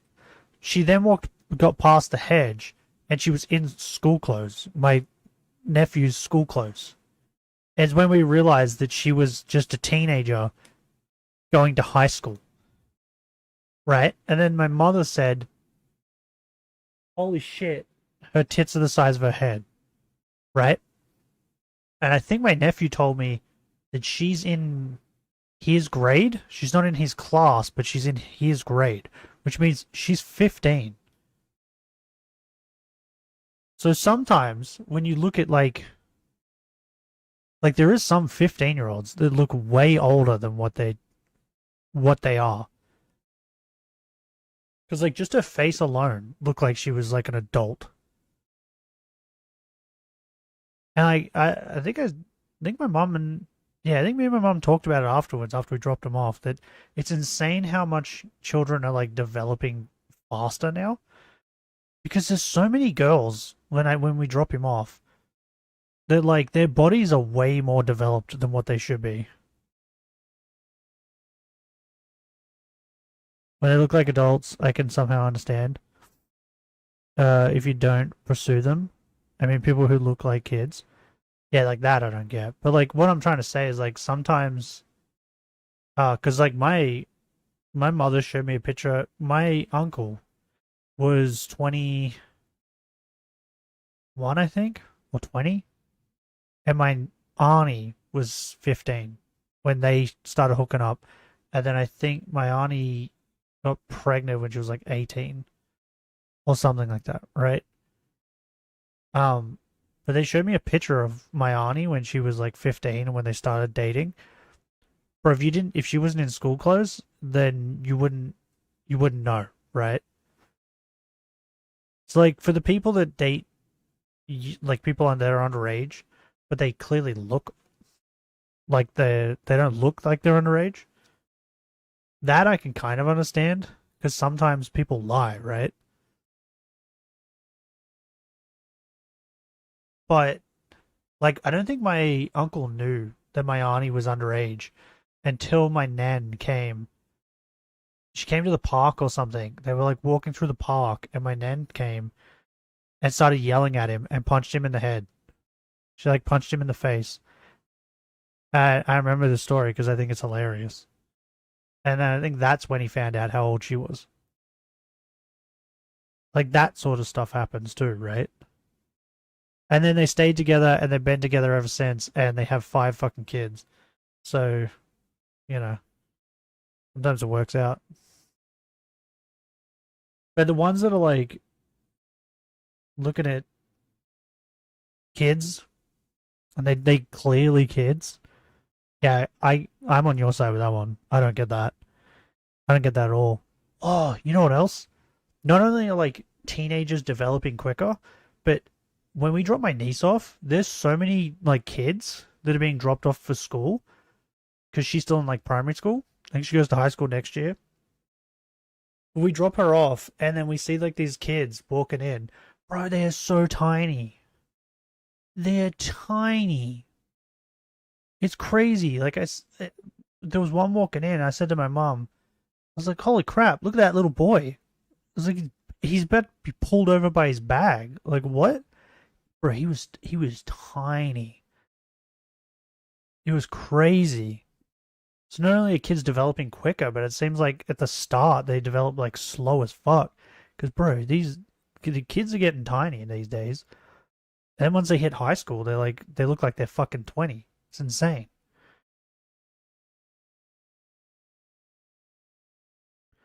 Oh, and I think I ranted about this when I saw it, but their skirts are getting shorter, and I don't like it. They need to bring back the fucking knee-length skirts or something, because their skirts are getting way too short. I don't like it. But yeah, so like, there is like a kind of an understanding, I guess, because some teenagers don't look like teenagers. But yeah, if you're going after like someone who's clearly a child, it's pretty clear what you're after.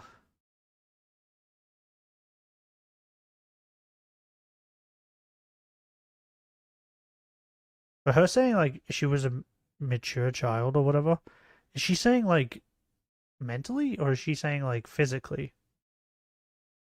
Because like, was she one of those ones where it was like she's 15 but she looks like she's like 19 or 20?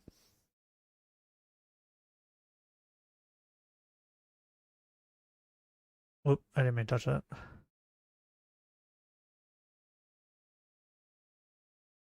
But I don't get people who like kids and get hard on for kids, and I don't understand people who also get hard on for animals. That's also something I don't understand, and I'm not sure if I'll ever understand. I mean, granted, if they look like Lopunny, then I understand. But when they look like just a dog, like a normal dog, I don't get it.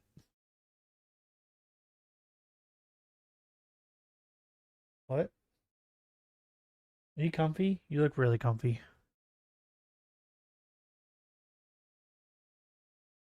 I don't know about you, but like really in love with him, or so I thought. And she was so mean about it that I was like, you know what, bitch? I'm gonna keep screwing your boyfriend. And I know that's bad. I would never do that now, but when you're young and dumb, right? Her parents eventually became aware of this, but for unknown reasons never decided to contact the authorities. Instead, they just told her she wasn't allowed to go see him anymore, which went as well as you would expect it to go. Furious that she couldn't sleep over with this man, Chantal... Even as a child, I feel like that's not very... I don't think that's excusable, right? Once you know that he's dating someone, that should be the end of it. You shouldn't be like, well, you know what? I'm going to fuck him anyway. Because I don't like you. But what?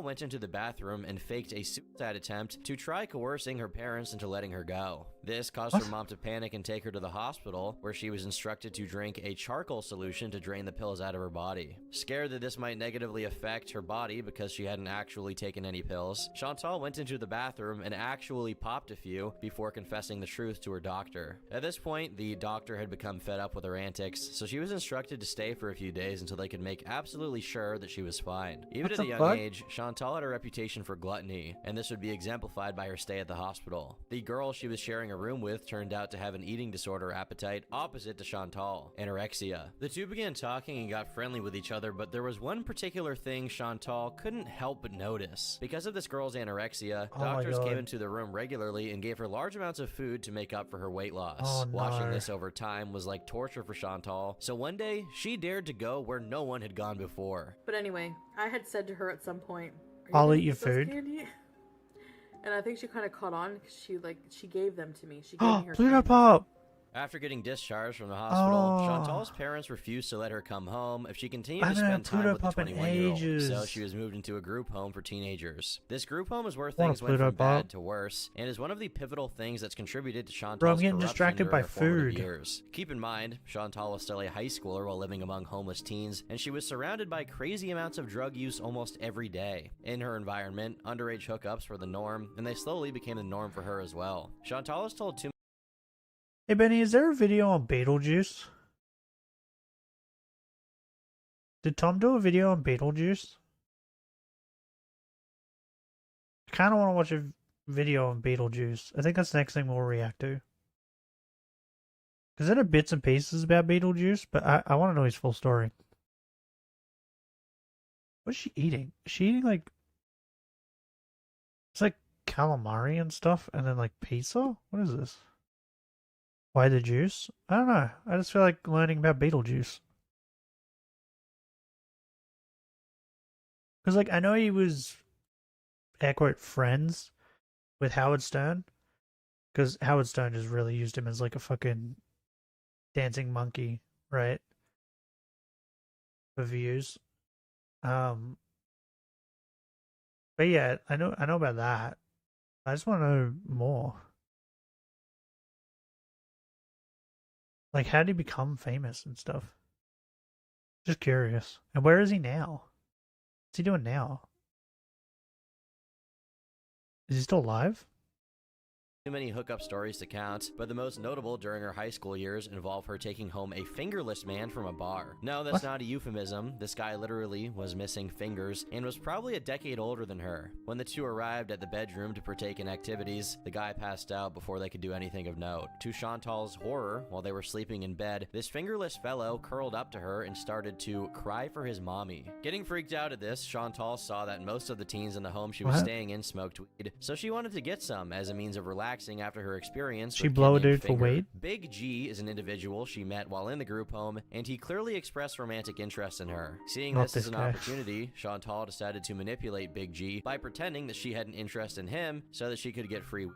This worked out for her until the 21-year-old that she was messing around with found out about Big G, so he punched him in the face. Feeling bad and growing slightly attached to him, Chantal had sex with Big G as a way of apologizing, but she describes this as not really good because of the size of his dick, or rather, lack of size. This wasn't the only This woman is a horrible person. What? She is a horrible person. She's just toying with people for her own amusement. time an underage Chantal has exchanged her body for goods. On a hot summer day, someone dared her to flash her bazungas at an elderly man in exchange for a Klondike bar, to which she promptly did just that. And while some would likely blame Chantal for a lot of this, you have to keep in mind that she was under the age of 18, and she was around the influence of adult. I just thought it would be a fun video about food. A crazy lady who eats a lot of food.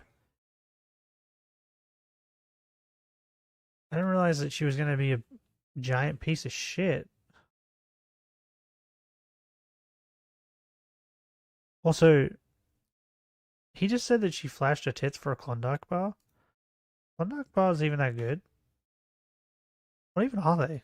Adults who should have known better, and yet continually took advantage of her. After a while, according to Chantal, being with one person got boring, so she decided to make the executive... Wait, Tom, you can't say that... They continuously took advantage of her. Meanwhile, she's sleeping with that other guy because she doesn't like her boyfriend. I mean, doesn't like his girlfriend, so she's sleeping with him just because she doesn't like the girlfriend. Then she's sleeping with this other guy to get weed. Like, what? I feel like this is a two-way street, right? I don't know, we don't have those here. I don't think we have them either. Hold on.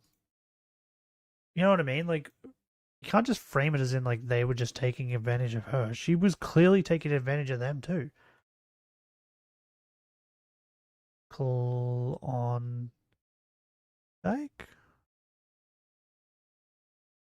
Oh, yeah. Klondike bar. I wrote it and I was like, I don't know if that's right. Klondike bars are a popular brand of... Oh, it's ice cream. What? I thought it was chocolate. Brand of ice cream bars known for their creamy vanilla ice cream encased in a thick chocolatey shell. Interesting. This picture looks good, but this picture, like, down here that I'm looking at looks disgusting.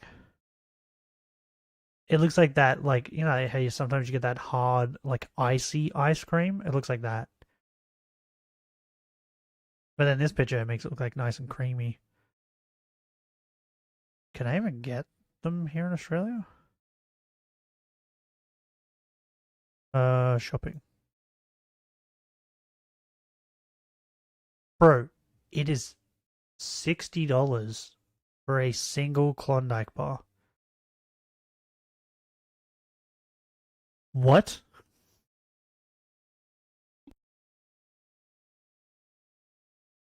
Bro, that is ridiculous. Sounds like on... I don't know how you say that.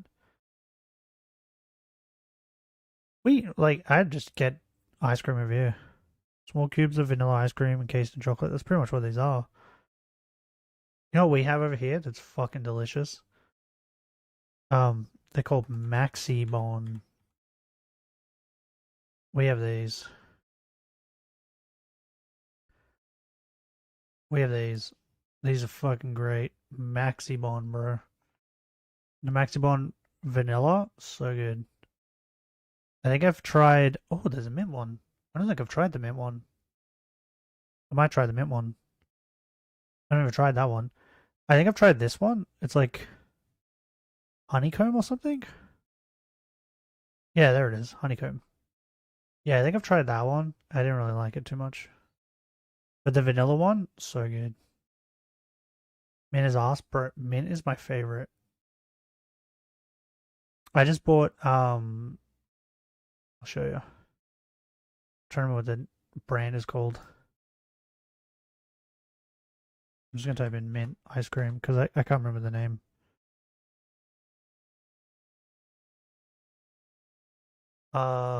Mint drumsticks, so good. But that's what they're called. Magnum ice creams. Mint Magnum. I just bought these. This is what I ate yesterday when I said I was eating ice cream. This. So good. It's so yummy. After stream yesterday too, bro, I shat my brains out. It was crazy, but it was worth it.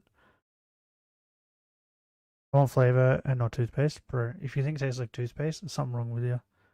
So good. Mint is my favorite. I love it. I love these. I love Peter's drumsticks. Oh, man, ice cream is so good. Mint choc chip. It's the best. What is this? Okay, fair enough. Decision So to spice good. things Mint up is the and best. start dating a 38-year-old French man Someone just alongside her texted me. 21-year-old boyfriend. Over the course of her entire high school career, Chantal would continue messing around with both of these predators until she finally graduated. It's unknown when exactly she split off with the pair, but the general assumption is sometime after high school. This wasn't even close to the end of her hookups though, and after breaking up with her manipulative boyfriends, her sexual encounters actually got way worse. But it should be clear by this moment that this girl, who had been kicked out of her house by her parents, was serially being taken advantage of by sexual predators. Coming from her mouth, it's always framed as less serious, but that is what's happening here. And just as a disclaimer, moving forward, these stories aren't uncovered via super hackers digging through her personal information, but they're told straight from Chantal on YouTube. All of these videos have since been deleted, but the question still arises as to what would possess someone to upload these for everyone to see on the internet. A common theory is that none of these things have actually happened, and Chantal has just been lying to get views. But most people would point to the fact that she deleted these, presumably after realizing the horrors released upon the world. Chantal does have a proven habit of lying, but for the sake of argument, we'll be taking her word on most of these stories. Ew, what is that pie? Bro, I was too busy replying to text messages. I was listening, but I wasn't fully listening. But when I look back, I get this. Ew. Does anyone here like apple pies? I can't stand them. And I would assume it would be the same for like any other pie, like this. I don't know what pie this is. Does it say it? No. You bitch. Touch me. Yeah, my dad loves apple pie. I can't stand it. Now Criff cheesecake. Bro, my favorite cake, like ever, is cheesecake. Right? Now it's like vanilla cake. Just like a normal vanilla cake. With some icing or something. Because that's pretty much all I can really eat. Because if I try and eat like a chocolate mud cake or something, it goes straight through me. Same with cheesecake. But bro, just a normal cheesecake, like vanilla cheesecake, whatever the fuck it's called. Bro, it's my favorite cake. I can't even eat it. Because I eat like a slice of it, and I'm gone. I'm on the toilet for the rest of the day. But it's my favorite. It's so sad. The world's taking everything that I love from me. When mature adults become sexually aroused in public, they typically strive to contain their desires until they reach the privacy of their home, where they can do personal activities alone. It's evident that Chantal does not conform to the norms of adulthood and is truly a girl boss. On a particular night after leaving a bar, she found herself in a state of arousal. Instead of heading home to address her desires privately, she engaged in a spontaneous sexual encounter with a homeless guy in a public area by a lake, on top of a rock. This wasn't just a quickie either. This was the full-blown thing, and she even says that she got tested for HIV afterwards. At least she's responsible enough to do that. As touched upon earlier, Chantal displayed a willingness to use her physical assets to attain her desires, particularly when it involved food, getting to the point of... Does she not have any standards? Is she a sex addict? I'm so confused. She just had sex with a homeless man because she was horny. What? Bro, I don't think I've ever been horny enough to be like, I will fuck anyone.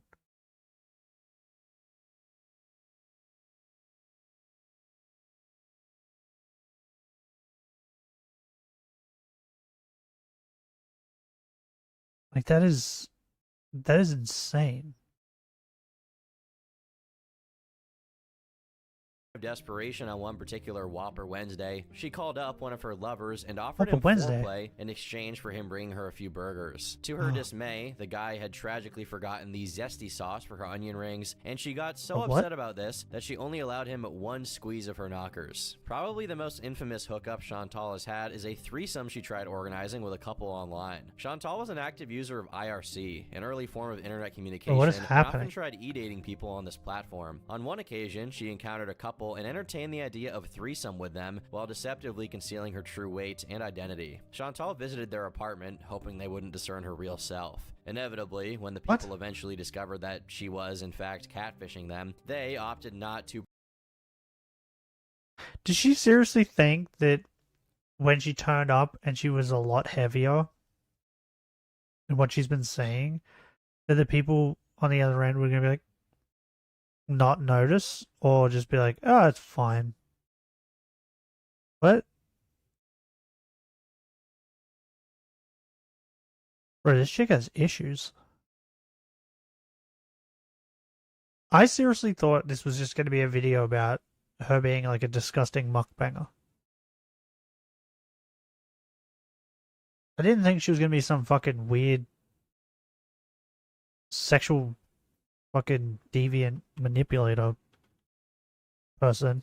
Proceed with their planned encounter, leading Chantal to spend the night on their couch. The next morning, she woke up with a nauseous feeling in her stomach and sprinted for the bathroom. Kneeling down by the toilet ready to blow, Chantal erupted from both ends in a double stream of puke and diarrhea splashing all over the bathroom. The walls were painted green and the floor was painted brown. After turning this poor couple's bathroom into a biohazard, I bet she just left. Chantal realized her romantic life might need a change. She needed someone who she could depend on and foster a stable, blossoming relationship with. Did she just ditch him? Needed Pete's. Chantal met Pete's back in her high school Oh, he senior didn't say. year after sharing an English class I was with gonna him. say. She describes that both of them were awkward Seems kids, like the type and of they person quickly who should became just friends. fucking After bail. graduating from high school, the two shared a job at a local call center and eventually moved in together, resulting in a romantic relationship. For the next 7 years, Chantal and Pete's bond grew stronger, which culminated in an Cheating accepted stew? What is proposal that? of marriage. This was also the same time that Chantal Bro, started to gain most of an this food looks enormous so amount of good. weight due to I neither want her it. nor Pete's knowing how to cook. Normal Fucking meals hungry. were usually just eating at a fast food place, and Chantal has even admitted to going into debt on account of all the fast food she had ordered. However, for an Bro, I unspecified kinda wanna- reason, Chantal says that I she kinda grew want a out of love Whopper. with Pete's, which is code for started cheating on him. People have speculated on the real What? reason as to why Chantal began cheating on Pete's, and the general assumption is that she became dissatisfied with the relationship. No, I because think of she's her just a sex uncontrollable addict. Urges. Regardless, for the next few months, Sounds she would like start she's just going a sex behind Pete's addict. back with a Rwandan man she had met at a club, along with dating another guy Like, is on that just me? IRC named BB. Her fling with the Rwandan man ended shortly after meeting BB in person. According to Chantal, BB had that W-Riz in the bedroom, and they kept the neighbors up all night. This was, of course, in a hotel bedroom due to the fact that Pete's was still blissfully unaware of anything happening. Getting increasingly annoyed at not being able to come home with her new lover, Chantal broke up with Pete's and fully confessed to him about her adultery. Pete's was absolutely devastated and continually begged Chantal to stay, going as far as saying that he didn't care who she slept with, as long as she and him could keep dating and living under the same roof. She rejected this offer and promptly moved in with BB. After a 7-year-long relationship, What is wrong with my dude? Is he okay? What's the term for that? It's like cock or something, right? He was fully committed to just be a cock? Is it cock? It's cock, right? I'm not crazy. It's what like Destiny was or whatever, right? When they just like let their ladies like fuck other people? Like Sneaker. Is it cuck? Do I have to Google this? Maybe I have to Google it. I'm gonna Google it.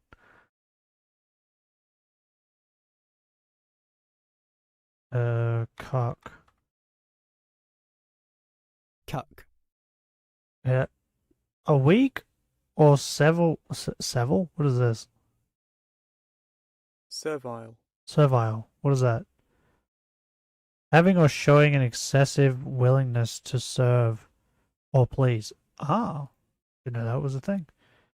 I mean, I knew that was a thing, but I didn't know there was like a word for it. Interesting. Okay. Man. Often used as a... What the fuck is this word? Contemptuous. Contemptuous. Okay. Showing contempt. Term for a man with moderate or progressive political views. What? Okay, that didn't make sense. A man whose wife is sexually unfaithful. A cuckold. Ah, the word's cuckold. Okay, so I was right. So the guy just wanted to be a cuck? For... What did he get out of it? Did he just get like a place to live?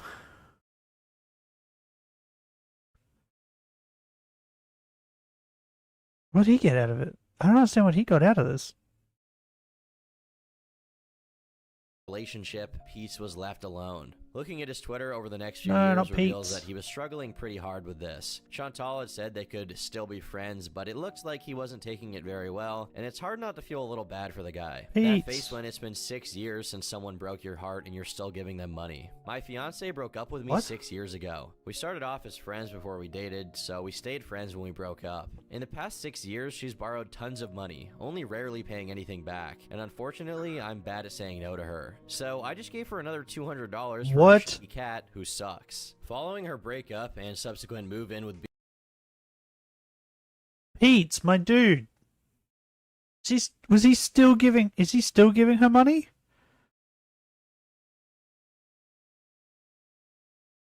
Someone needs help, my mans.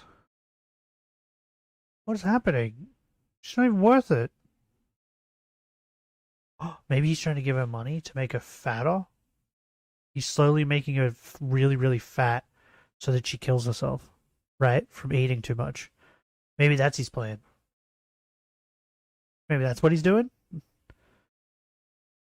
But his plan is like very slow. BB, Chantal got a job in healthcare administration, ironic, while BB What? got a job as a security guard. Coincidentally, her job was at the same psychiatric hospital she had been enrolled in all those years ago as a child. She worked here for 6 months until she applied full-time because she enjoyed the position so much. Her pay was a generous What was she $29 doing? an hour, and the job description was being a secretary. But soon after, Chantal found herself at odds with her supervisors. She began to get tired and felt overworked, setting what she considered to be an overbearing management style. Instead of addressing her concerns through open communication or seeking alternative solutions, Chantal chose to just falsely call in sick and started missing a good amount of days. As this pattern of fabricated sick days continued, it didn't take long for her colleagues and superiors to become suspicious. Ultimately, she was fired, but she was still compensated as a part of a settlement agreement. It's assumed that by late 2016, this payment 'cause she wasn't was enough, full-time and at that's that why point, she right? started uploading to her YouTube channel. BB was bringing in enough money for both of them at the time, and due to the recent success she had witnessed with YouTubers getting rich, she thought it was a good idea to try it out herself. In its early stages, her channel predominantly revolved around beauty-related content, encompassing makeup tutorials, product reviews, and beauty tips. Chantal presented herself as a reserved and somewhat introverted Ah, she didn't start off as a mukbanger. That makes more sense. I was confused at why she was called Foodie Beauty. Because, like, I don't know if I need to say it out loud.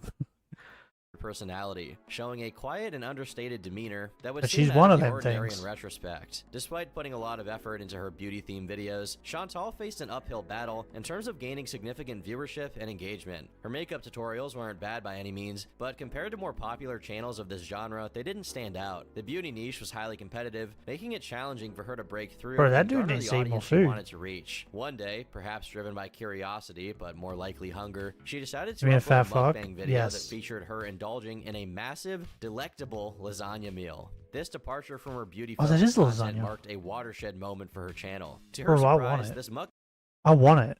That lasagna looks so good. Is that just me? Bro, that is a huge fucking hot dog. What?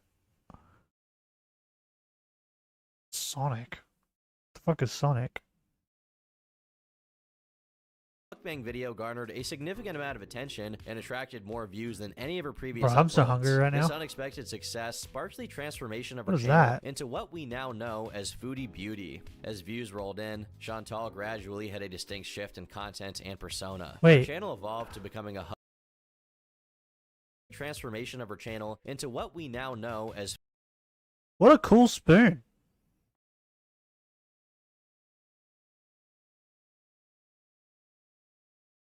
This spoon is awesome.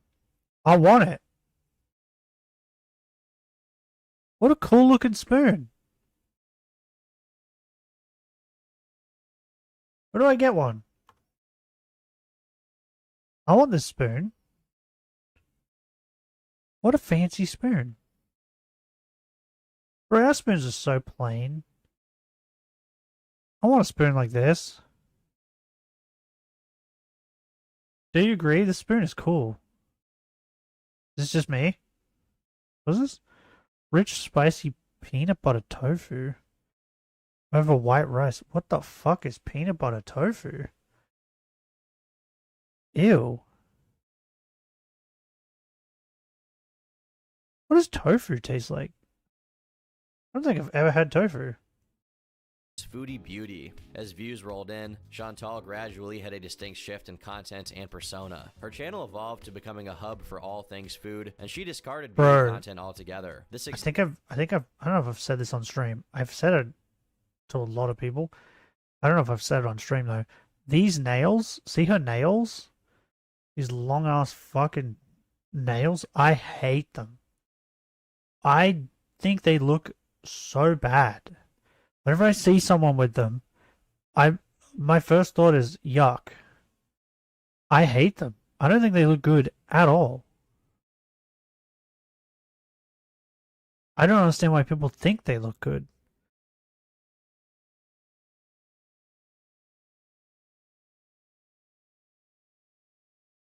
Like, I'm just glad that, like, my mother and my sister don't do this. They get their nails done, but they get them done normally. They don't do this. Make their nails fucking gigantic. It looks so bad. Doesn't look good at all. Lasagna video began the start of a phase where she started to overshare personal stories while consuming whatever food she was reviewing. And by reviewing, I mean shoving it in her face. These stories gained a reputation for often being highly intimate and usually flat out gross, as demonstrated with the previously mentioned bathroom incident. This oversharing and a more expressive personality became integral to her content, making it distinct from the reserved demeanor she once projected. Moreover, Chantal's newfound direction in content creation attracted what some might consider to be a unique and dedicated following, particularly those interested in— There's no way that's a thing, alright? Trying to do this one hand is very hard.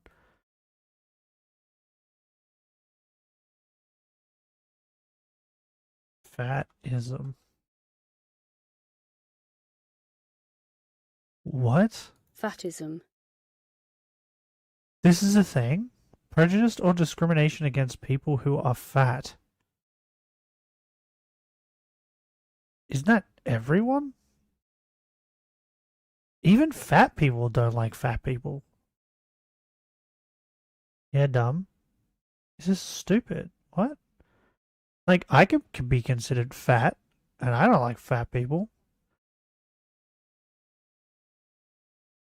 I guess it's like a black person not liking black people, right? They're still considered racist. Don't forget, fat bitches equals plus size. No, they're fat. I don't care what they want to call it. They're fat. Translate languages. What? What is it in German? What's German? It is... What is it? Fatismus. Fatusmus. Wait, it sounds way better than fatism. Fatismus. Fatusmus. But fat dudes, fat fuck. They're all fat fucks. She's a fat fuck. They're all fat fucks. But fatism shouldn't be a fucking thing. Even fat people don't like fat people. If a fat person sat down on a bus or on a plane and another fat person came over, right? And their seat was next to the fat person, they would instantly get annoyed because they're like, oh, full, great, this person's going to take up 2 seats, right? And the person sitting is probably thinking the exact same thing about the fat person that's coming towards them. Even fat people don't like fat people, okay? So fatism shouldn't be a fucking thing. It's stupid. It's dumb. You know what I mean? Fat fucks. And we hate fat people. Yeah, exactly. Like, I'm fat, and if a fat person, even like if I'm walking down like the shops or something, I see a fat person, I'm like, oh great, now I have to take fucking 10 steps to the right to avoid this stupid fat fuck. So Fatismus. Fatusmus. It sounds way better in fucking German. Fatism. What a fucking... That's stupid.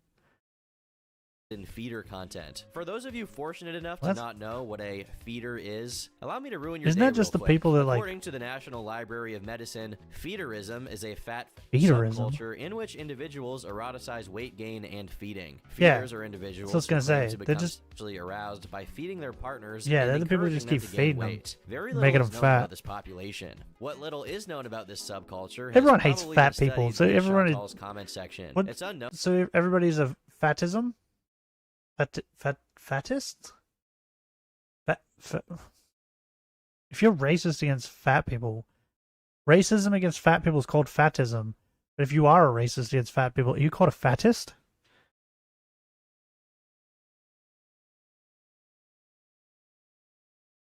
I think I'm just confusing myself. But everybody hates fat people.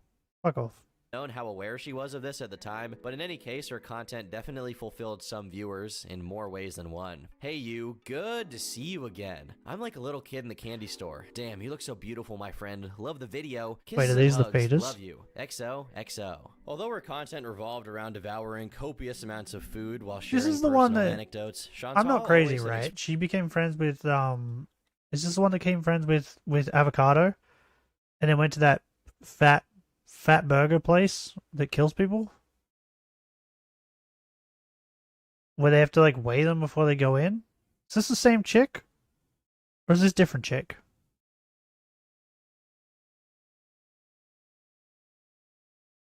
Because I feel like it's the same chick, right?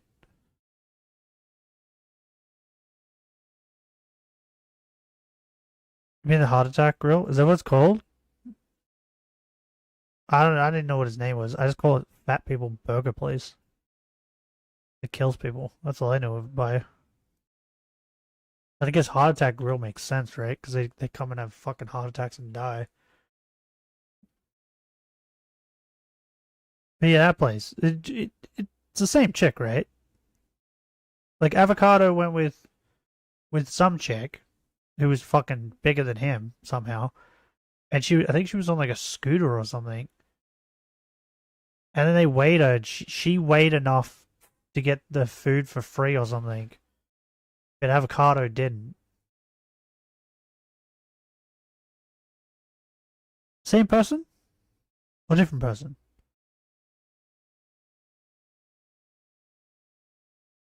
You turn the... No, he didn't turn the heater on. Oh, he turned the heater on. I heard a click.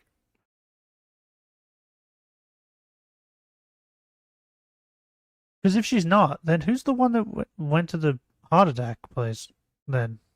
Express her Maybe we interest in didn't wanting to watch lose her. weight. Even before the lasagna video, she openly discussed being ashamed of her weight gain, and even stated plans to incorporate exercise into her routine. 2 weeks after her big break, that's a load of Chantal shit. started to realize making this successful What is that? content was rewarding her binging habit, and that this What could is lead that? to an extremely unhealthy cycle. In a video titled Subscriber Q&A, answering What is that? So it's just like a meat patty with cheese on it? And then what are these? Like nuggets? Like a pickle and corn? But your body doesn't process corn. So even if you were trying to be healthy, the corn is irrelevant. I'm not crazy, right? The human body can't process corn. Do you get any nutrients from corn? Bro, that was literally the first thing that came up. Yes, corn provides several nutrients, including fiber, vitamin C, B vitamins, magnesium. Okay, so it does. The body can't process it though. They always come out like full. Am I wrong? Can the human body digest corn? Well, humans can digest the internal parts of corn. They cannot digest the outer shell. Ah, interesting. I did not know that. Okay, so our bodies digest the inner parts of corn. They don't digest the other bits of corn. The outside part. Oh. The body can't process the skin of the corn? Yeah. I didn't know that. I thought it couldn't process any of it. Oh, okay. I like the taste of corn, but it gets stuck in my teeth every time I eat it, so I just stopped eating it. But I don't mind corn. Corn's not bad. Maybe I might eat corn again. So wait, if you were trying to get healthy, would corn be a good option? Because is that what she's trying to do? Trying to get healthy? Pickle wouldn't be good though, right? Because that's just fucking salt. That's like a thing that's just been in vinegar or salt or whatever, right? So that can't be good. And these are even nuggets? Or they're like fried mashed potato, right? Like mashed potato in like batter? This isn't good, right? This isn't like a healthy meal. Celery is best option. I hate celery, so looks like I'm never getting healthy. And then she's drinking like a bright. Yeah, this isn't healthy. She's clearly not trying to be healthy, because if she was, like, she wouldn't be drinking this either. This fucking drink is like just sugar. And that this could lead to an extremely unhealthy cycle. In a video titled Subscriber Q&A, answering all your questions, she says that mukbangs would have to take a backseat in her channel, as her primary focus would now be on prioritizing her health. This was a moment of hope for her growing audience that weren't feeders. They genuinely believe Chantal might truly be committed to her goals of losing weight. Sadly, this optimism was short-lived. Merely 2 days after— Wait, hold on. Nick of avocado.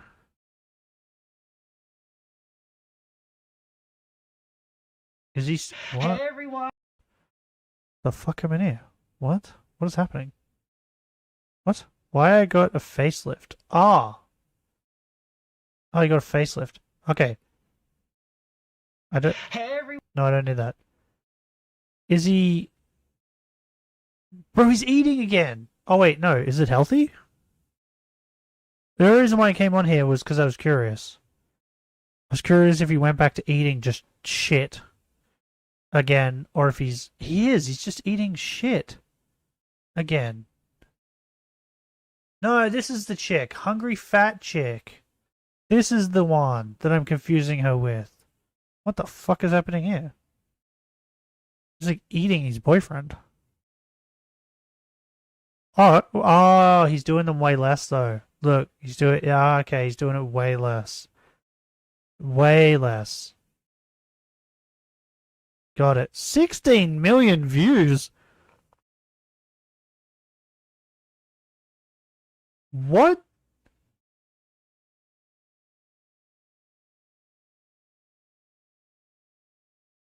Bro.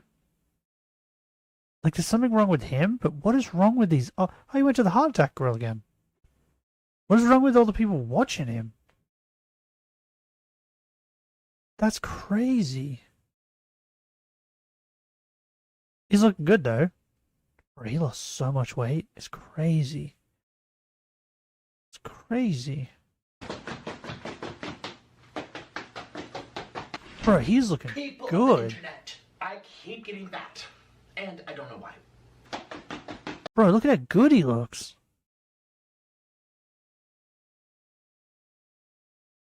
Good for him. Good for him. Happy ending. I wonder if he did, like, crazy damage to his insides, though. Like, to his heart and all that. He would have had to, right? Because he was so heavy. I wonder if there's, like, a video where he talks about, like what the doctors said. What he did about his, like, to his insides. Because I am kind of curious. After her declaration of a content and lifestyle shift, Chantal walked back her statement and announced that while junk food would not be the mainstay of her videos, it would still make appearances as an occasional treat. Do you reckon he still does his OnlyFans thing? His butthole probably looks a lot better now, right?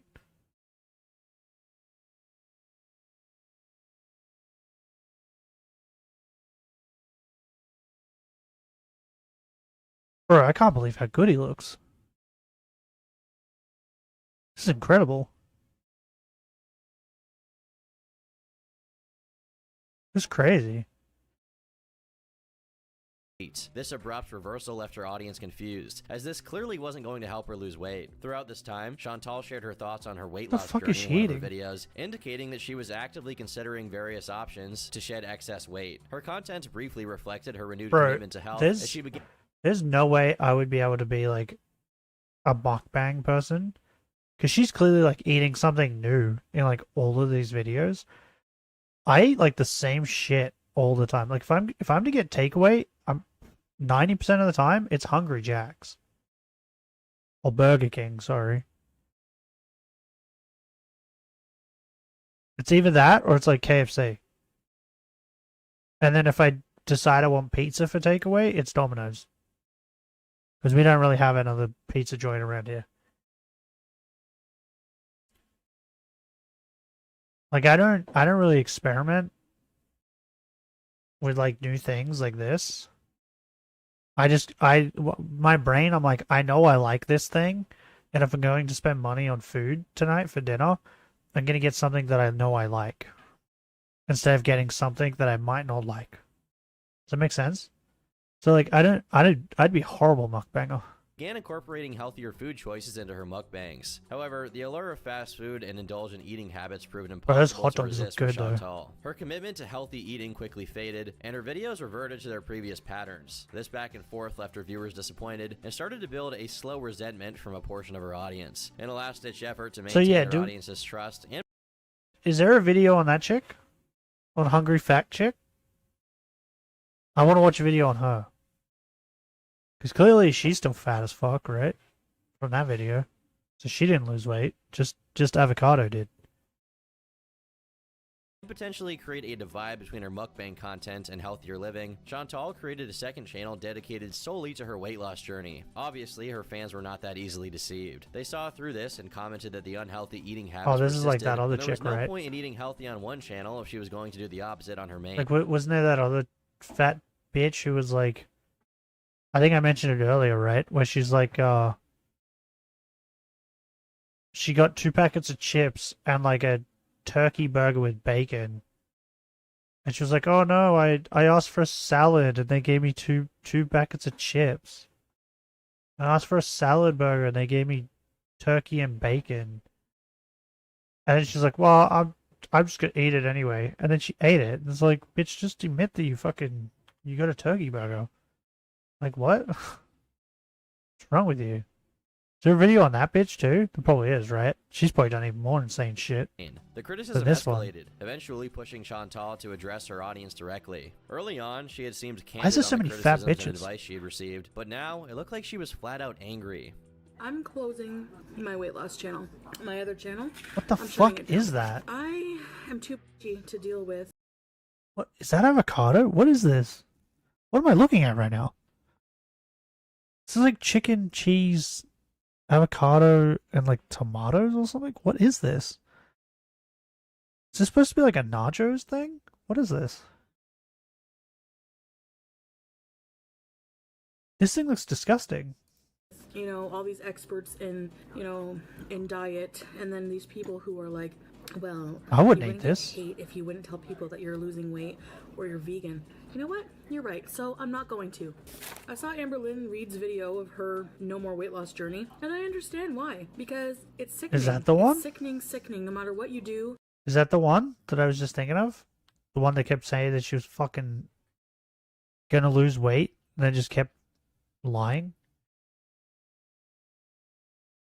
People think you're eating bad. You eat a fucking piece of fruit and people think that Bro, you're... all these fat like, bitches look the same. Like, no, I can't handle that. People need to worry about themselves. This is a mukbang channel, so if you A can't muk? handle watching Is it a someone muk? big eat something, go watch a skinny bitch eat a salad, okay? This rift between Chantal and her viewers deepened as she I don't continued wanna to watch reject anyone any eat. form of criticism. Just Rather watching than this 'cause considering you did constructive something feedback insane. or addressing concerns, she responded with an increasing level of anger and defensiveness. Crazy enough to Her initial make a video approach to on her it. viewers, who had enjoyed her openness, began to devolve into one of disconnection and hostility. Attempts by her audience to offer guidance or express genuine concern were met with anger, and constructive criticism found itself drowned out by her growing animosity. With each passing day, Does me calling her a fat bitch count as what is it? Constructive criticism? Does that count? Is that constructive?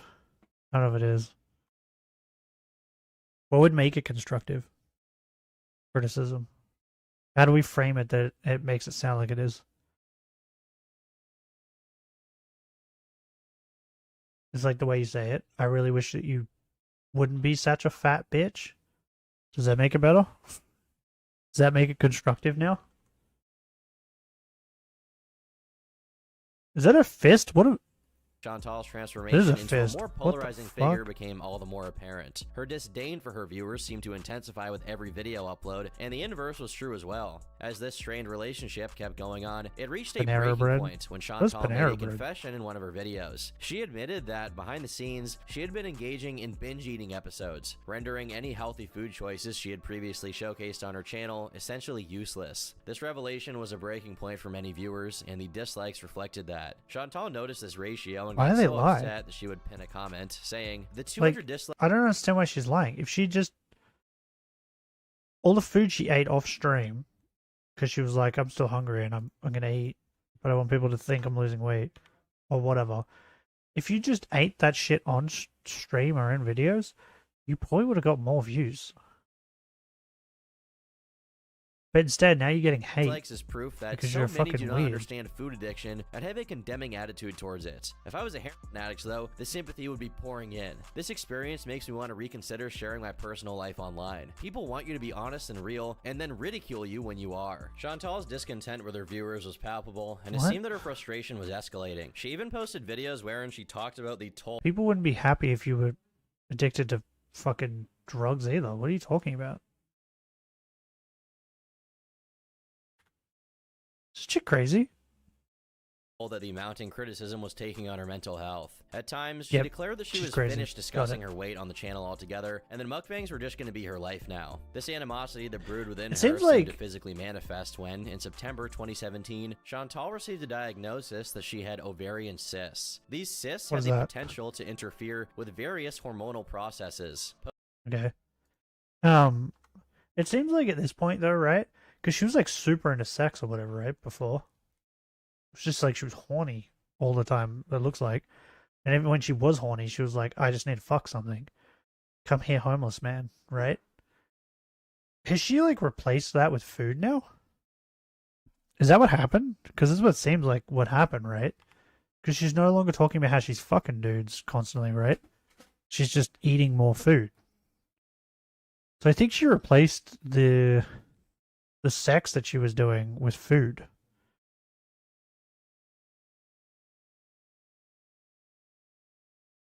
Goddamn Zigzagoon.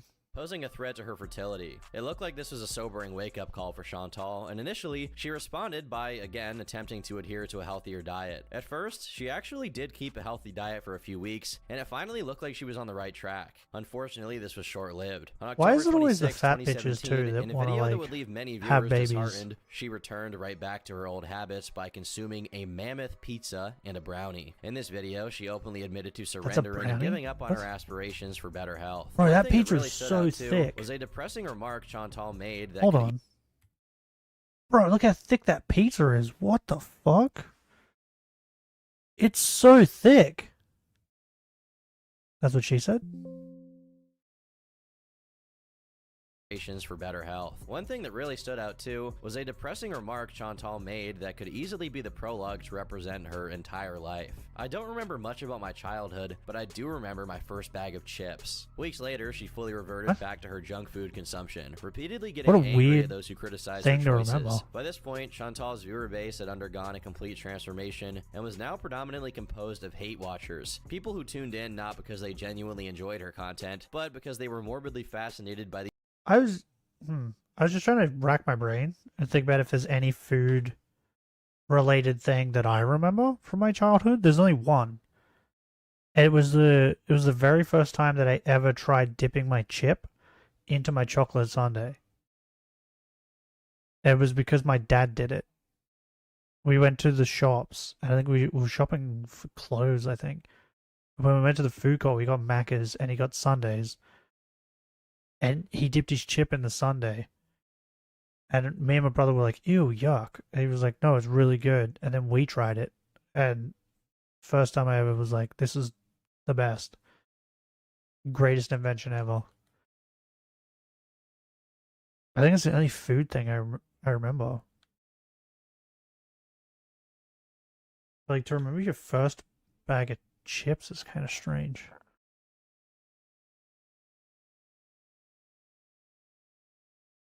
The train wreck that her life had become. News of Chantal spread like wildfire across the internet, leading to discussions and threads on websites like Kiwi Farms. Through these outlets, people began to notice a recurring pattern in Chantal's behavior that she had seemingly repeated several times over. Right. This pattern got so predictable.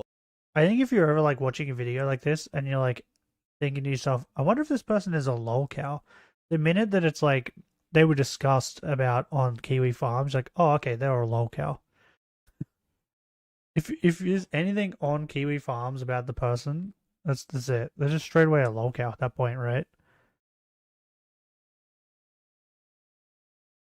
That they aptly named it the Chantal cycle, creating a graph that detailed what it was. A stark reflection of her inability to break free from a self-destructive loop, where she would briefly show glimpses of determination, only to once again succumb to her old habits and confrontations with her audience. Why are people mixing the Chantal foods? cycle became a topic of fascination and discussion She amongst just had a detractors burger, and critics. she had They like calamari or meticulously something, documented the or various onion stages rings, of such this a cycle, which pasta. typically began with declarations of intent to pursue a healthier lifestyle and promises to change her eating habits. This initial optimism would often be followed by videos of apparent dedication, during which Chantal would make an effort to incorporate healthier food choices into her content. What a weird But piece of almost lettuce. inevitably, this commitment would crumble under the weight of her inner gluttony, leading to a return to indulgent, often excessive Seven eating deadly habits. sins. Usually, she'll make a video admitting to this failure and start ranting about this She also binge seems eating to disorder, threatening harbor the viewers that sin she of will start lust as disabling well. comments if they stay negative. Then eventually, she'll disable comments and go back to regular fast food mukbangs and off-camera binges. A drop in subscriber and view count is sure to follow, along with her saying things like, "Stop involving me in drama." This is the anger stage, as she lashes out at viewers for a bit. Finally, comments would get re-enabled, and Chantal would have an emotional video where she goes through an awakening, promising that she plans to start a new diet and get her life back on track. The amount of times this cycle has been documented and repeated throughout history was truly a wonder to behold for viewers, and Chantal's infamy would continue to grow as a result. The Chantal cycle in particular became a central focus of discussion, with members of these Why'd you online just give communities up? attempting to predict when and Just how eat it the repeated food. itself. Threads became a hub for those who wanted to share their perspectives, analyses, and sometimes their frustrations with Chantal. The overarching sentiment in these discussions was one of comedic Bro, disappointment. what is half this Many shit? felt that Chantal had been given ample opportunities to make eating? meaningful changes in her life,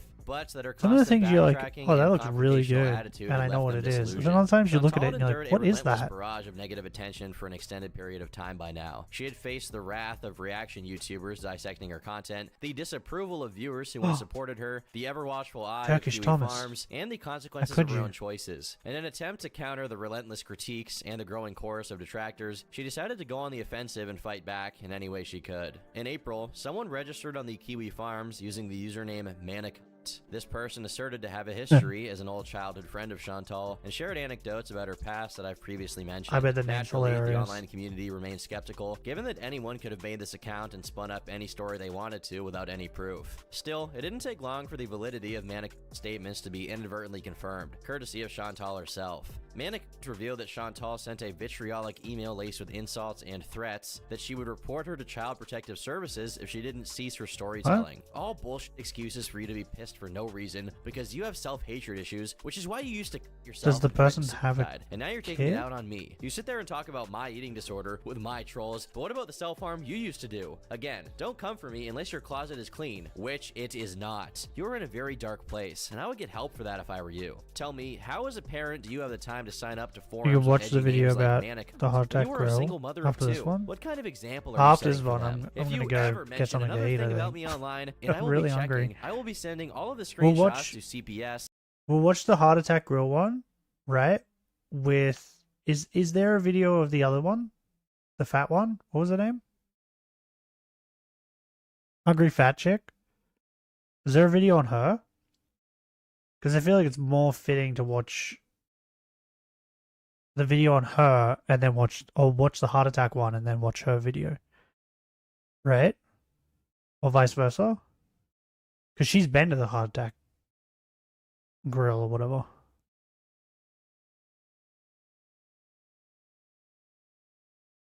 I don't really need a video on Nick because I pretty much know his stuff. Thanks to Ompo. But the fat chick though, I don't think I've watched anything on her. So I think we'll watch a video on her and the heart attack reel, and the other one is Amber Lynn. Is that the one I'm thinking of? The one with the necklace, the fat bitch with the necklace.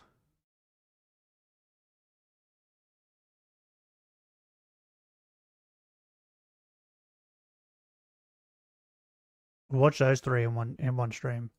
In your hometown and to the authorities for harassment. Chantal would then send a second email 3 hours after the first. She most likely saw it get published on the Probably thread. tomorrow. We can do it tomorrow. With clarification. I don't believe a parent who spends all day online spreading bullshit and cyber harassing and getting high deserves to have children. So yes, I will make the call if I have to. What I play a kind of different example are game you though. setting for those kids bullying others online? A few days after these emails, Chantal uploaded an apology for threatening to call CPS, but then deleted it and uploaded a never before seen reverse apology video where she takes back everything she said and doubles down. Ultimately, nothing ever came of these, but this wouldn't stop Chantal from going on a rampage. She was now in an all-out war mode and not pulling any punches. But in fairness, her initial anger, regardless of how crazy the reaction was, is somewhat understandable. Chantal, while I she didn't know you was could take morbidly back obese, apologies. hadn't done anything horrible to someone else. She was just posting her life on the internet. And now this old friend, who seemingly had problems of her own, was going on a forum to embarrass her relentlessly for her past with unsubstantiated claims. So on one hand, while her reaction was somewhat insane, her initial anger is honestly justified. Around now, a prevailing trend was the emergence of compilation channels that specifically targeted notorious mukbangers. Prominent figures like Nikocado Avocado and Amberlyn Reed had entire channels dedicated that to one. creating clips showcasing She the one that wears a outlandish necklace? behavior, comments, and antics of these creators. Yeah, that. Chantal was not an That exception one. to this phenomenon. Her constant Wait, go back.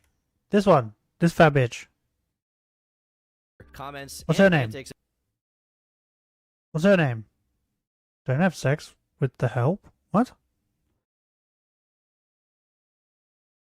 What? The fuck did this bitch do? I thought she was just another fat bitch.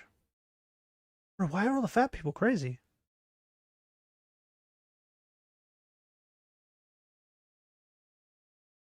There's got to be like a new Nick video, right? That someone's done. Now that he's like gotten skinny again.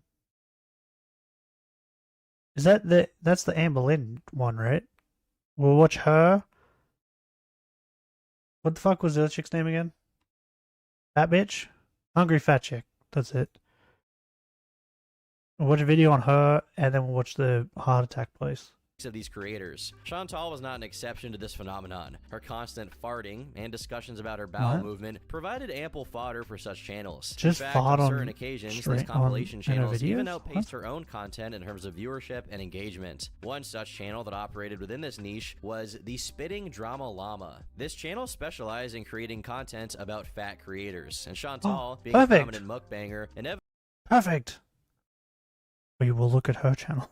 inevitably became a recurring need it. figure in their compilations. However, over the months, Chantal There's two fat had become people I need to accustomed watch. to controversy, and she had discovered a deadly tool to use: copyright claims. With the power to wield Oh, copyright no. claims on YouTube, she could effectively remove content that portrayed her in a negative light and exert a degree of control over her online image. And She it was has the particularly power. easy to her, as many of these channels were just re-uploading clips from her channel, with little commentary. In noteworthy instances, she employed this tool to successfully copyright claim videos created by the Spitting Drama Llama, but more importantly, Zachary Michael, a decently popular commentary channel. Zach was struck twice by Chantal What? before having to private all of his videos relating You to bitch. her in fear of getting his channel terminated. Unlike Spitting Drama Llama though, Zach knew that his videos fell well within fair use, which is a provision of US copyright law allowing exceptions for critical commentary as long as you're adding something Did he to sue the her? original work you're talking about. As a result, Zach submitted a legal counterclaim, which was accepted after Chantal realized she would have to go to civil court with Zach if she pursued. In the wake of hearing that Zach successfully got his videos back, a flood of new compilations and channels Get emerged.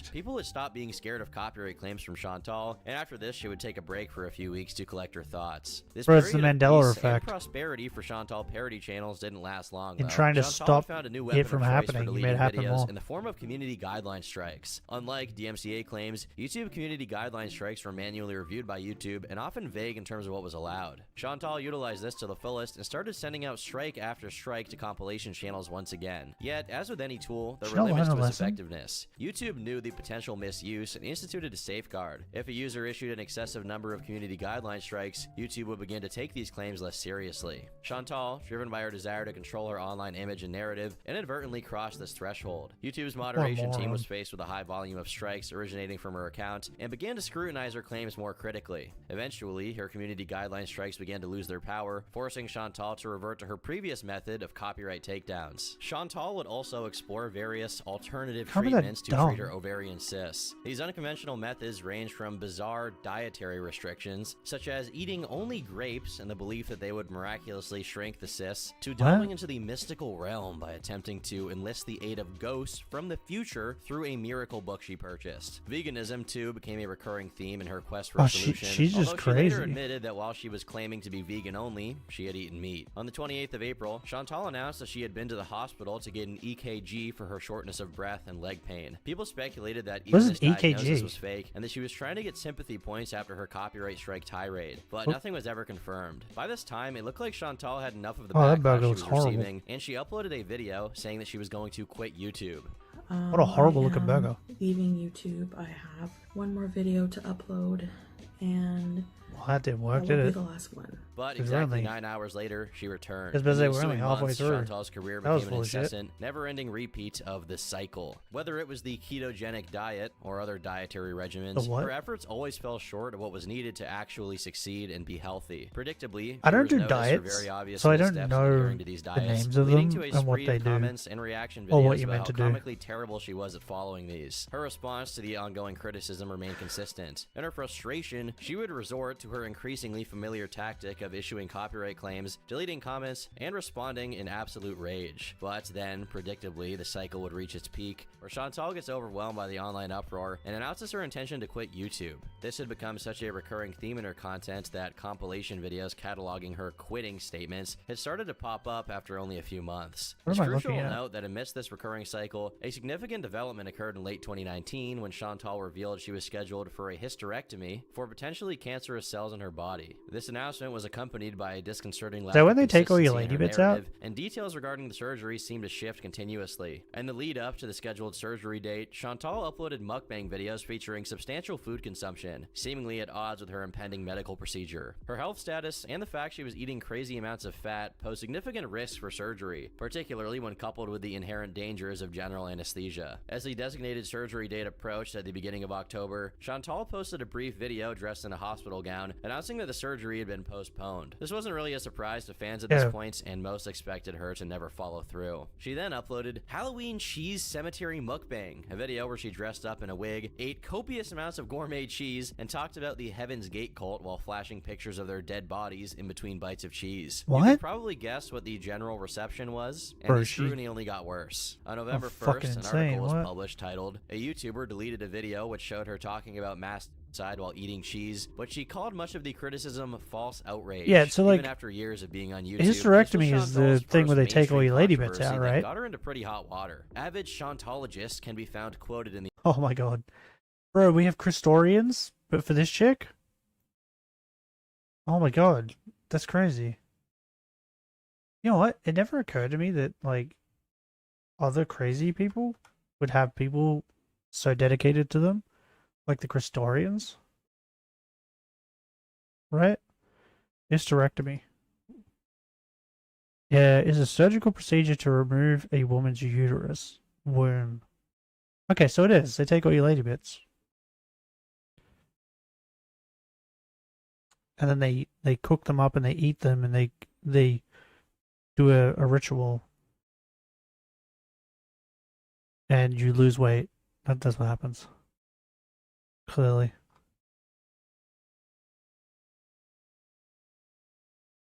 Bro, these like diagrams of like how vaginas work, like the uterus and all that, it's so weird. Female body is strange. The article saying things like, "These people primarily focused on the events they were talking about, giving facts and diving deep into the topic." He said, "Chantal barely spent any time talking about the people that were involved in the crime, and while talking about the mass suicide of people, stopped to give a review of how amazing her pumpkin spiced aged cheddar tasted." Chantal told Insider she never meant any disrespect with her video. She started her channel 2 years ago and used to do a series called Mystery Monday, where she would make dinner and discuss an unsolved case. "Most of my fans loved this and requested it again and again. again, she said. There were a few people who thought it disrespectful to discuss cases while casually eating. However, I found it to be no different than eating dinner and watching a true crime documentary. Ultimately, everyone who already knew about Chantal weren't exactly Should we watch surprised like by true this, crime and while our stuff? channel Because I experienced actually brief watch that a loss of lot subscribers, off stream. things went back to the status quo not long after. I wouldn't By mind the end of watching them on November, stream. The hysterectomy surgery actually took place, but the specifics of the procedure remained in ambiguity. What was unmistakable was the change in Chantal's demeanor following the operation. Upon revisiting her channel, an abdominal scar became very noticeable, and she started to become more erratic. This was characterized by constant content generation and removal, along with the perplexing act of consuming food despite her visibly declining health. Celebrating Hold the on. year of 2020, Did she just do what I Chantal think spent she the just did? Did you just dip a pizza in sauce? food despite her visibly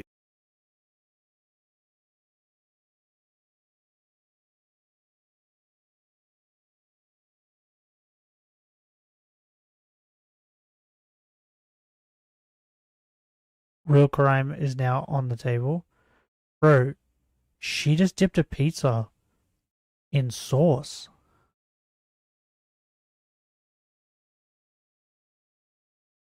That's not a that's just a her thing, right? That's not an actual thing, right? Do people dip pizza in ranch?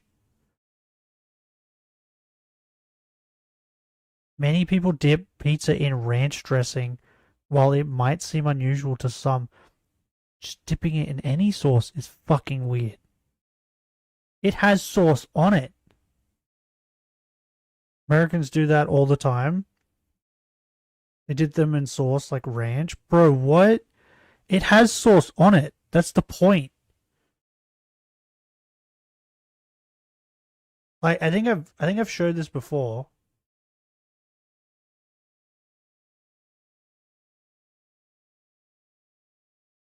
I think it's I'm trying to remember what the name is.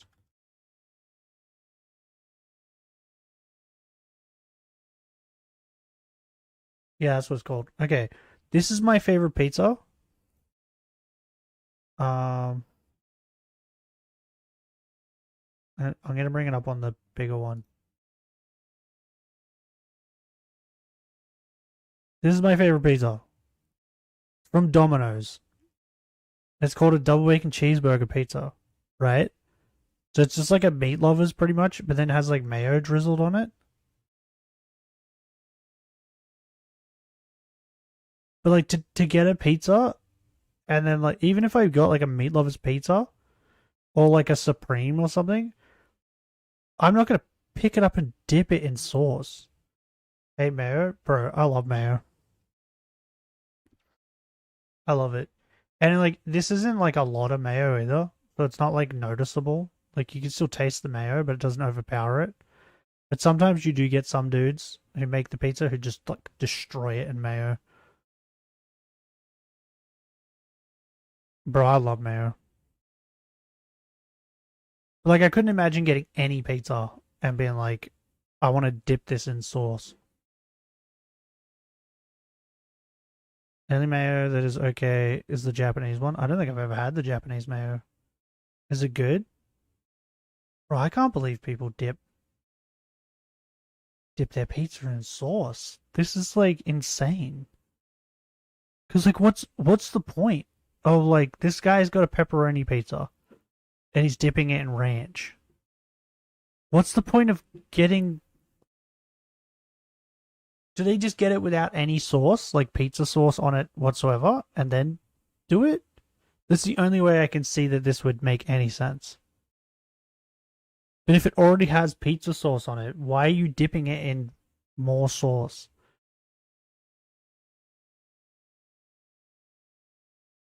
Oh my god, this is disgusting.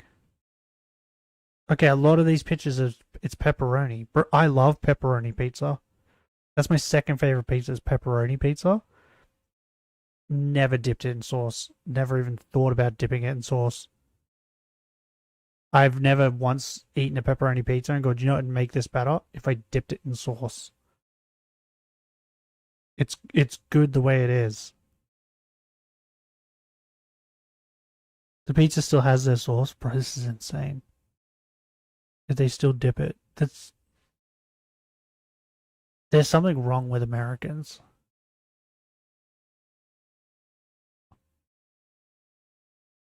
Bro, and then they have the gall to sit there and complain about Hawaiian, about ham pineapple pizza.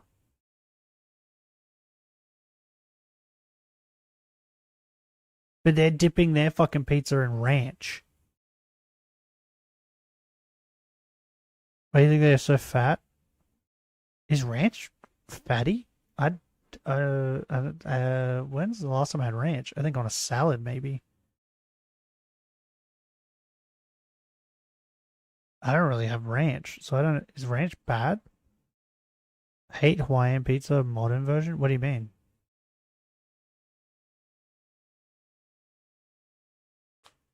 What do you mean the modern version? Hasn't changed over here. It's always been the same. It's just a tomato base, like pizza sauce. Cherokee ham, I think it's called, and pineapple with cheese. But they call it Hawaiian, but it's everyone over here just calls it ham pineapple. Domino's. So I can see what's on it. Yeah, a classic pairing of smoky leg ham and sweet pineapple pieces. That's legit just it.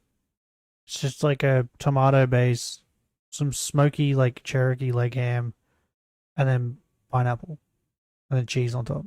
It's fucking delicious. So good. The original Hawaiian pizzas had thinly sliced pineapple. They're caramelized in the oven. The modern have these huge chunks of pineapple. Same to me. Same. Still pineapple. Still tastes the same. The ham's the best part about it though, because they use like what Domino's does. I don't know about the rest of them, but they only use this ham for the ham pineapple. All the other pieces they use like different ham.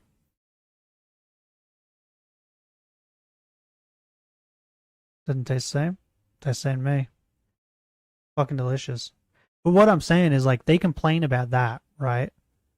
And say, oh, that's not pizza and it's disgusting. But then meanwhile they're dipping their fucking pizzas in ranch. What are you fuckers talking about? This is disgusting.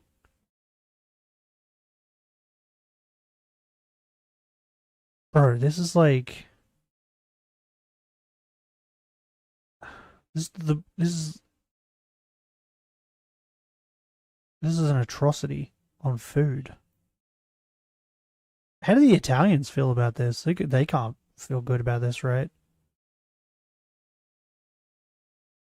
Because this is disgusting. Health. Celebrating the new year of 2020, Chantal spent the night alone in a hotel. Well, kind of. She says that she was invited to celebrate New Year's with a friend that she usually bailed on, so she got a hotel for 2 nights and was ready to go partake in festivities. But at the last moment, she says she started feeling down and decided not to go. Viewers theorize that this down feeling she got was a result of her recent hysterectomy and that she was in menopause. Chantal explains that while she's been in this hotel, BB has been working the night shift and that he wouldn't be able to spend the new year with her. This wasn't new information for people, but it did paint a picture of a frustrated BB. Chantal's channel barely pulled enough views to make $300 a week, so BB had to support both himself and Chantal. What is that, sriracha? Bro, sriracha mayo, so good. It's like one of my favorite sauces ever. Sriracha mayo. But how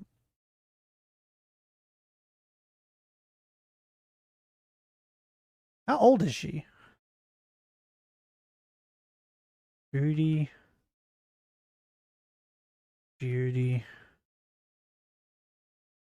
Age. 41. So she's currently 41. Is she going through menopause? Wait, does having a hysterectomy make you go through menopause early? I didn't know that. Crazy.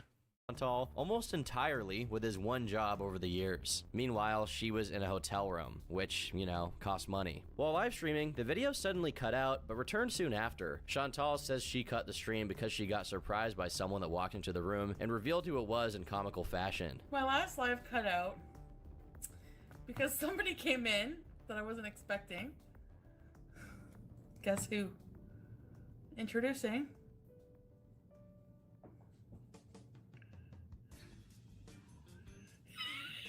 Hi. Pete sharing a hotel room with her was a shock and concern to many, particularly when it came to what Chantal's relationship status with BB was. If Pete was there with her, that meant BB was working a night shift on New Year's Eve while his girlfriend stayed with her ex in a hotel, and I doubt they were just mukbanging the whole time. Unsurprisingly, a month later, BB broke up with Chantal, adding credibility that this New Year's incident was the last straw that broke the camel's back.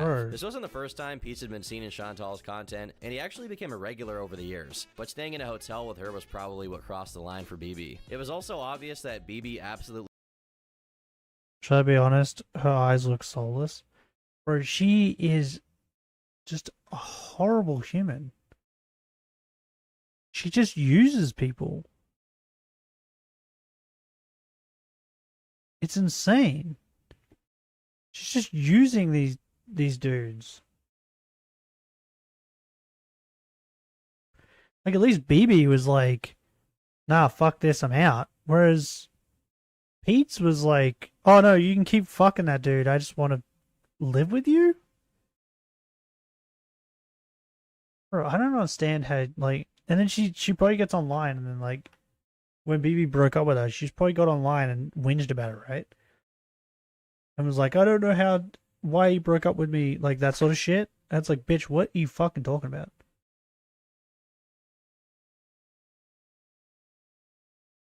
Right. It's women like this that make, like, men see and they're like, oh, women suck. Right? It's women like this. Not all women are like this, but there is a large majority that are. And a lot of men end up dealing with at least one of these women, right?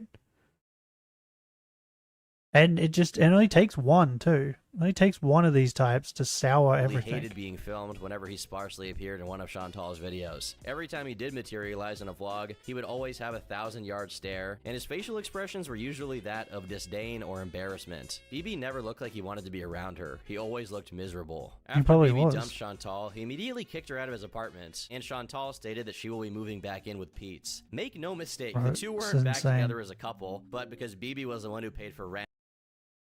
I have one girlfriend so far, and I can agree. Yeah. Like, I've had a bunch. I don't even know how many at this point. But yeah, every guy has at least one. There's just like, it's just like this. They're just a piece of shit. That's how my expectations, yeah. And then every girl after that, you like, it's the same thing with like cheating, right? My mother's dealing with it with her current boyfriend and has the entire time they've been together. He's lost the person he was with before my mother, is the mother of his children, and she cheated on him for years before he found out. So now he's just like, whenever my mother like goes out by herself to like, go to her friends or whatever, he just has in the back of his mind that she could be cheating on him, right? Because it happened before. Now he's just super untrusting. It's the same thing. It's like, it just takes one. Poor bloke, yeah. The issue is, like, he doesn't understand, like, how much my mother likes him. So she wouldn't do that. But, like, you know, even if she explained it to him, it's hard for people to, like, you know, change. Man, it just takes one. But yeah, 100%, it's women like this that make women look like shit. Or like, you know when you see those like viral TikToks every now and then where it's like a woman just shitting on men for being men. Men see that and then they're just like, why do women hate us, right? When it's not all women, it's just this one fuckwit on TikTok. But then you go in the comments or you see how many people liked it or whatever, and it's like, oh, okay, people agree with her. I remember my ex must be hella fucked right now. Oh yeah, I had one. I had an ex that I dated, I don't remember how long, but we broke up because she went to a party, had like a gangbang with like 5 dudes. It was like 5 or 6 guys. She recorded it too, or someone recorded it, and then I got it sent to me. So I just broke up with her instantly because I was like, I don't care, have fun. And then I found out later on that she was pregnant, not with mine because we hadn't slept together in a hot minute at that point. But yeah, she was pregnant, and then a friend told me that she didn't know whose it was out of those like guys that she banged at that party. She had no idea whose it was. And I just laughed. I was like, I just thought, like, you know, karma. Suck shit. That's what you get. She and I never had a, you know, what, because we wanted to wait for marriage. She is from a hyper-religious family. And after 3 years of dating, she lost her V card and cheated at the same night. Was she drinking? Bro, I hate it when, because like that's the main excuse you get. I was drunk. So, I get drunk a lot. I don't go out and fuck people.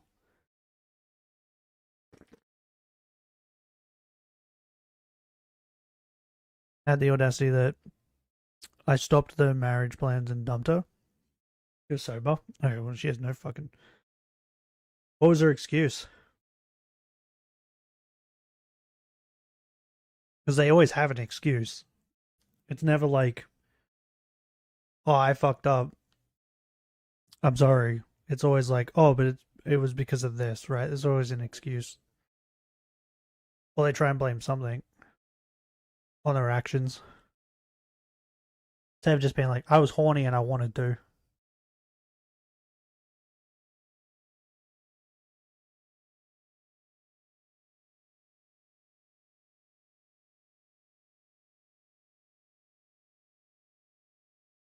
No, zigzagoons. Lagoons are after me. She felt neglected. She wanted to feel like a real woman, etc. What? That makes no goddamn sense when you both agreed to wait. What?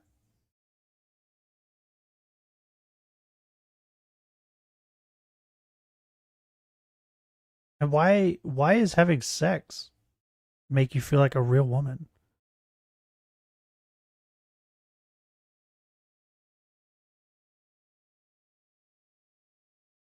I don't understand that logic either.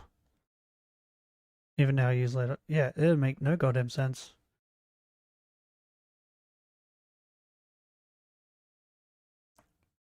I don't understand her reasoning. Yeah, that's what I mean. She was just horny and she just wanted to, right? That's it. But she can't just say that because then she looks bad. So they come up with excuses. But in my case, her excuse was that she was really drunk. And she didn't know what she was doing. But, you know, the problem was that someone recorded it. And I seen it. And she knew exactly what she was doing. And most of Chantal's expenses. But even if she didn't, I still wouldn't do the same while she kept making videos. Following Chantal's official move-in, unless she like decided to file a fucking social media platforms, you can file a police report on her being like gang raped, then I'm not fucking staying with you. Like what? Brother wanted to kill me after blowing off the marriage stuff. So I told him about the cheating. It was 180 was glorious. Yeah. Should have also, if she's super religious, right? And so is her family. You should have told her family. Like her parents. See what they say. That would have been pretty good payback, right?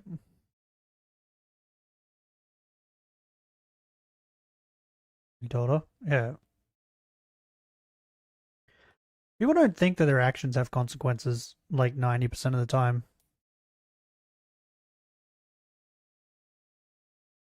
It's insane. They think they can just do whatever and nothing will happen. Probably imagine what the internet would say after someone lets their ex stay with them in an apartment while still being separated. And some of the clips people had found led Pete's to be dubbed The last with the thing I know unfortunate was title of her dad from here on disowned her. out. Her grandparents also did. And her brother. Well, Oh yeah. she made her But bed. it's not, I mean, that's not What like diets do is cause eating disorders. screw up your diet. Screw up your body. Yeah. Her mother is still Because protecting her. Maybe your she body is also a doesn't know cheater. whether you're Maybe. starving or well fed.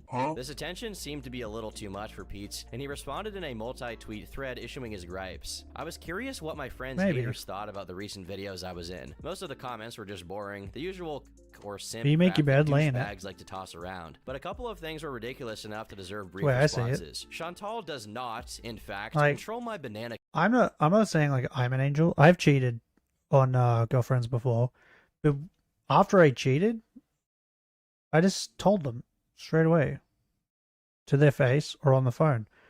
And when they asked why, I told them the exact reason. I was horny and I wanted to. That's it. I didn't say, oh, like I didn't come up with some stupid excuse. Because that's literally what it boiled down to.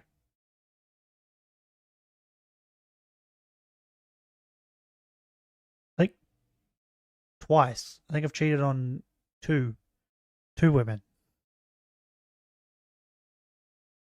One, I think I was in the right for cheating on it. She was horrible. She treated me like shit, right? Like she was just unappreciative for all the things I did for her. Like she just treated me like crap, right? Just a bitch. Even my friends were like afterwards, they're like, yeah, I would have cheated on it too. So I feel like I was in the right for that one. But there was one. There was like she was a very sweet girl. But at this point, she was like what you said, she wanted to wait until marriage to sleep together. But at that point I was like 20 something, 22, 23. No, I was probably like 21. Probably a little bit younger.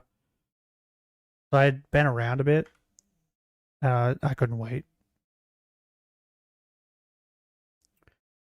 And then, yeah, one night I got horny. And I wanted to. So I feel sorry about her, but not the other one.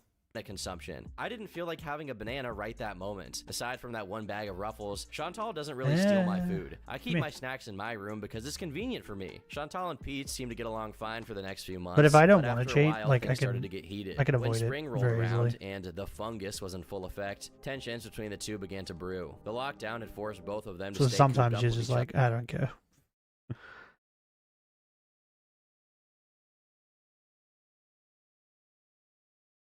Nope, that's a six again. Before I would cheat, I'd leave the relationship. I couldn't do that regarding my conscience. Well,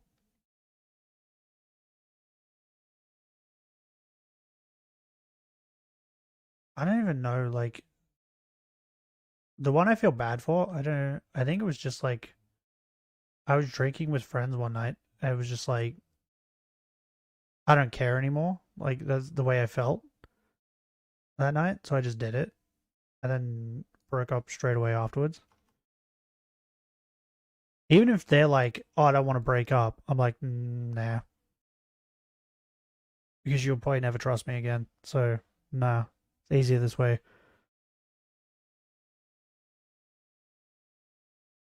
But the other one, I think it was more of, when I thought about it, I was like, yeah, and this is going to make her sad kind of thing. It was going to make her mad or sad. I think that was why. But normally, if I'm like thinking of cheating or like thinking of sleeping with someone else, that's normally what I do. I break up beforehand because I'm like, oh, okay, if I'm thinking about this, then I clearly don't want to be with this person. You know, we all have weak moments.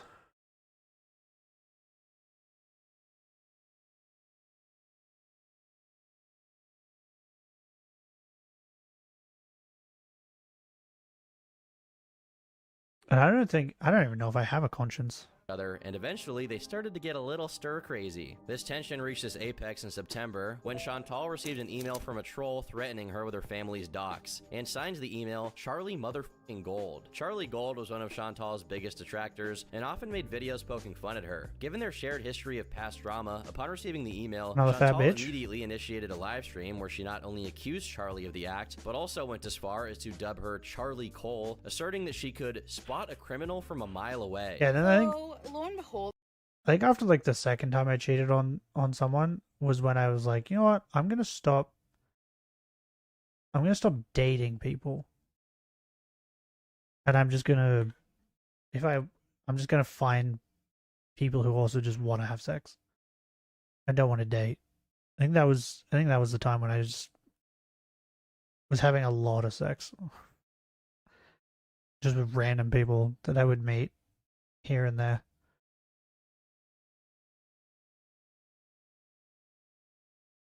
Because I think that was when it clicked to me that I don't actually want to date people.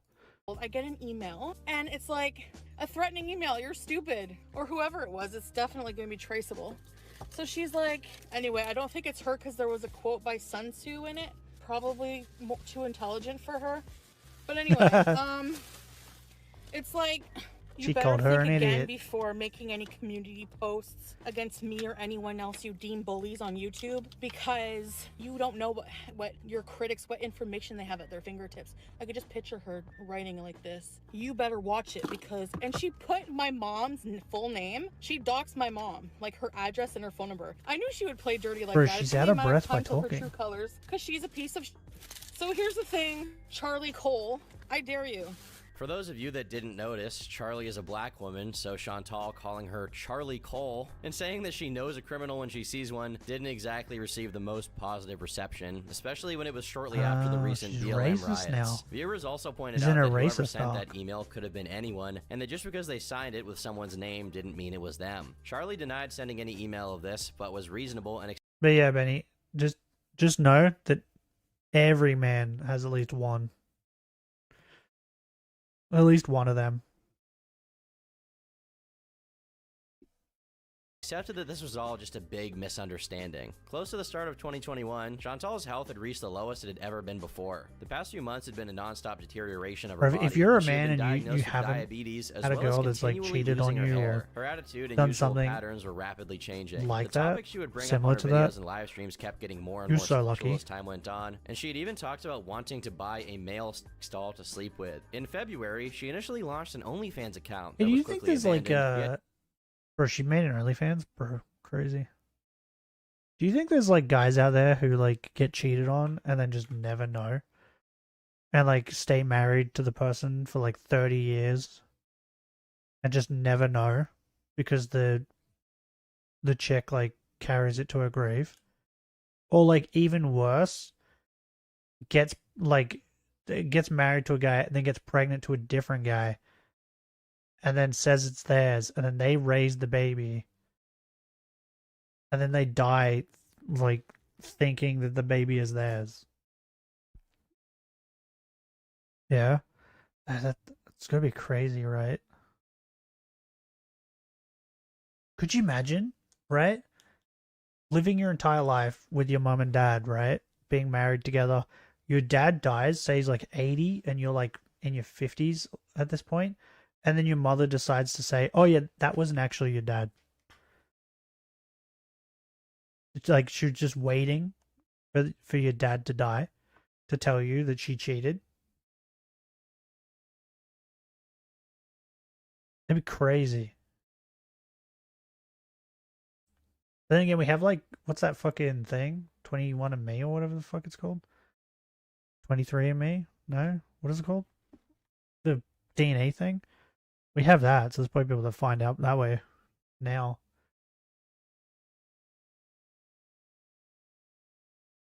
Yet she continued to openly discuss sexual topics, going as far as considering hiring a male escort for her birthday. This trend in promiscuity would reach its tipping point when Chantal met up with a fan named Frank on March 28th during a live stream titled Let's Be Frank. Frank clearly was just there to get a few minutes of fame, but for Chantal, this is what sent her on a never-ending love quest to find a new man. What? Soon after, she frequently hopped on live streams. She's trying to find Nugo. Now some people who lost their father and had later found out that their mother cheated. Oh. And the poor man raised someone else's children. Yeah. I bet there's so many men out there that's like raised someone else's kid without actually knowing. I don't know how like if you're a woman and that happens, I don't know how you live with yourself. These people then hate their mother and their real father. I wouldn't, so it depends, right? The real father, it all depends if the real father actually knew, right? But if it's like your mother knew, but your real father didn't know, then I wouldn't hate my real father, right? If that was the case, I would hate my mother. Because, like, that's insane. And I would feel so bad for the guy who raised me, right? Like,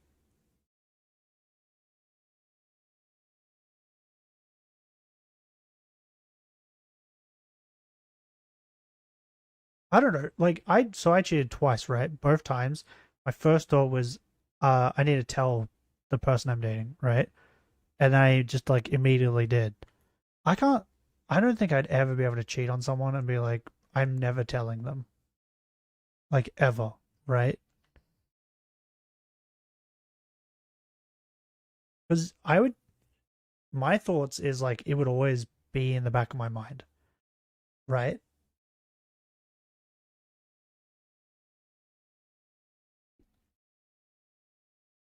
Like, especially if you, like, go pregnant to someone else, the kid probably would look like the other guy, right?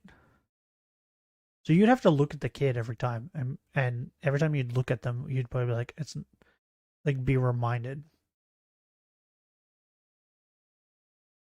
Regaling her audience with tales of the men she encountered on Tinder. According to her, these gentlemen consistently boasted wealth, fitness, and ample endowments, hailing from diverse backgrounds. None of this has ever been actually confirmed, and watchers started to wonder if these tales were as true as she said they were. This Tinder saga culminated in women Chantal like that, meeting someone named Nick, who went on a car date with her for about 15 minutes. Chantal then got on a live stream describing in explicit detail how she enjoyed it when he groped her, they kissed, and that Nick had touched her belly. This relationship lasted for about 8 days. After their first date, Nick would start ghosting Chantal and making up excuses they're not all like that. Out that night, until Chantal just decided to block him after a week. After the success of this stream, though, Chantal transitioned primarily to live streaming, which resulted in a growing number of insane moments for her fans. This shift to live content also meant that Chantal was unfiltered, and when it came to entertainment value, there was simply no contest between pre-recorded videos and the unscripted chaos of live streams. Anything could go down. These streams became a magnet for viewers, drawing in not only her dedicated hate watchers from the past, but also a substantially growing fan base of perplexed bystanders. Chantal's new love arc was looking promising, but even the most dedicated of haters or feeders could not have dreamed of what happened next. How does she wipe?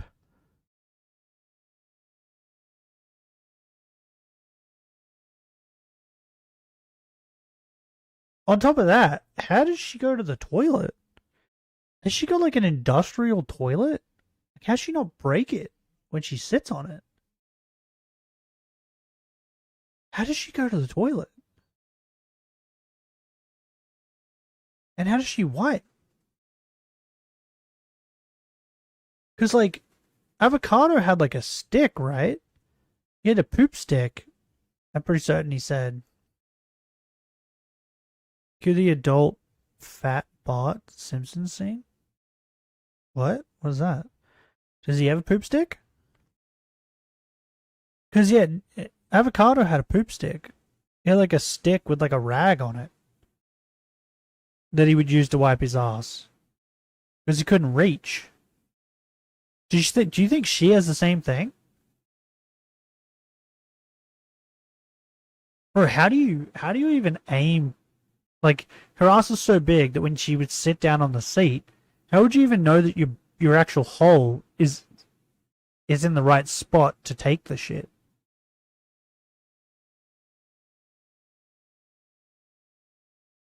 I'm so perplexed.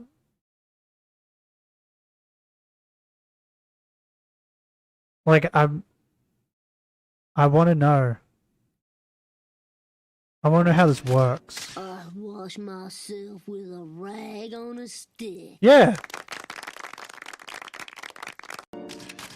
I wash myself with a rag on a stick. Yeah. That's what Avocado did. He had a rag on a stick, and that's how he'd wipe his ass. Because I think he showed it in a video.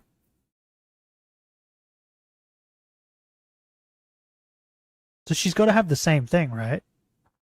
Because otherwise, how the fuck does she wipe? There's so many questions I have.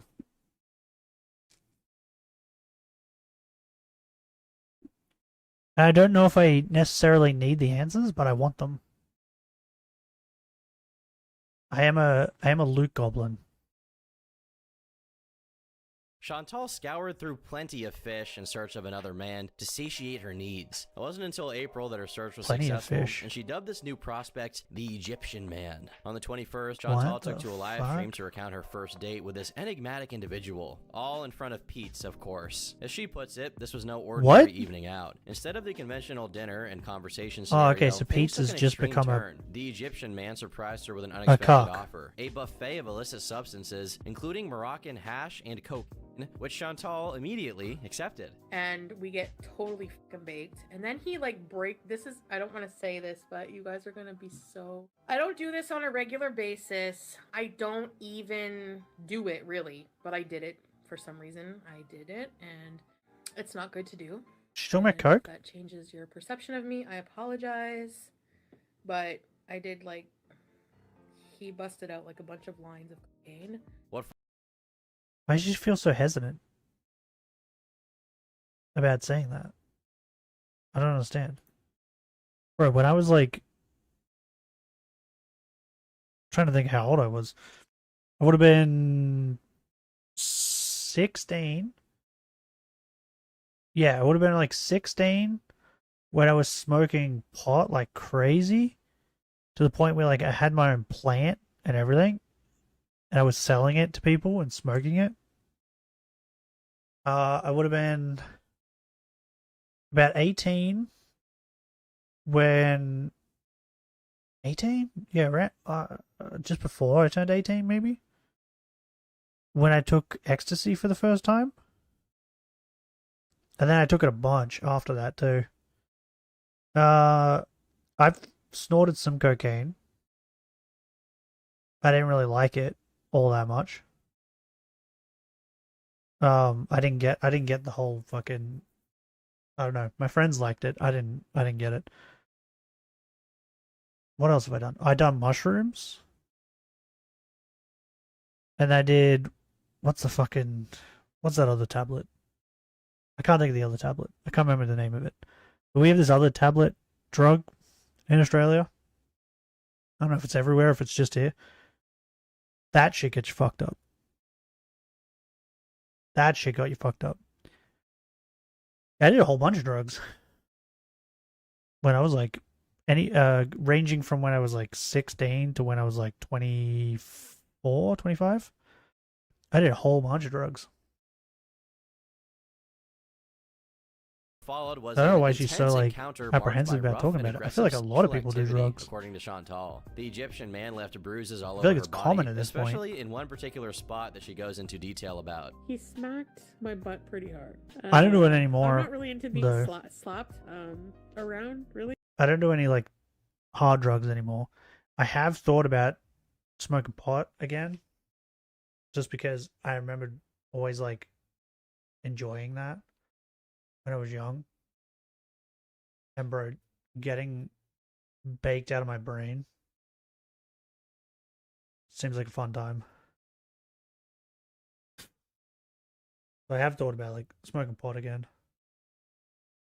I don't think I've ever thought about doing pills and that again.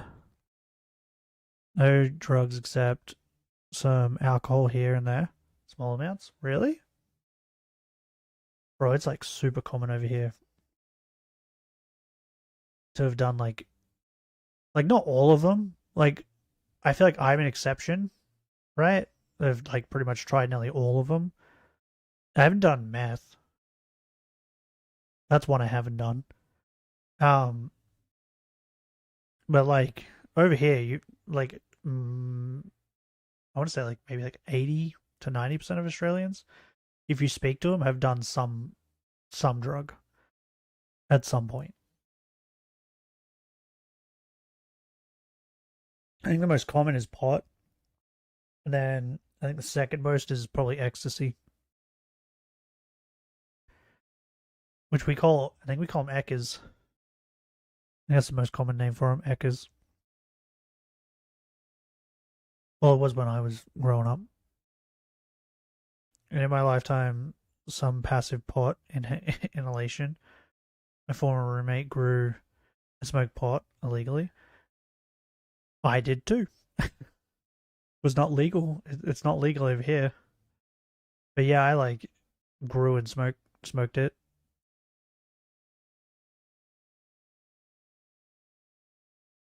That's why if I ever like do smoke it again, it'll be illegally because I can't do it legally, which is fucking annoying. I've only thought about it, smoking it again. It's because that's when I had like the most fun. Was when I was baked out of my mind.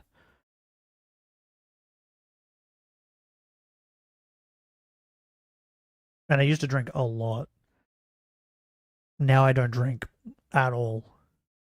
Or if I do, it's like one bourbon or something. And then I stop. I stream when? Bro. When I get high, I become like what is it? Incoherent? Is that it? Bro, you can't understand a word I'm saying. If I was high. Like my sister seen me high a bunch of times. And she used to always tell me, like, she goes, I had no idea what the fuck you were talking about. She's like, you just said things, and it made no sense. So yeah, I don't think I ever would do one, because it wouldn't make any fucking sense.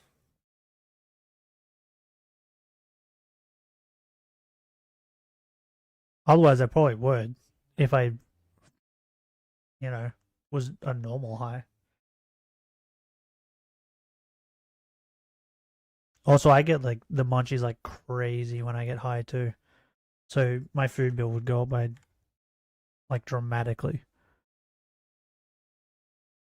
Cause like I got so like I got the munchies so bad when I used to get high to the point where I would eat just a loaf of bread. Just a full loaf of bread. Like nothing on it, just bread. I just eat it. And my sister used to think it was hilarious. So it was the funniest shit ever. So when is the high stream plus dog corpse eating stream? When she dies. Which of the rate she's going might not be too long. With like how bad her hips are getting lately. I have to pick her up now and put her on the lounge. She puts her front feet up and then she just looks at me. And then I have to like pick her butt up and put her on the lounge. Like she got on there before. She's snoring now next to me. But she got on there before and you guys wouldn't have heard it. But I heard her like get up one leg at a time. And then when she laid down, she went, ugh. And then just started sucking because she was in pain. Yeah, her hips have gone bad.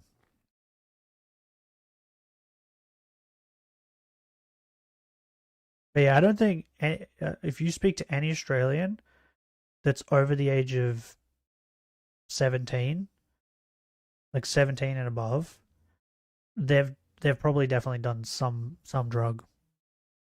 The most common answer would probably be pot. Like a gentle slap. But then the next one would probably be ecstasy. Please. And then we would be talking, and then all of a sudden he'd jump on me again, and I'd be like, no! Obviously, devoted Shantologists were upset about the fact that she accepted a pretty hardcore drug from what was essentially a stranger at the time. But Chantal yeah, I was didn't like, care. She started referring to Egyptian man. I was in like a very drug heavy friend group when I was young.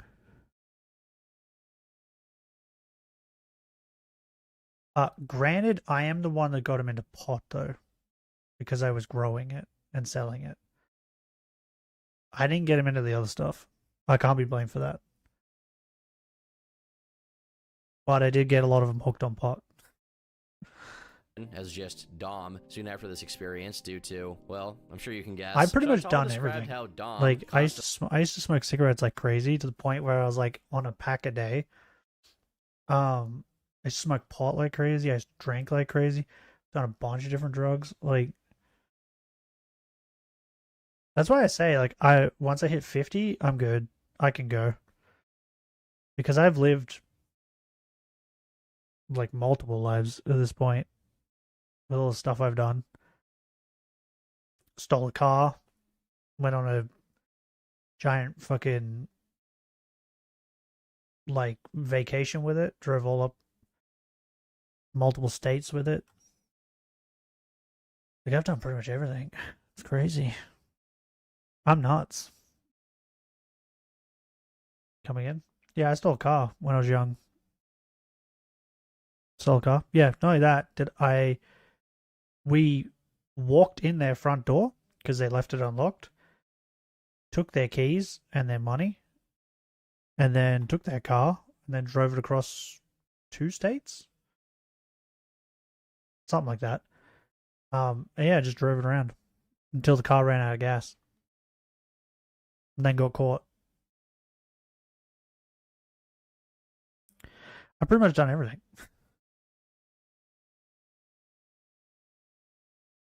Yeah, I'm like chilled now, but when I was young, bro, I was nuts. I was not a good person. I was a horrible person when I was young. I've like chilled out as I've gotten older.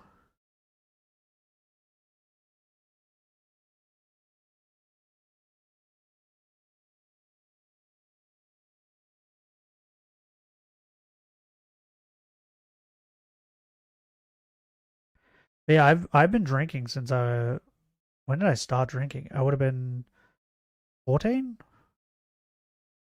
Yeah, I think like 14.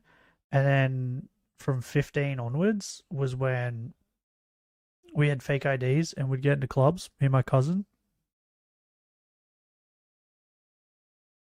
So I was going to clubs and getting drunk at clubs. And then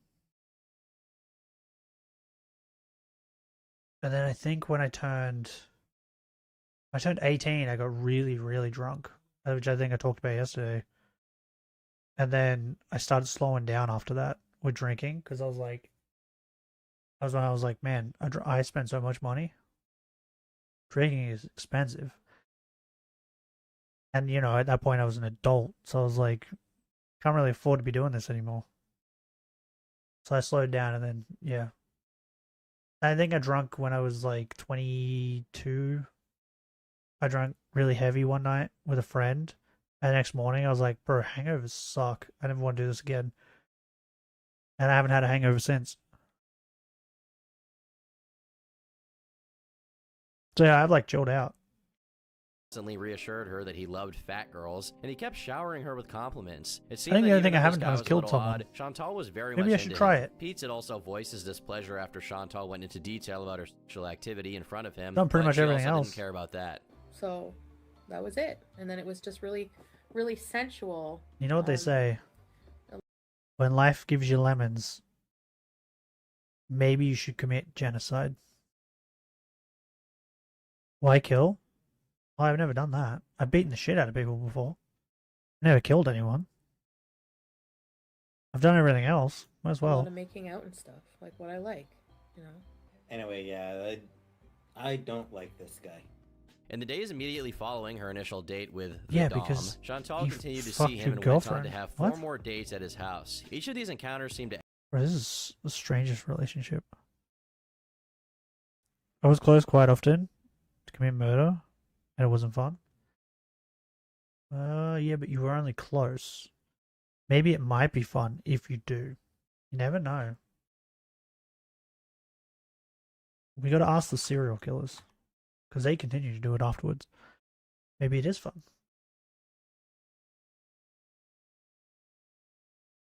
I don't think I've been mad enough to like want to kill someone.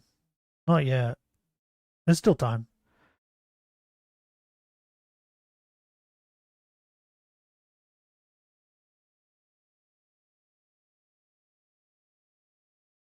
Losing control isn't fun. Fair enough. Maybe you should smoke pot. Escalate in terms of substance use, Might show with you Dom out. introducing more drugs into the mix with each meeting. Dom didn't stop at just pushing the boundaries with drugs. He also repeatedly broached the subject of engaging in group sex. On one occasion, he even went as far as inviting Chantal to participate in an orgy. Despite Dom's persistent suggestions and invitations, Chantal remained resistant to the idea of group sex. She was clearly uncomfortable with the concept and had no intention of doing anything in that realm. This unease kept getting worse But she during still the wants to third have date sex at Dom's with- house. When with him, Chantal though. arrived, she was surprised to find an unfamiliar man present. This stranger said hello and threw $50 in her direction, brazenly asking her to expose her breasts because he thought that she was an escort. His friend, I sit at the table, his friend's so drunk. He throws. I bet you she showed her money at titties me, though. like 50. He's just like, let me see your boobs. He thought I was an escort. Dom's friend kept making passes at Chantal, and she ignored She's got to be lying, right? Because when I see a fat bitch like her walk in a room, I'm not going, oh, she must be an escort. Who's paying money for a fat chick to come round? When you can pay that $50 to like a really attractive, fit prostitute. Am I crazy? She's got to be lying, right?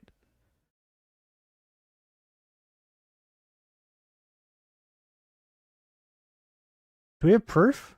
She's telling the truth? them, and eventually the two went on their phones, and Dom seemed to get jealous, asking her if they were texting each other and accusing her of flirting with his friend. His friend is like making passes at me and looking at me, and then I guess I was on my phone, and then his friend went on his phone. So Dom, he's just like, are you texting each other? I was just like, oh my god. He was being like paranoid, like I don't know, and I'm just like, we're not boyfriend and girlfriend, and he's like, no, I'm not. He's like, I don't care if you want to sleep with him, just be honest about it. Like, I don't care. Various spectators pointed out that Dom's friend being there was no coincidence, and that he was trying to manipulate Chantal into the aforementioned group sex. Theories persisted that he might have even been trying to pimp her out to his other friends. In spite of that, Chantal spent the remainder of the night at Dom's house without his friend being. The other thing too is this is what she's telling us. We don't have Dom's perspective, so we don't even know if any of this happened. Because it, like I just said, if someone like this chick came in, even if my friend was like, I got an escort, or I got this chick to come around and have sex with us, the minute I see her, I'm like, oh, no thanks. Because in my mind, I'm probably thinking like, you know, a fit, hot young woman, not like this.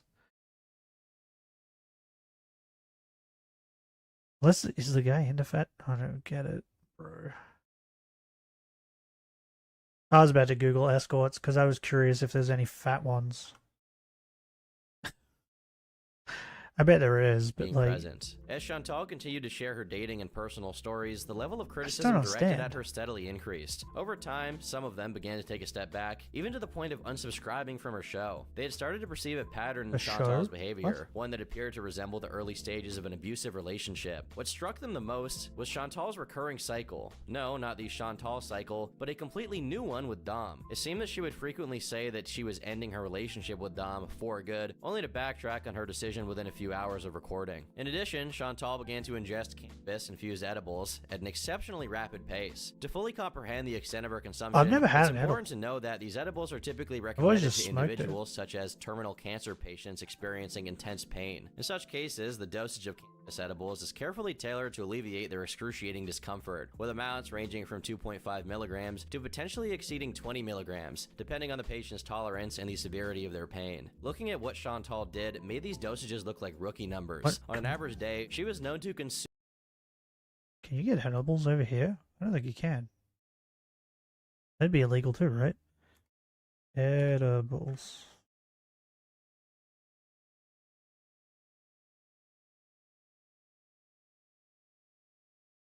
Cannabis edibles. Do I have to type cannabis edibles? I think they did make it legal over here to smoke drugs and all that, but only in Canberra, I think. Which is like our fucking capital or whatever. Where all the fucking leaders live. So of course, right? Wait, what? You have to be over, what the fuck? Okay, you have to be over 19 to get edibles. What? I did not know this was a thing. Confirm. What? Start browsing. I don't care. I just want to know. Wait. There's no way I can buy them. Berry Blaze Soft Chews. Wait, these are like lollies. Wait, I can get edibles. No way.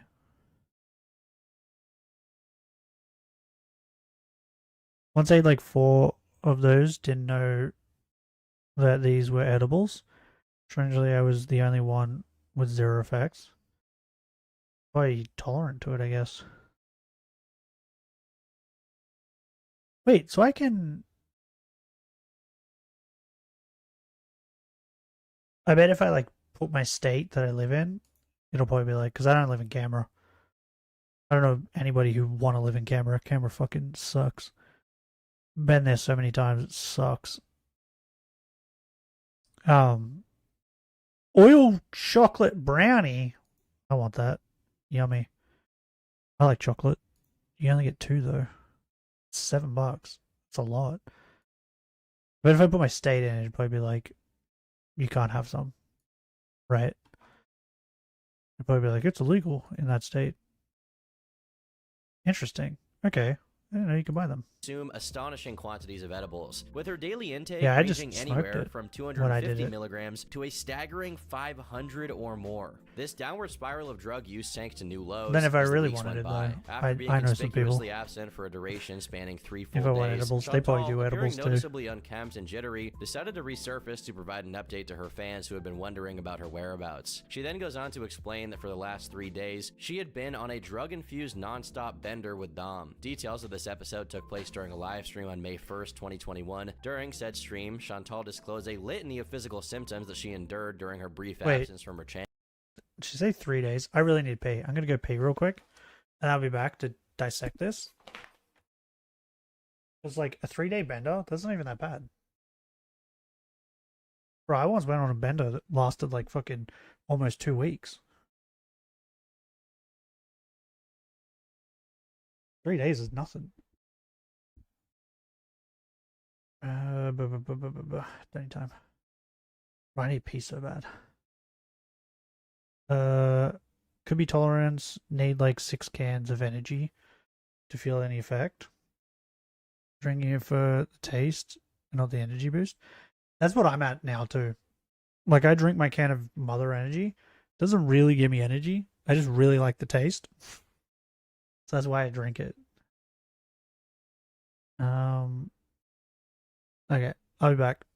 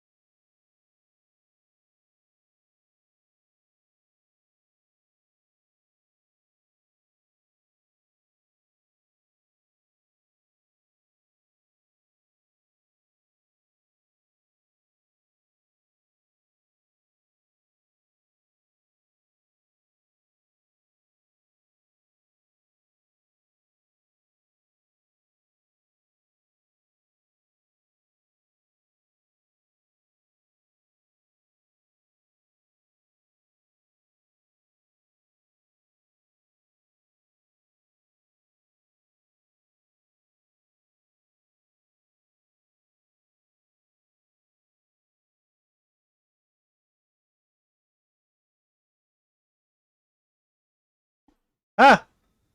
Let's scare you. I'm back.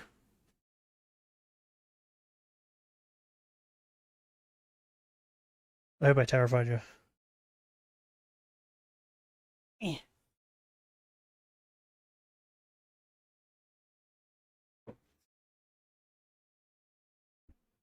Yeah, the other good thing about growing old, right, is that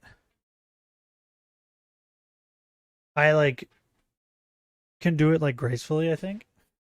Right? Because I've seen what happens when you don't. That makes sense. I don't know if that makes sense. It made sense in my brain. I did the wrong one. Where is it? This one.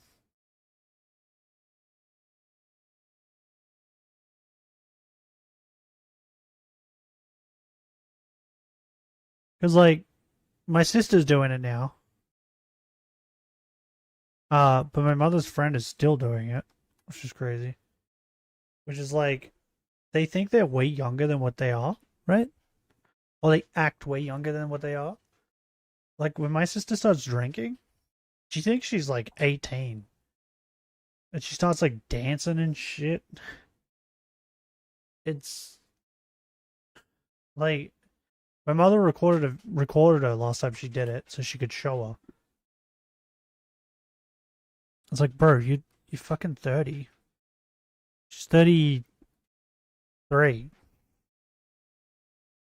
I know, cringe. Yeah, I know. That's what I mean. But like, my mother's friend is way worse. Way worse. She was... my mother is now in her 50s.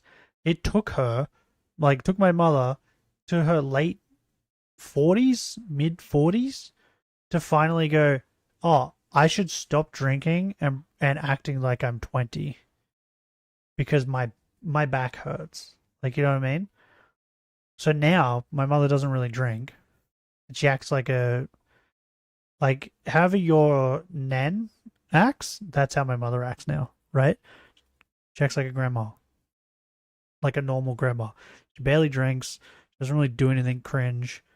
Whereas like her friend, who's the same age, or a year older, I think, still does it. Still does that shit. So when my sister drunk last time and started dancing like she was fucking 18, my mother's friend was also drinking. She then got up and did the same thing. And she's in her fucking mid-50s.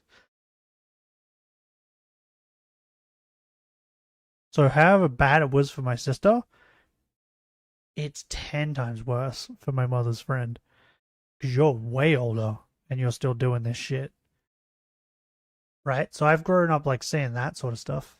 I like seeing how my dad acts, like even now, like today, he's drinking today. Right? Because he doesn't have to work. And he's like already carrying on like a fucking idiot. So I've like seen this as I've grown up. So now I know what not to do.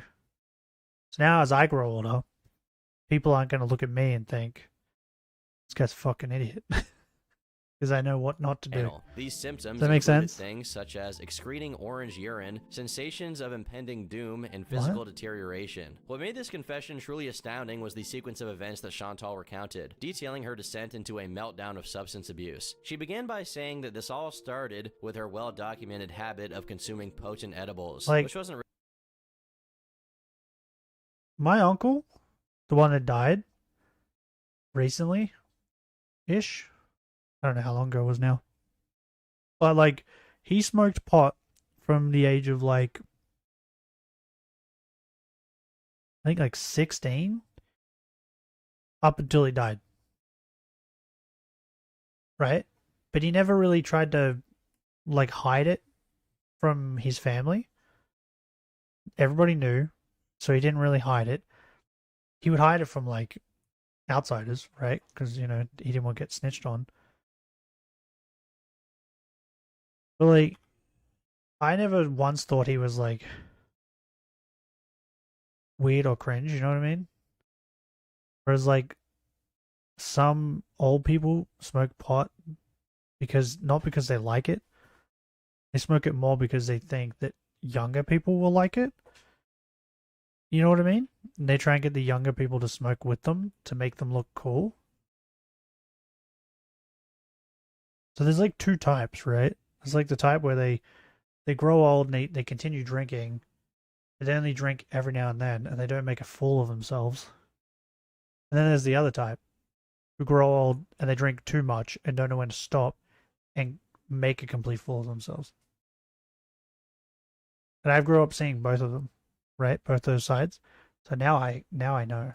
Really a surprise. I've learned. Yet this time it wasn't just about the edibles. Interspersed I can between be her smart about episodes it. of intense consumption, Chantal admitted to snorting coke, which also wasn't new but still not a good thing. She then resorted to a method of drug ingestion known as snorting parachuting, coke? wrapping nearly a whole gram of ecstasy in a tissue Says you, paper and Tom. swallowing it in one foul swoop. The climax of this binge occurred when, in a haze of substance-induced confusion, Chantal stumbled upon a discarded and dirty pipe resting nonchalantly on a coffee table. Dom explained that this pipe was his friend's and she could smoke it as long as she promised not to ask again. Now, faced with the decision of what to do, Chantal intelligently chose to discard this pipe in a rare moment of maturity.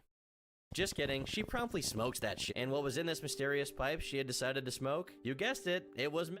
So I said, all right. And even as I was doing it, I was like, why would I do this? You know, like, oh my god. That's the only one that I stayed away from. The only one I stayed away from. And when I was like, I don't know, like 19, 20, I remember having a conversation with my mother because, like, I'm just honest and I don't lie. I remember telling her about, like, what about crocodile drug? What's that? Is there a drug called crocodile? Is it new? I'm old now. It's been like, I don't know, 5, 6 years since I last did any drugs. But yeah, when I was like 20-ish, I think I did mushrooms and ecstasy in one weekend, and I told my mother. And I remember her saying, like, I don't care what drugs you do, just never do meth. Like, okay. Wasn't planning on doing it anyway. So I just never did it. Also because, like, I'd also heard things about meth. Meth is the real bad one. You don't want to go near that. So he lit it up and I smoked it. Oh my god, it's Is the it like worst. a new kind of drug? Crocodile? Worst taste. It tastes like burnt plastic. It was disgusting. And then when I like exhaled, I just felt like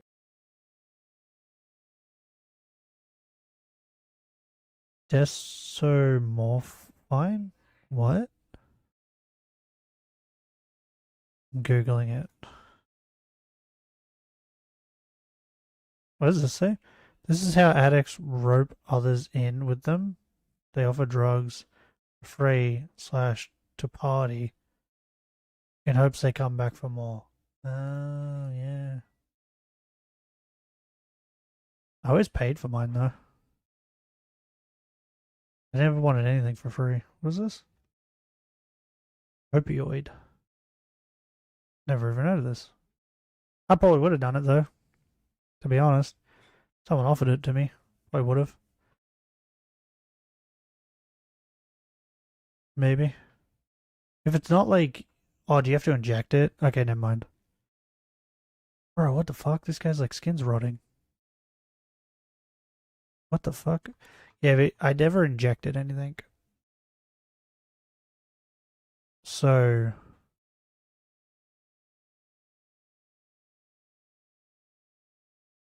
So yeah, I might not have done this.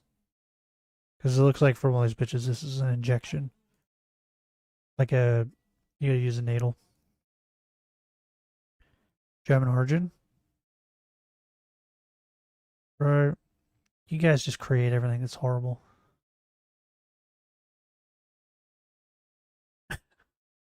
I don't know how to explain it.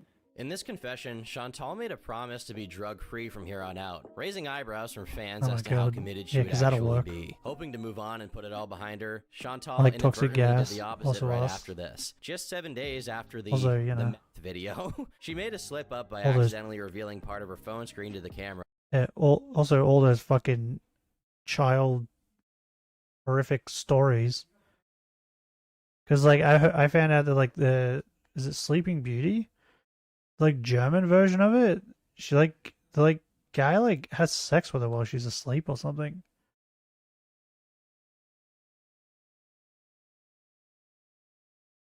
Like all your like children's stories are like fucking insane. Like what's the Santa Claus guy called? Krampus? The Brother Grimm version? Yeah, is that it? Yeah, she's like he like kisses her or something and she won't wake up, so he just has sex with her. You know, the average way to wake people up.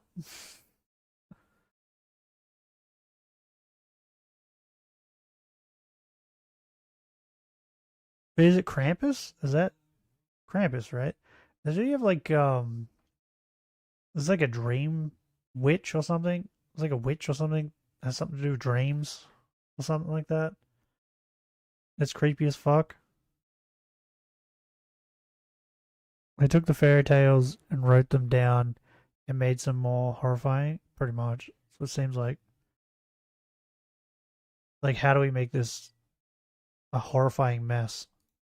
Chantal was on the phone with Dom at the time, so audience members got a peek at what his actual name was. The screen showed Nader, and Chantal just got to work to uncover who this man really was. Salmon? No.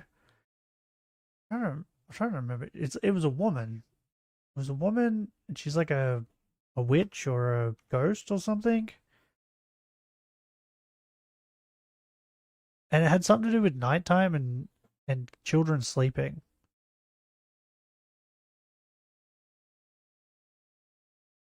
I don't remember fully what it was.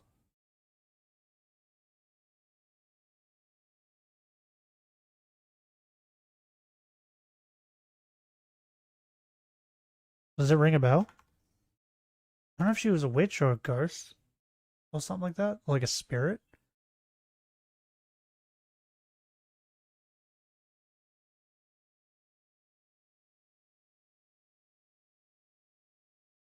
Not the creature lying on sleeping people, a woman.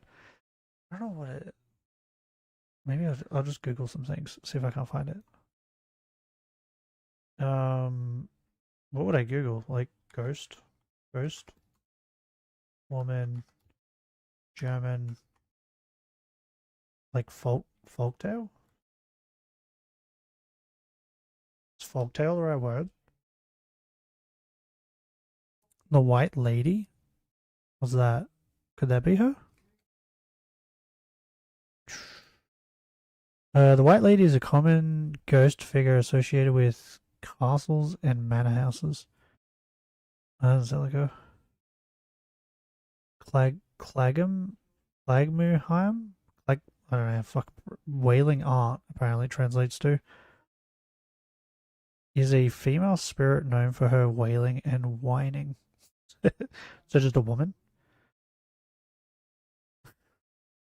She's just a normal woman? She's said to herald imminent death. Oh, she's like a banshee.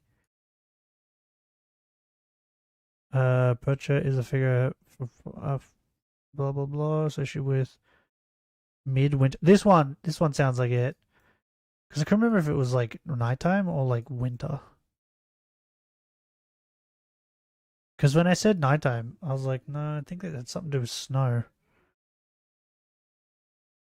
And the 12 days between Christmas and Epiphany? Wait, what is that? She's said to visit homes during this time, rewarding good behavior and punishing laziness. Yeah, I think this one's it. This one. How do you pronounce it? Hold on. I'll copy it, and then we'll put it into Google. Band. Wait, what? No, go away. I don't want the band. Pronunciation. Oh, bro. Oh. Wait, why is there just no, like... I just want someone to pronounce it. Video? I don't want it explained. Wait, what? The story of... what? People often talk about the 12 days of Christmas, saying that the Christmas season doesn't end after Just say the its actual name. day of Christmas passes, but rather that Christmas itself Per- is the start of the Perch- 12-day Perchta? celebration. But they may not be so excited to keep the That one. celebration going that long if they knew about this witch who hunted her victims at the end of the 12 days. This is the story of Frau Perchta, the Alpine. That one. Did you hear Benny? That one. That's the one I was thinking of.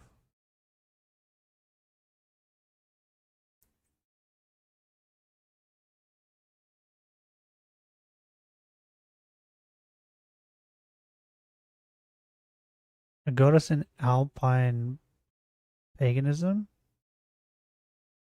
Oh, what? Perchta. Like this.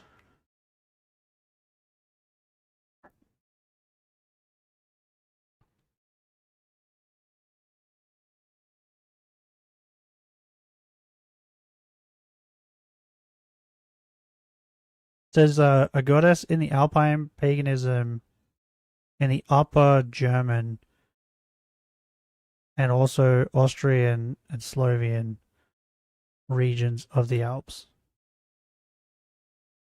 The name may mean the bright one. Yeah, when I said nighttime, I couldn't remember if, like, I said it and I was like, no, I think it had something to do with snow.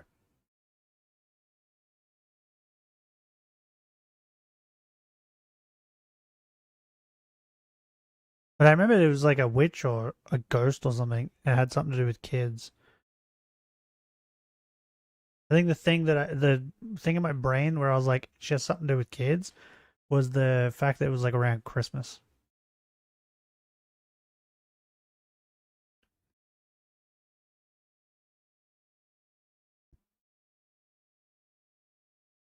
I don't know how you pronounce it though. But yeah, like Germans come up with like crazy shit like that. Seeing this, Chantal started to get scared that she doxed him, so He she is fucking decided to crazy. draw a picture of him in an effort to dispel any What? curiosity from people. This obviously had the reverse effect, and viewers actually used the picture to cross-reference everything named Nader in her area, finding his Facebook page and a picture soon after. In the subsequent weeks following the earlier incidents, keen-eyed members of Chantal's audience began to observe telltale signs that strongly suggested she was That's not keeping her tame. promise of staying away from illicit substances. Oh, that was These just one of the signs ones I included remembered. notable ticks and dilated pupils, which served as clear indicators of ongoing use. Whenever someone in her audience raised the issue of her Her apparent and, use or questioned her behavior, Krampus Chantal responded are the with main anger, ones and in that I some know. cases, promptly blocked those who dared to broach the subject. This stubborn denial of her substance use, despite the mounting evidence. Think of what? Think for X. Stromwelpeter? Stromwelpeter? I don't know how you pronounce that.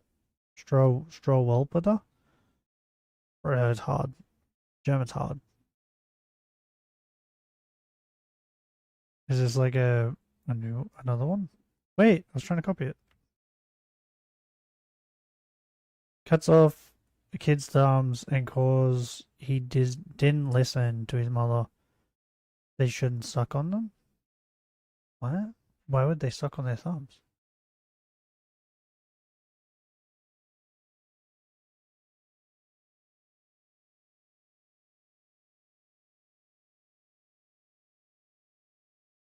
What in the fuck is this thing? Does he have grass for hair? What? Bro, he has like long ass fucking fingernails. Bro, he needs a trim.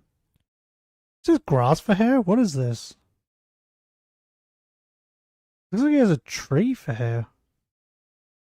Bro, why isn't there like horror games where they just like put all these fucking creepy German things in it? Like Krampus and this thing. Like you could make a horror game out of a lot of German creeps, right?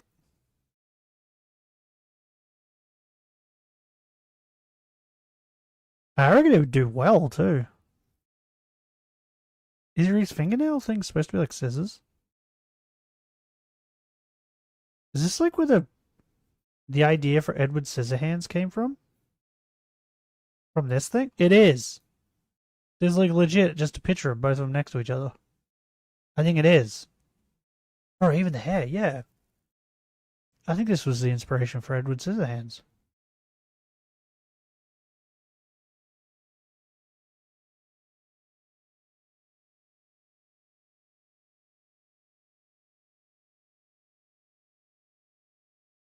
I don't like his long fingernails. They're gross.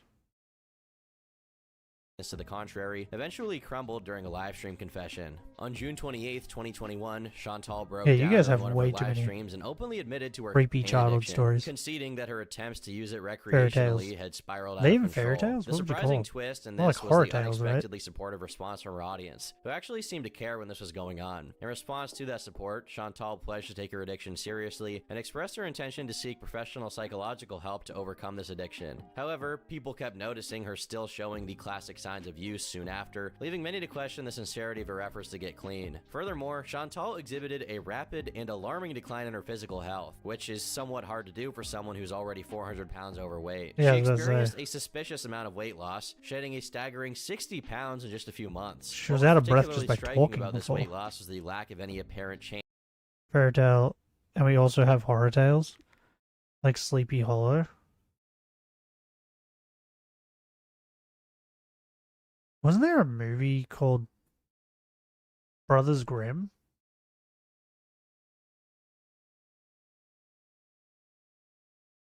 Is that about like German stuff? I think, did it have Heath Ledger in it? My dad talks about it every now and then. Am I crazy?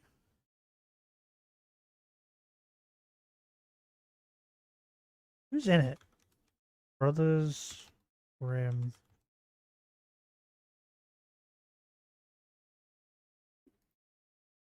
Movie? It was Heath Ledger. I was gonna say Matt Damon too, but I was like, no, I don't remember if it's Matt Damon. I remember that's Heath Ledger. Is that a German thing? Is that based on like a German thing? My dad loves this movie. He's watched it a lot. He keeps telling me to watch it. I don't know if it's good. Is there like a... Yeah, there's a wiki. Is a heavily fictional reimagining of Brothers Grimm as a traveling con artist in... Oh. Wait, kind of. It says Napoleonic French occupied Germany. So maybe? It's a mix between French and German? Maybe?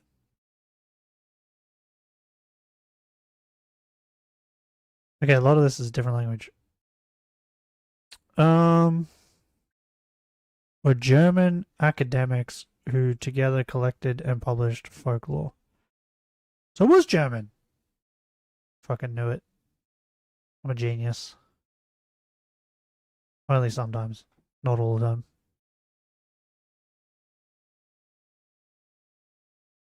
Okay, so I was right. It was German. Do you think, Benny, if they made like a horror game and put all of the like horrific German creatures in terms of diet or exercise, in observers it would closely do well? linked her dramatic weight loss to her I think it use, probably with would, little right? evidence to suggest that conventional methods of improving her health were actively pursued. Instead, these illicit substances, which were also appetite suppressants, seemed to dominate her life, accompanied by her claims of engaging in numerous sexual encounters on a nightly basis. Things kept getting worse on the early hours of June 8th, when an alleged near overdose occurred, an event Chantal herself referred to as that really bad night. After this, Chantal That claimed really to be bad receiving night, yeah, assistance sure. from a family member, though the extent and You would shit effectiveness your of the pants support fast, remained that's for unconfirmed, sure. and I our know I audience was wouldn't, left to but, like, I speculate feel about like the specifics of this other intervention. people would By probably really August, love it. Nader had accepted the facts that everyone knew about Surprised him no one's online, done it. so he used this as a way to launch his own YouTube channel with the help of Chantal. It looks like when he wasn't getting super zoinked and effed up, he actually had a passion for cooking, creating cooking videos that sometimes What? featured Chantal, and making Chantal videos that sometimes featured cooking.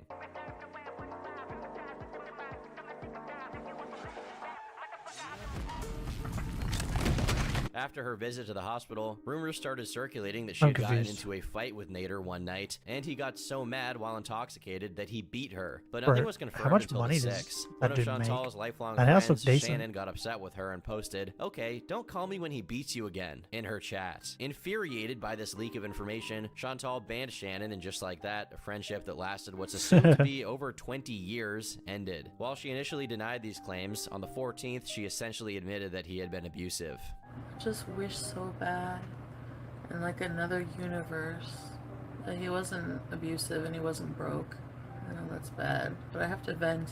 On September 27th, Chantal went onto her stream and opened up even more about Nader's assault. She described a sequence of events that unfolded after a night marked by heavy drug use and gambling, during which Nader is said Go back to being a horrible person. Chantal then claimed that she was subjected to multiple assaults and that Nader had stolen her phone. What followed was a litany of accusations, each one more crazy than the last. Things including filming an adult film without her knowledge and engaging in violent and non-consensual encounters that allegedly involved other physical harm. In addition, she claims that Nader had made threats against her life, threatened to harm her cat, and even yelled at her while she was driving, causing her to rear-end someone. Disturbed by these accusations, viewers immediately called the police, and they arrived shortly after. Chantal would get questioned by authorities, but decided not to press charges. Nader was apparently on probation and had even been to prison in the past for stabbing 2 people, and she was scared that he would go to jail. I still have feelings for him. Bro. Just go away. He has a nose for like 3 people. Enough nose. Will he go back to you jail? see that? I don't know. He said. That he is would. huge. I mean, I wasn't looking to put him in jail or ruin his life. It seems that viewers' previous concerns of Chantal entering an abusive cycle with Nader had become true. A new mini-cycle had been created, and this persisted for weeks on end. Chantal pays for every expense in Nader's life. Here's the thing, right? I'm all for like helping people, right? Getting them help, trying to help them. But if you've tried to help them once, right? And they just kept doing it.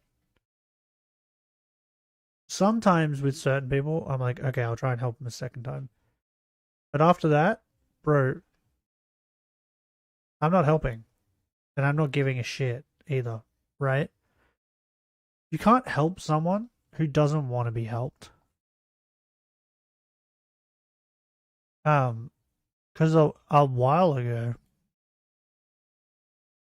I think, I'm trying to remember how long ago it was now. It was a while ago now. A couple of years ago. My sister was like that. She was really doing hard drugs and just I tried to help her like twice and then that was it. She did like nothing helped. Right? She just kept doing it. I was like, okay, I don't care anymore. I'm not helping. My mother tried to help her. Didn't help. Right? What ended up happening was her son, my nephew, finally said something to her. And that's what, like,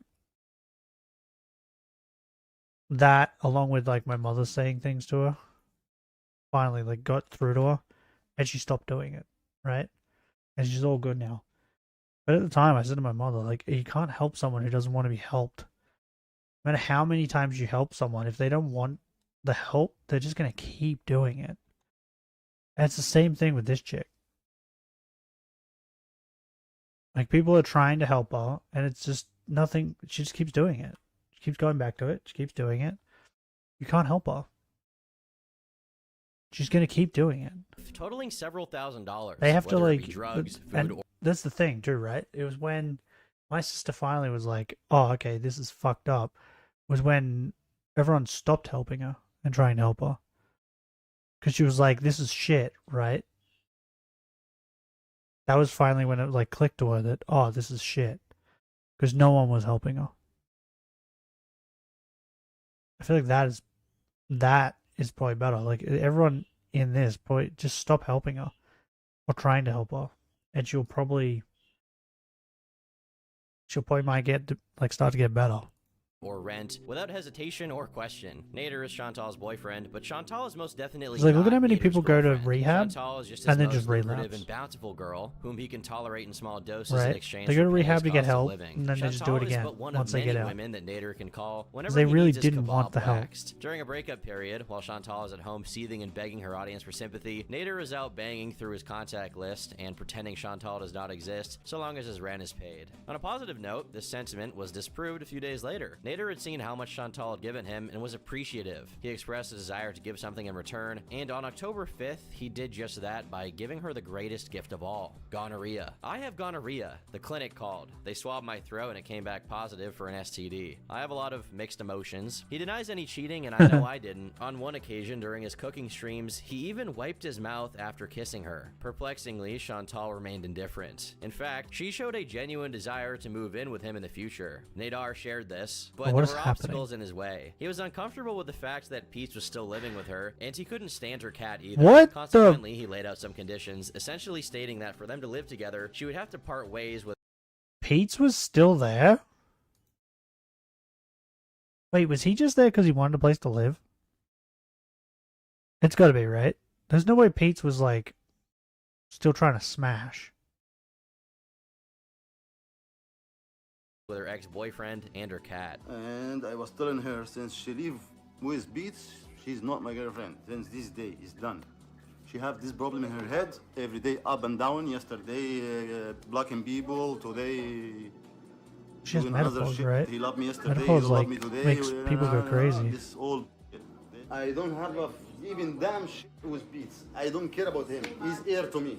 These terms were something that she heir was to me. seriously considering, That's pretty funny. something that Chantal did frequently on her stream. Longtime viewers got upset about this and reached out in an attempt to remind her that in the few months she was with him, she had been cheated on, beaten, and was addicted to an illegal substance. Even so, it wouldn't matter in the end, because on November 9th, Chantal streamed another breakdown after Nader and her got into a fight. She had left the house and started walking to the store, but he had apparently followed her down the street while constantly yelling. After this very public breakdown, talks about moving in together stopped altogether, but this wouldn't stop Chantal from Bro, this inevitably class is going back to huge. being with What? him. At some point, Chantal had even said that Nader got her a ring and that they were engaged, but on the 12th, he very much disproved this by revealing that she was the one who actually bought it. Who's that? He wants to be private about it, guys. Let it go. It's in the What's past. that? The engagement ring. I'm not private about it. But that's what happened. Yes, I said you buy it, and after that. And you were going to pay me for it because you wanted me to pick out a ring that I liked because it was, when we were doing good, it was going to be an engagement ring. Hello? See? What that? He's avoiding it. As winter descended, Nader began live streaming. I wonder with a woman why. Who fans quickly dubbed DD. This mysterious new addition to the channel started appearing Who's this alongside man? him, effectively stepping into Chantal's role whenever the on-again, off-again couple found themselves in one of their frequent Oh, bro, what breakups. is that food? Apparently, DD used to be a fan Actually, of looks pretty Chantal's good. channel, but it seemed that was not the case anymore. On January 17th, Nader again began streaming with DD, but this time he kissed her live on the air while sharing wine. Naturally, this Wait, as a woman? development didn't sit well with Chantal, but this fury wouldn't culminate until 2 days later. Initiating a new live stream, Chantal discussed his disloyalty and claimed that he had someone at his house right now as she was speaking. Simultaneously, he was also live streaming, seemingly unfazed by Chantal's accusations, with a stream titled Let's Have Dinner, which he conducted with none other than Dee behind the camera. These simultaneous Wait. live streams added fuel to the fire, Did as she think- Chantal's chat encouraged her to confront Nader. Did she think that, like, her chat was going to be like, oh no, holy shit, I can't believe he's cheating? You know, after you've told us that he cheated on you and gave you gonorrhea. What does she expect? Directly by going to his house to retrieve her CPAP machine. For those unfamiliar, a CPAP is a medical device used to treat sleep apnea, basically helping people breathe while they're sleeping. Chantal then decided to embark on this impromptu mission, arriving at his residence only to be met with a vehement refusal to let her in. Fueled by a potent mixture of anger and frustration, she resorted to honking her car horn and screaming, a spectacle that drew the attention of concerned neighbors who promptly called the police. As she continued her uproar outside Nader's house, the police arrived on the scene. What followed was a a live encounter between him and the cops, broadcast for all to witness on his live stream. It was a surreal moment, but eventually, Chantal successfully retrieved her CPAP machine with help from the cops after a never-ending back and forth. Following this incident, Chantal's relationship with Nadar actually looked like it was over, culminating in what could only be described as a full-blown mental breakdown. She chose to publicly shave her head during a live stream. In that stream, she explained her decision by saying that she was balding anyway, and that this was just getting a head start on the inevitable. However, it was apparent to many that there were deeper emotional problems at play. Chantal seemed profoundly affected by the fact that Dee Dee had now taken center stage in Nadar's life, receiving the attention that she herself once held. Nadar and Dee had even started making a habit of mocking Chantal, with him going as far as showing off her underwear live on stream. What is that? No, sorry, this is not this. Would you like this one? It has green in it.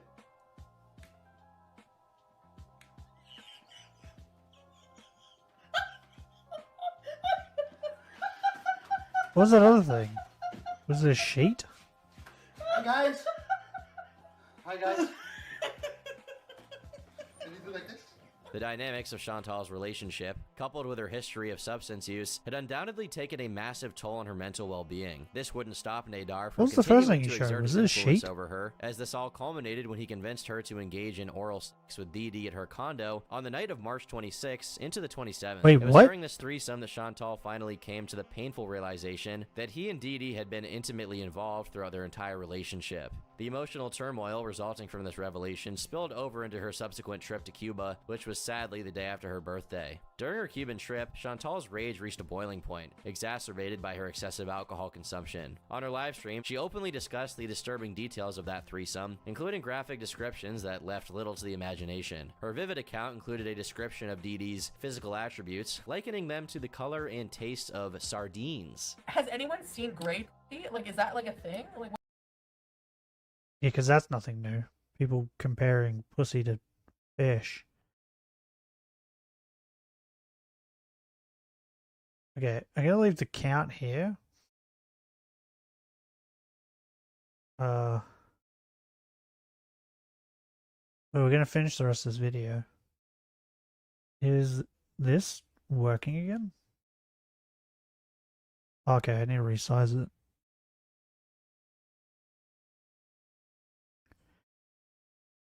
I mean, I could probably do that, right? I can't believe, like,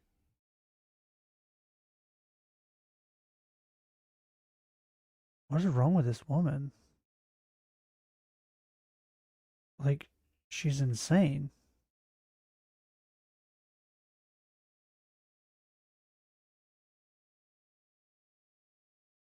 Oh. I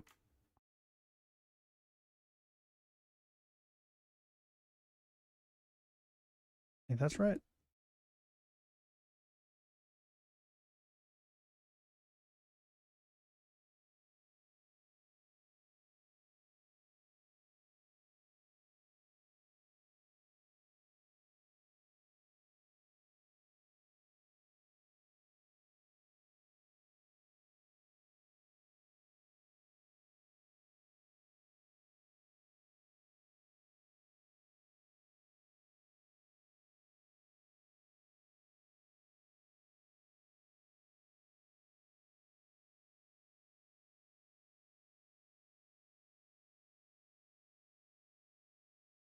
Does that look good?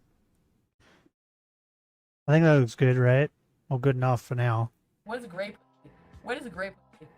It's like sweaty balls. That's what it tasted. Her fucking vagina tasted like sweaty balls. What? And you made me eat her out. I hope you're fucking happy.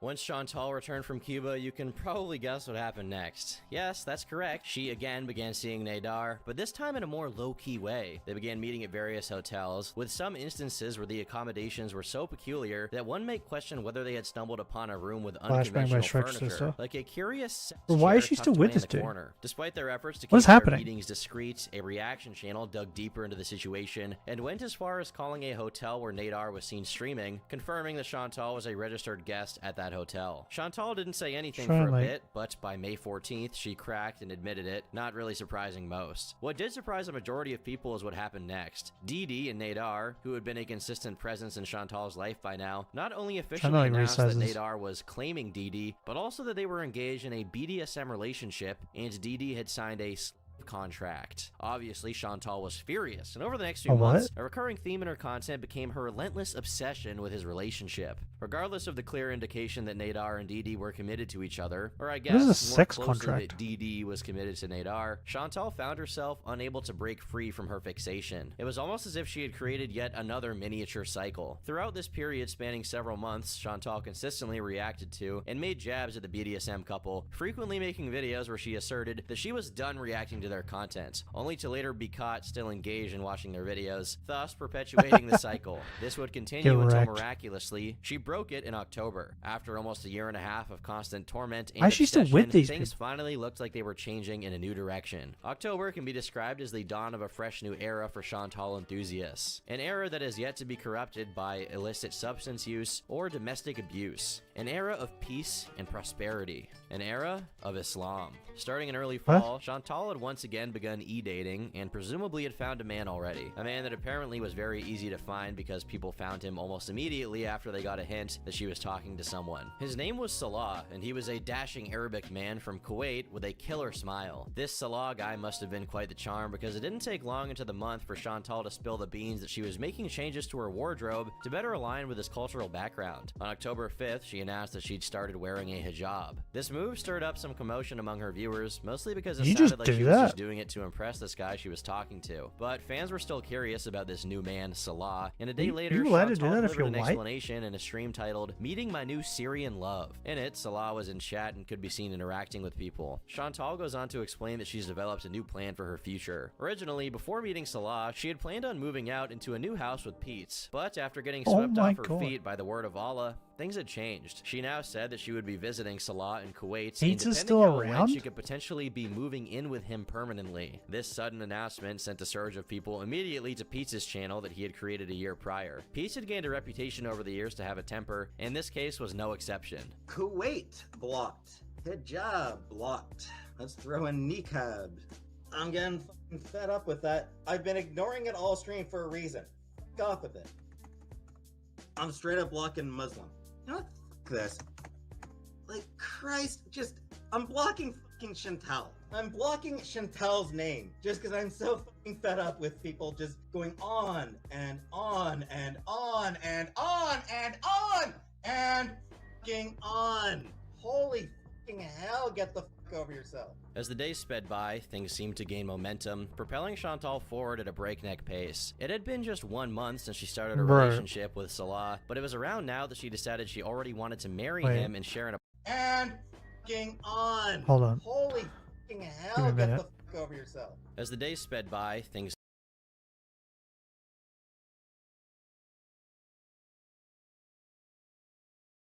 Rogan.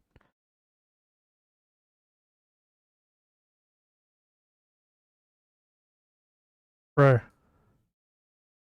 Samesies. Same person. Spitting image.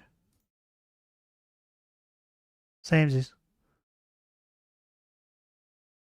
Just me?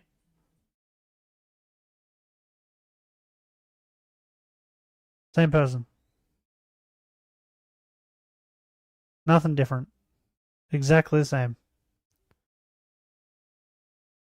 seemed to gain momentum, propelling Chantal forward at a breakneck pace. It had been just Am 1 I wrong? month since she started a relationship with Salah, but it was around now that she decided she already wanted to marry him and share an apartment together in Kuwait. This rapid decision almost gave viewers whiplash, and everything was happening so fast barely anyone could keep up. This quick choice was mostly disliked among Chantal's audience, and Do you many think viewers she's thought like, it was that an ring is impulsive stuck decision. and she But can't like get it most off? criticism Chantal had received over the years, 'Cause of her it fell fat? on deaf ears. People had also made predictions that this rapid marriage was Salah pressuring her, and that his true motive was to get a Canadian passport, but nothing thorough was proven as of yet. On November 2nd, Chantal was documenting her journey from Canada to Kuwait, as well as Wonder vlogging for Jacks. the first time with Salah in person. Plenty of funny clips Why is ensued, there and it chips seems in like them? Salah was What? a very blunt man when it came to what he thought needed to be done. Bro, I haven't had onion Your rings in diet. years. You forget? Yeah, I know. Well, You have to lose some weight. Yeah, but we'll come up with a. No, guys, I really. Despite backlash from a portion of her audience, it seems like feeders enjoyed this change in location. Then again, it probably didn't matter where Chantal lived as long as she kept recording herself eating and burping on the daily. Hi, baby girl. Oh my goodness. Everything looks so good. I'm full and my mouth is still watering. What the heck There's is no wrong way with she me? can get that Well, ring that off. warm bread looks so delicious, and you got me eating pickled Bread? vegetables with every meal. That's not Hummus looked bread. divine. The meat between the two pieces that of bread? thin bread looks so good. I'm glad you and Salah went out to eat and enjoyed yourself. It seems like now that I don't drink, I'm enjoying my food much more. Love you, Chantal. Chantal then gave a tour of their new apartment, and by January, she had already gotten married, as well as officially converting to Islam. Wait, At the end hold of on. the month, Hold Chantal on. had already gotten married. How tall is this bitch? Wait.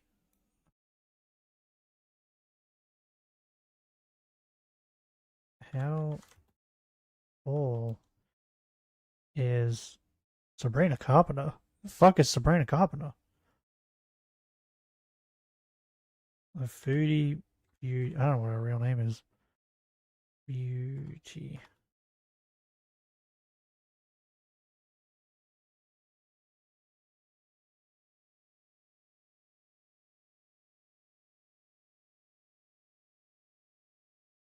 What is this?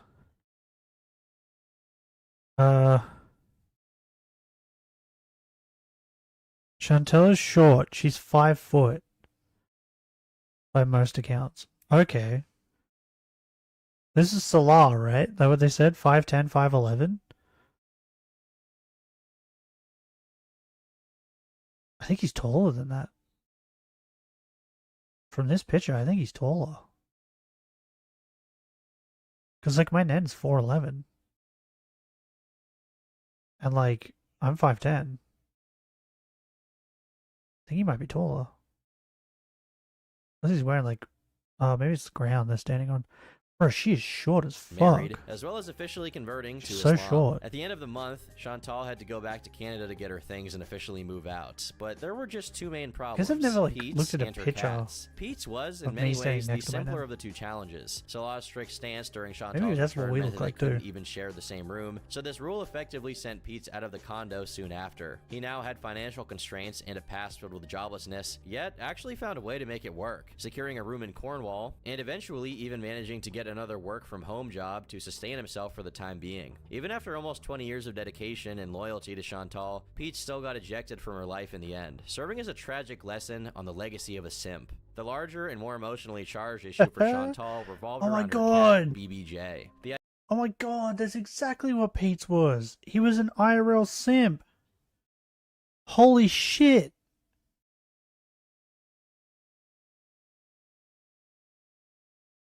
That's the perfect way to explain what Pete's was.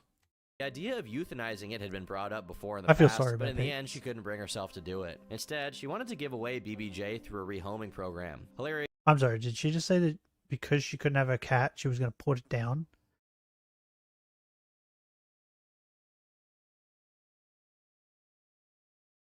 Bro, this chick is horrible. Curiously enough, trolls somehow found a way to infiltrate this process. A popular foodie beauty commentary channel called French Fry Girl, or FFG, figured out where and what kind of program Chantal was giving away her cat in, so she had her brother claim the cat. I'm gonna miss you so much, but I'm gonna get updates all the time. Yeah. I'm gonna miss you. I love you so much. Did she even take care of the cat properly? Bye. You too. Anyone want to know what happened when the door closed? Because I could give you the perspective from the other side of the door if anyone's curious what exactly happened there when that door closed. What? That, everybody, was my brother at the bottom of that staircase.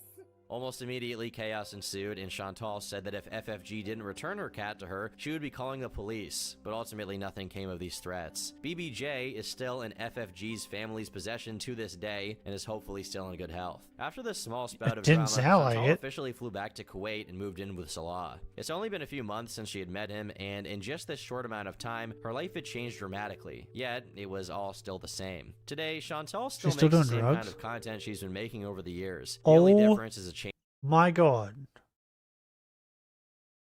I thought she had, like, at least like 600k. She only has 94k?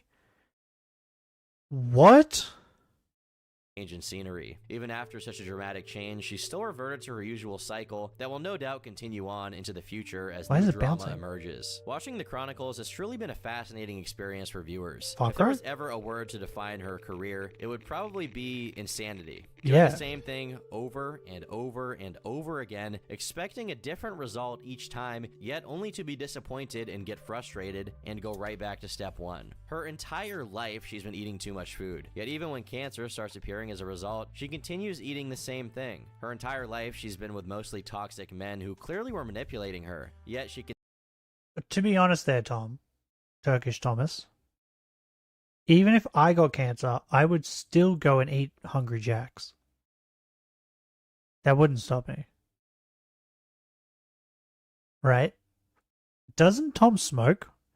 He's been told several times that smoking is bad and causes cancer. He still smokes. Or did he stop? I don't know if he stopped, but he used to. You know what I mean? You can't criticize. Continues to fall prey to them. It truly seems like Chantal is stuck the drug stuff, though, yeah. repeating her cycles forever and has no real plans of stopping. Maybe to this day, she still makes mukbangs while paradoxically uploading workout videos. Still stuck in the cycle for now and for the foreseeable future. I've been Turkey Tom. Thanks for watching, and until next time. Okay, Turkish Thomas. Oh, her subs have gone up.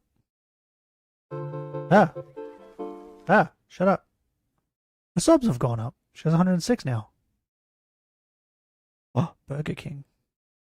Wait, what are you eating? What is that? What is this?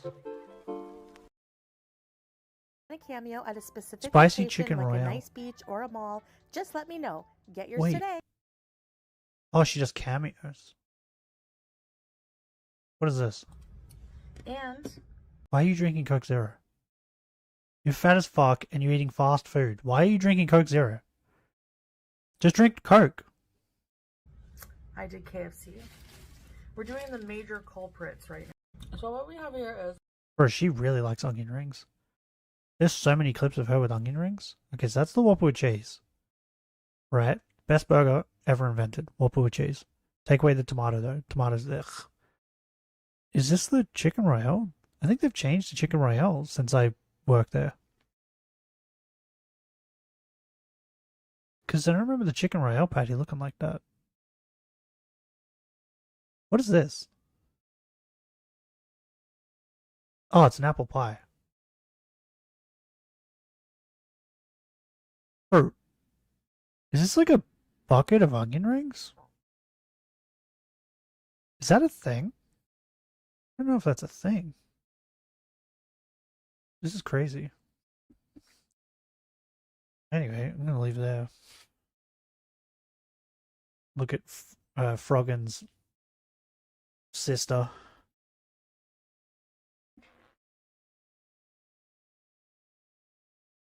Bro, they're like the same person. It's samesies. Am I wrong?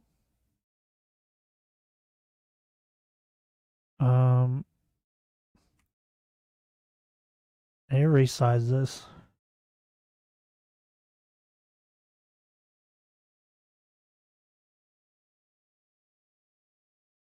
It's bugging me that it's not right.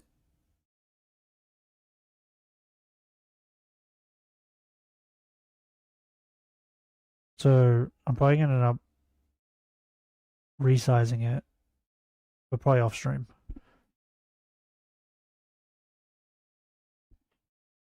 I'll get it just right. The amount of times I've tried to fucking fix this thing because it keeps breaking. I blame Simon and Dragon Age. Okay, so tomorrow we're gonna watch. Wait, can we see if there is any? What was her name? Hungry Fat Chick. Hungry. Is it spaces or is it like Hungry Fat Chick? So we're gonna watch Hungry Fat Chick.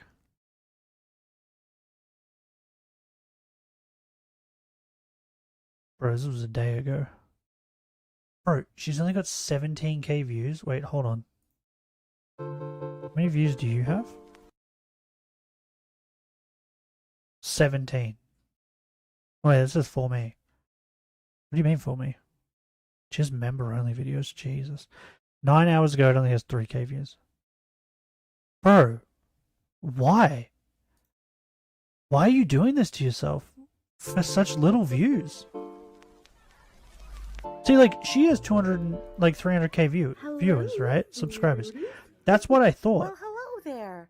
Did you know that you can request a private video from me? This is what I just thought. For you that you can keep forever The other and chick would ever? have. Yep, that's right. I can wish you or a loved one a happy birthday. Why is there a or we panda? can give you a pep talk. What? I'm in Kuwait, so if you want a cameo at a specific location like a nice beach Google or her a mall, age? Which one? just let me know. Get This yours one? today and don't Or- delay. Hello. Because the other one said 41, I know, didn't another it? fast When I food googled it. camera. Well, so far, no McDonald's. Hungry. I did one on live stream Hungry. a while ago for that. Fat chick. 2 days ago. Age. And Apparently I she's did KFC. 52. We're doing the major culprits right now, okay? What? And today, we're doing burgers. There's no way. So, let's unpack. Oh wait, that's 7 months ago. Alright. We want a new one. Alright, This so, one. this is the beauty bag. There's no way. So what we have here is a Whopper with cheese, chicken royal, just a regular one with cheese, I guess. an apple pie. Close up like this, yeah. I can see it. But from like a distance, she didn't Regular look that. curly fry, Coke Zero. You know what I mean? That makes sense. Like this. The only thing I don't like about delivery. Didn't look these 52 days there. In saying is that the though, like, what was your latest video? Booty beauty. This one. Stop fucking doing shit. Go ahead. Maybe it's because she's so fat. She doesn't look like she's in her 40s. 30s, yeah. Does that make sense? Like, here, she definitely looks like she's old, right? But in that other image, she didn't look that old. Maybe it was a filter. How old is Nick Ocado?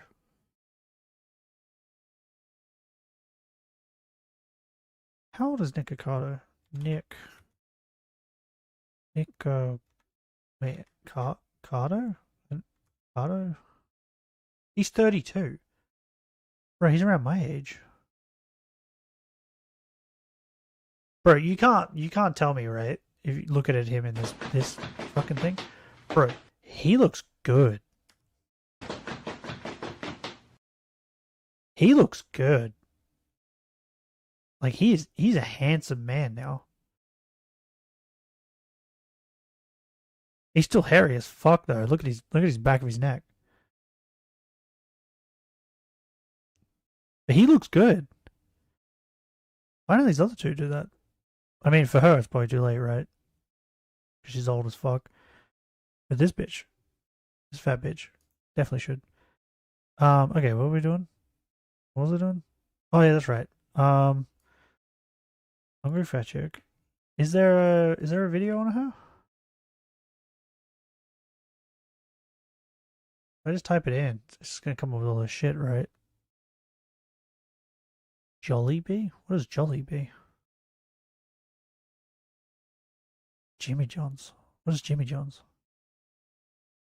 Juke-on pizza. What the fuck is all this? What are these things? Okay, just all of her fucking shit. Do I have to like Docker? Docker? Tragedy and heartbreak inside the life of hungry fat chick. Like 30 minutes. Wait, what? Oberville did a video. Evolution continues in reverse. The hungry fat chick. Should we watch this? What is this?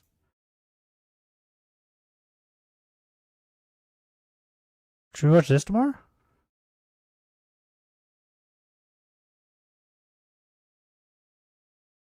We got Oberville. Who's the other one? Who's the other one? Something Lin?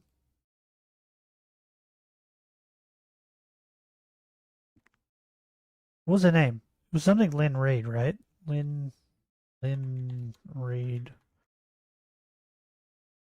Lynn Reed. Yeah, this is it. This is the fat bitch. The stupid fat bitch who was like, fucking. I ordered a salad and they gave me 2 chips. I ordered a salad burger and they gave me a turkey and bacon. I'm really mad right now, but I'm gonna eat it anyway. This is stupid fat bitch. This one's probably the worst out of all of them, I think.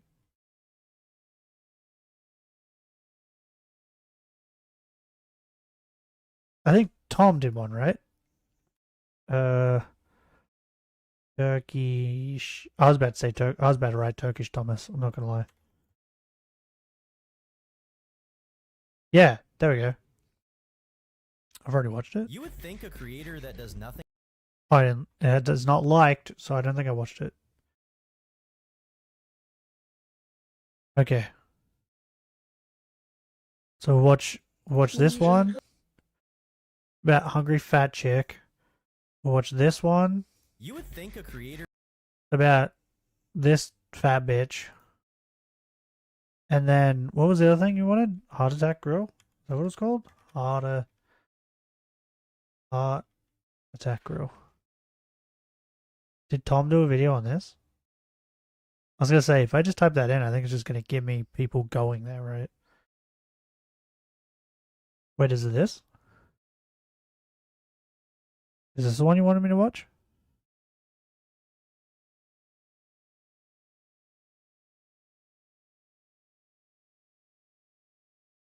Is there like a... Wait, he has a YouTube channel. What the fuck?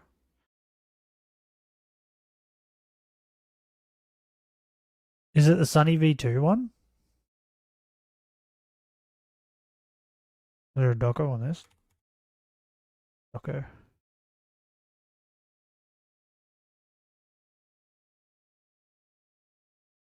Yeah, okay, we'll watch the Sunny V2 one. Okay, I'm gonna post all these in Discord. So I don't forget. I'll post them one by one. We'll do that one, and then we'll do the heart attack. We'll do the heart attack grill one. Because they're shorter ones, right? So we'll do that one and then the next one. And then we'll do the Amberlin one.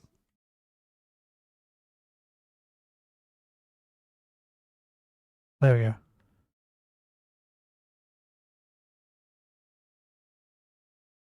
That's what we'll do tomorrow. Bro, I can't believe how handsome he got. Bro, this transformation is crazy. Absolutely crazy.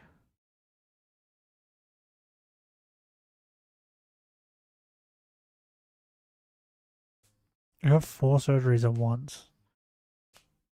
4? I didn't even know you could do that.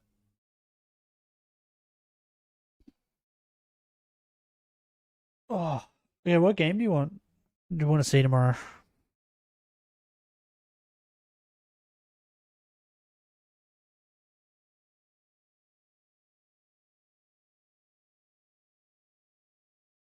Have you had enough of Pokemon? For a bit? What do we got? We got Pokemon. We got WoW. I could play some WoW. I could, or Legends, maybe?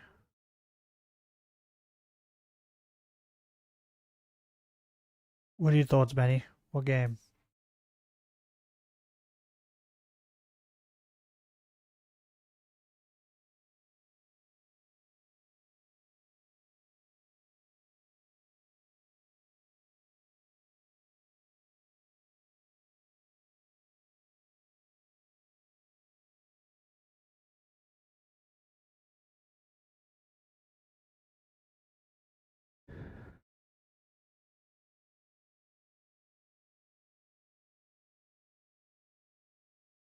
I don't know. I forgot about this.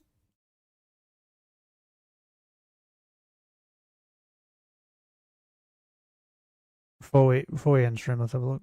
What do we got? Graduation bomb.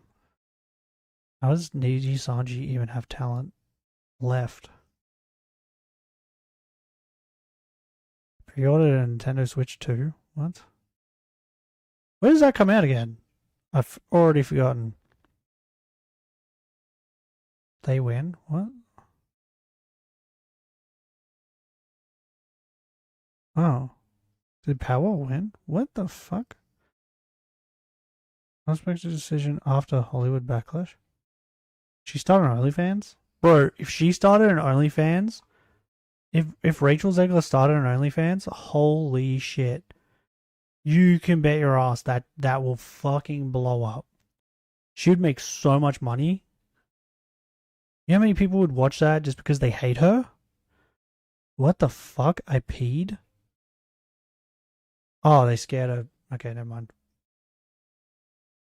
How is that? Wait, so you're allowed to pee on YouTube and it won't get blocked? How does that work?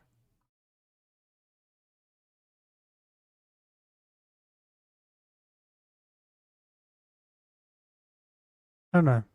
Or YouTube's so weird. Okay, well, I'm leaving it here. I'm going to get something to eat. I'm fucking hungry. That stupid fat bitch made me hungry.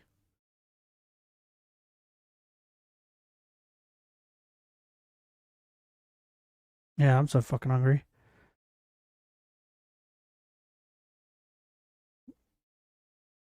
Oh, maybe we should watch some Internet Anarchist videos. Am I subbed to him? I'm not subbed to him. I don't know why. I like his videos. Maybe some of his videos might be good. Okay, if you guys enjoyed today's stream, leave a like. If you would like to see more, subscribe. But until next time,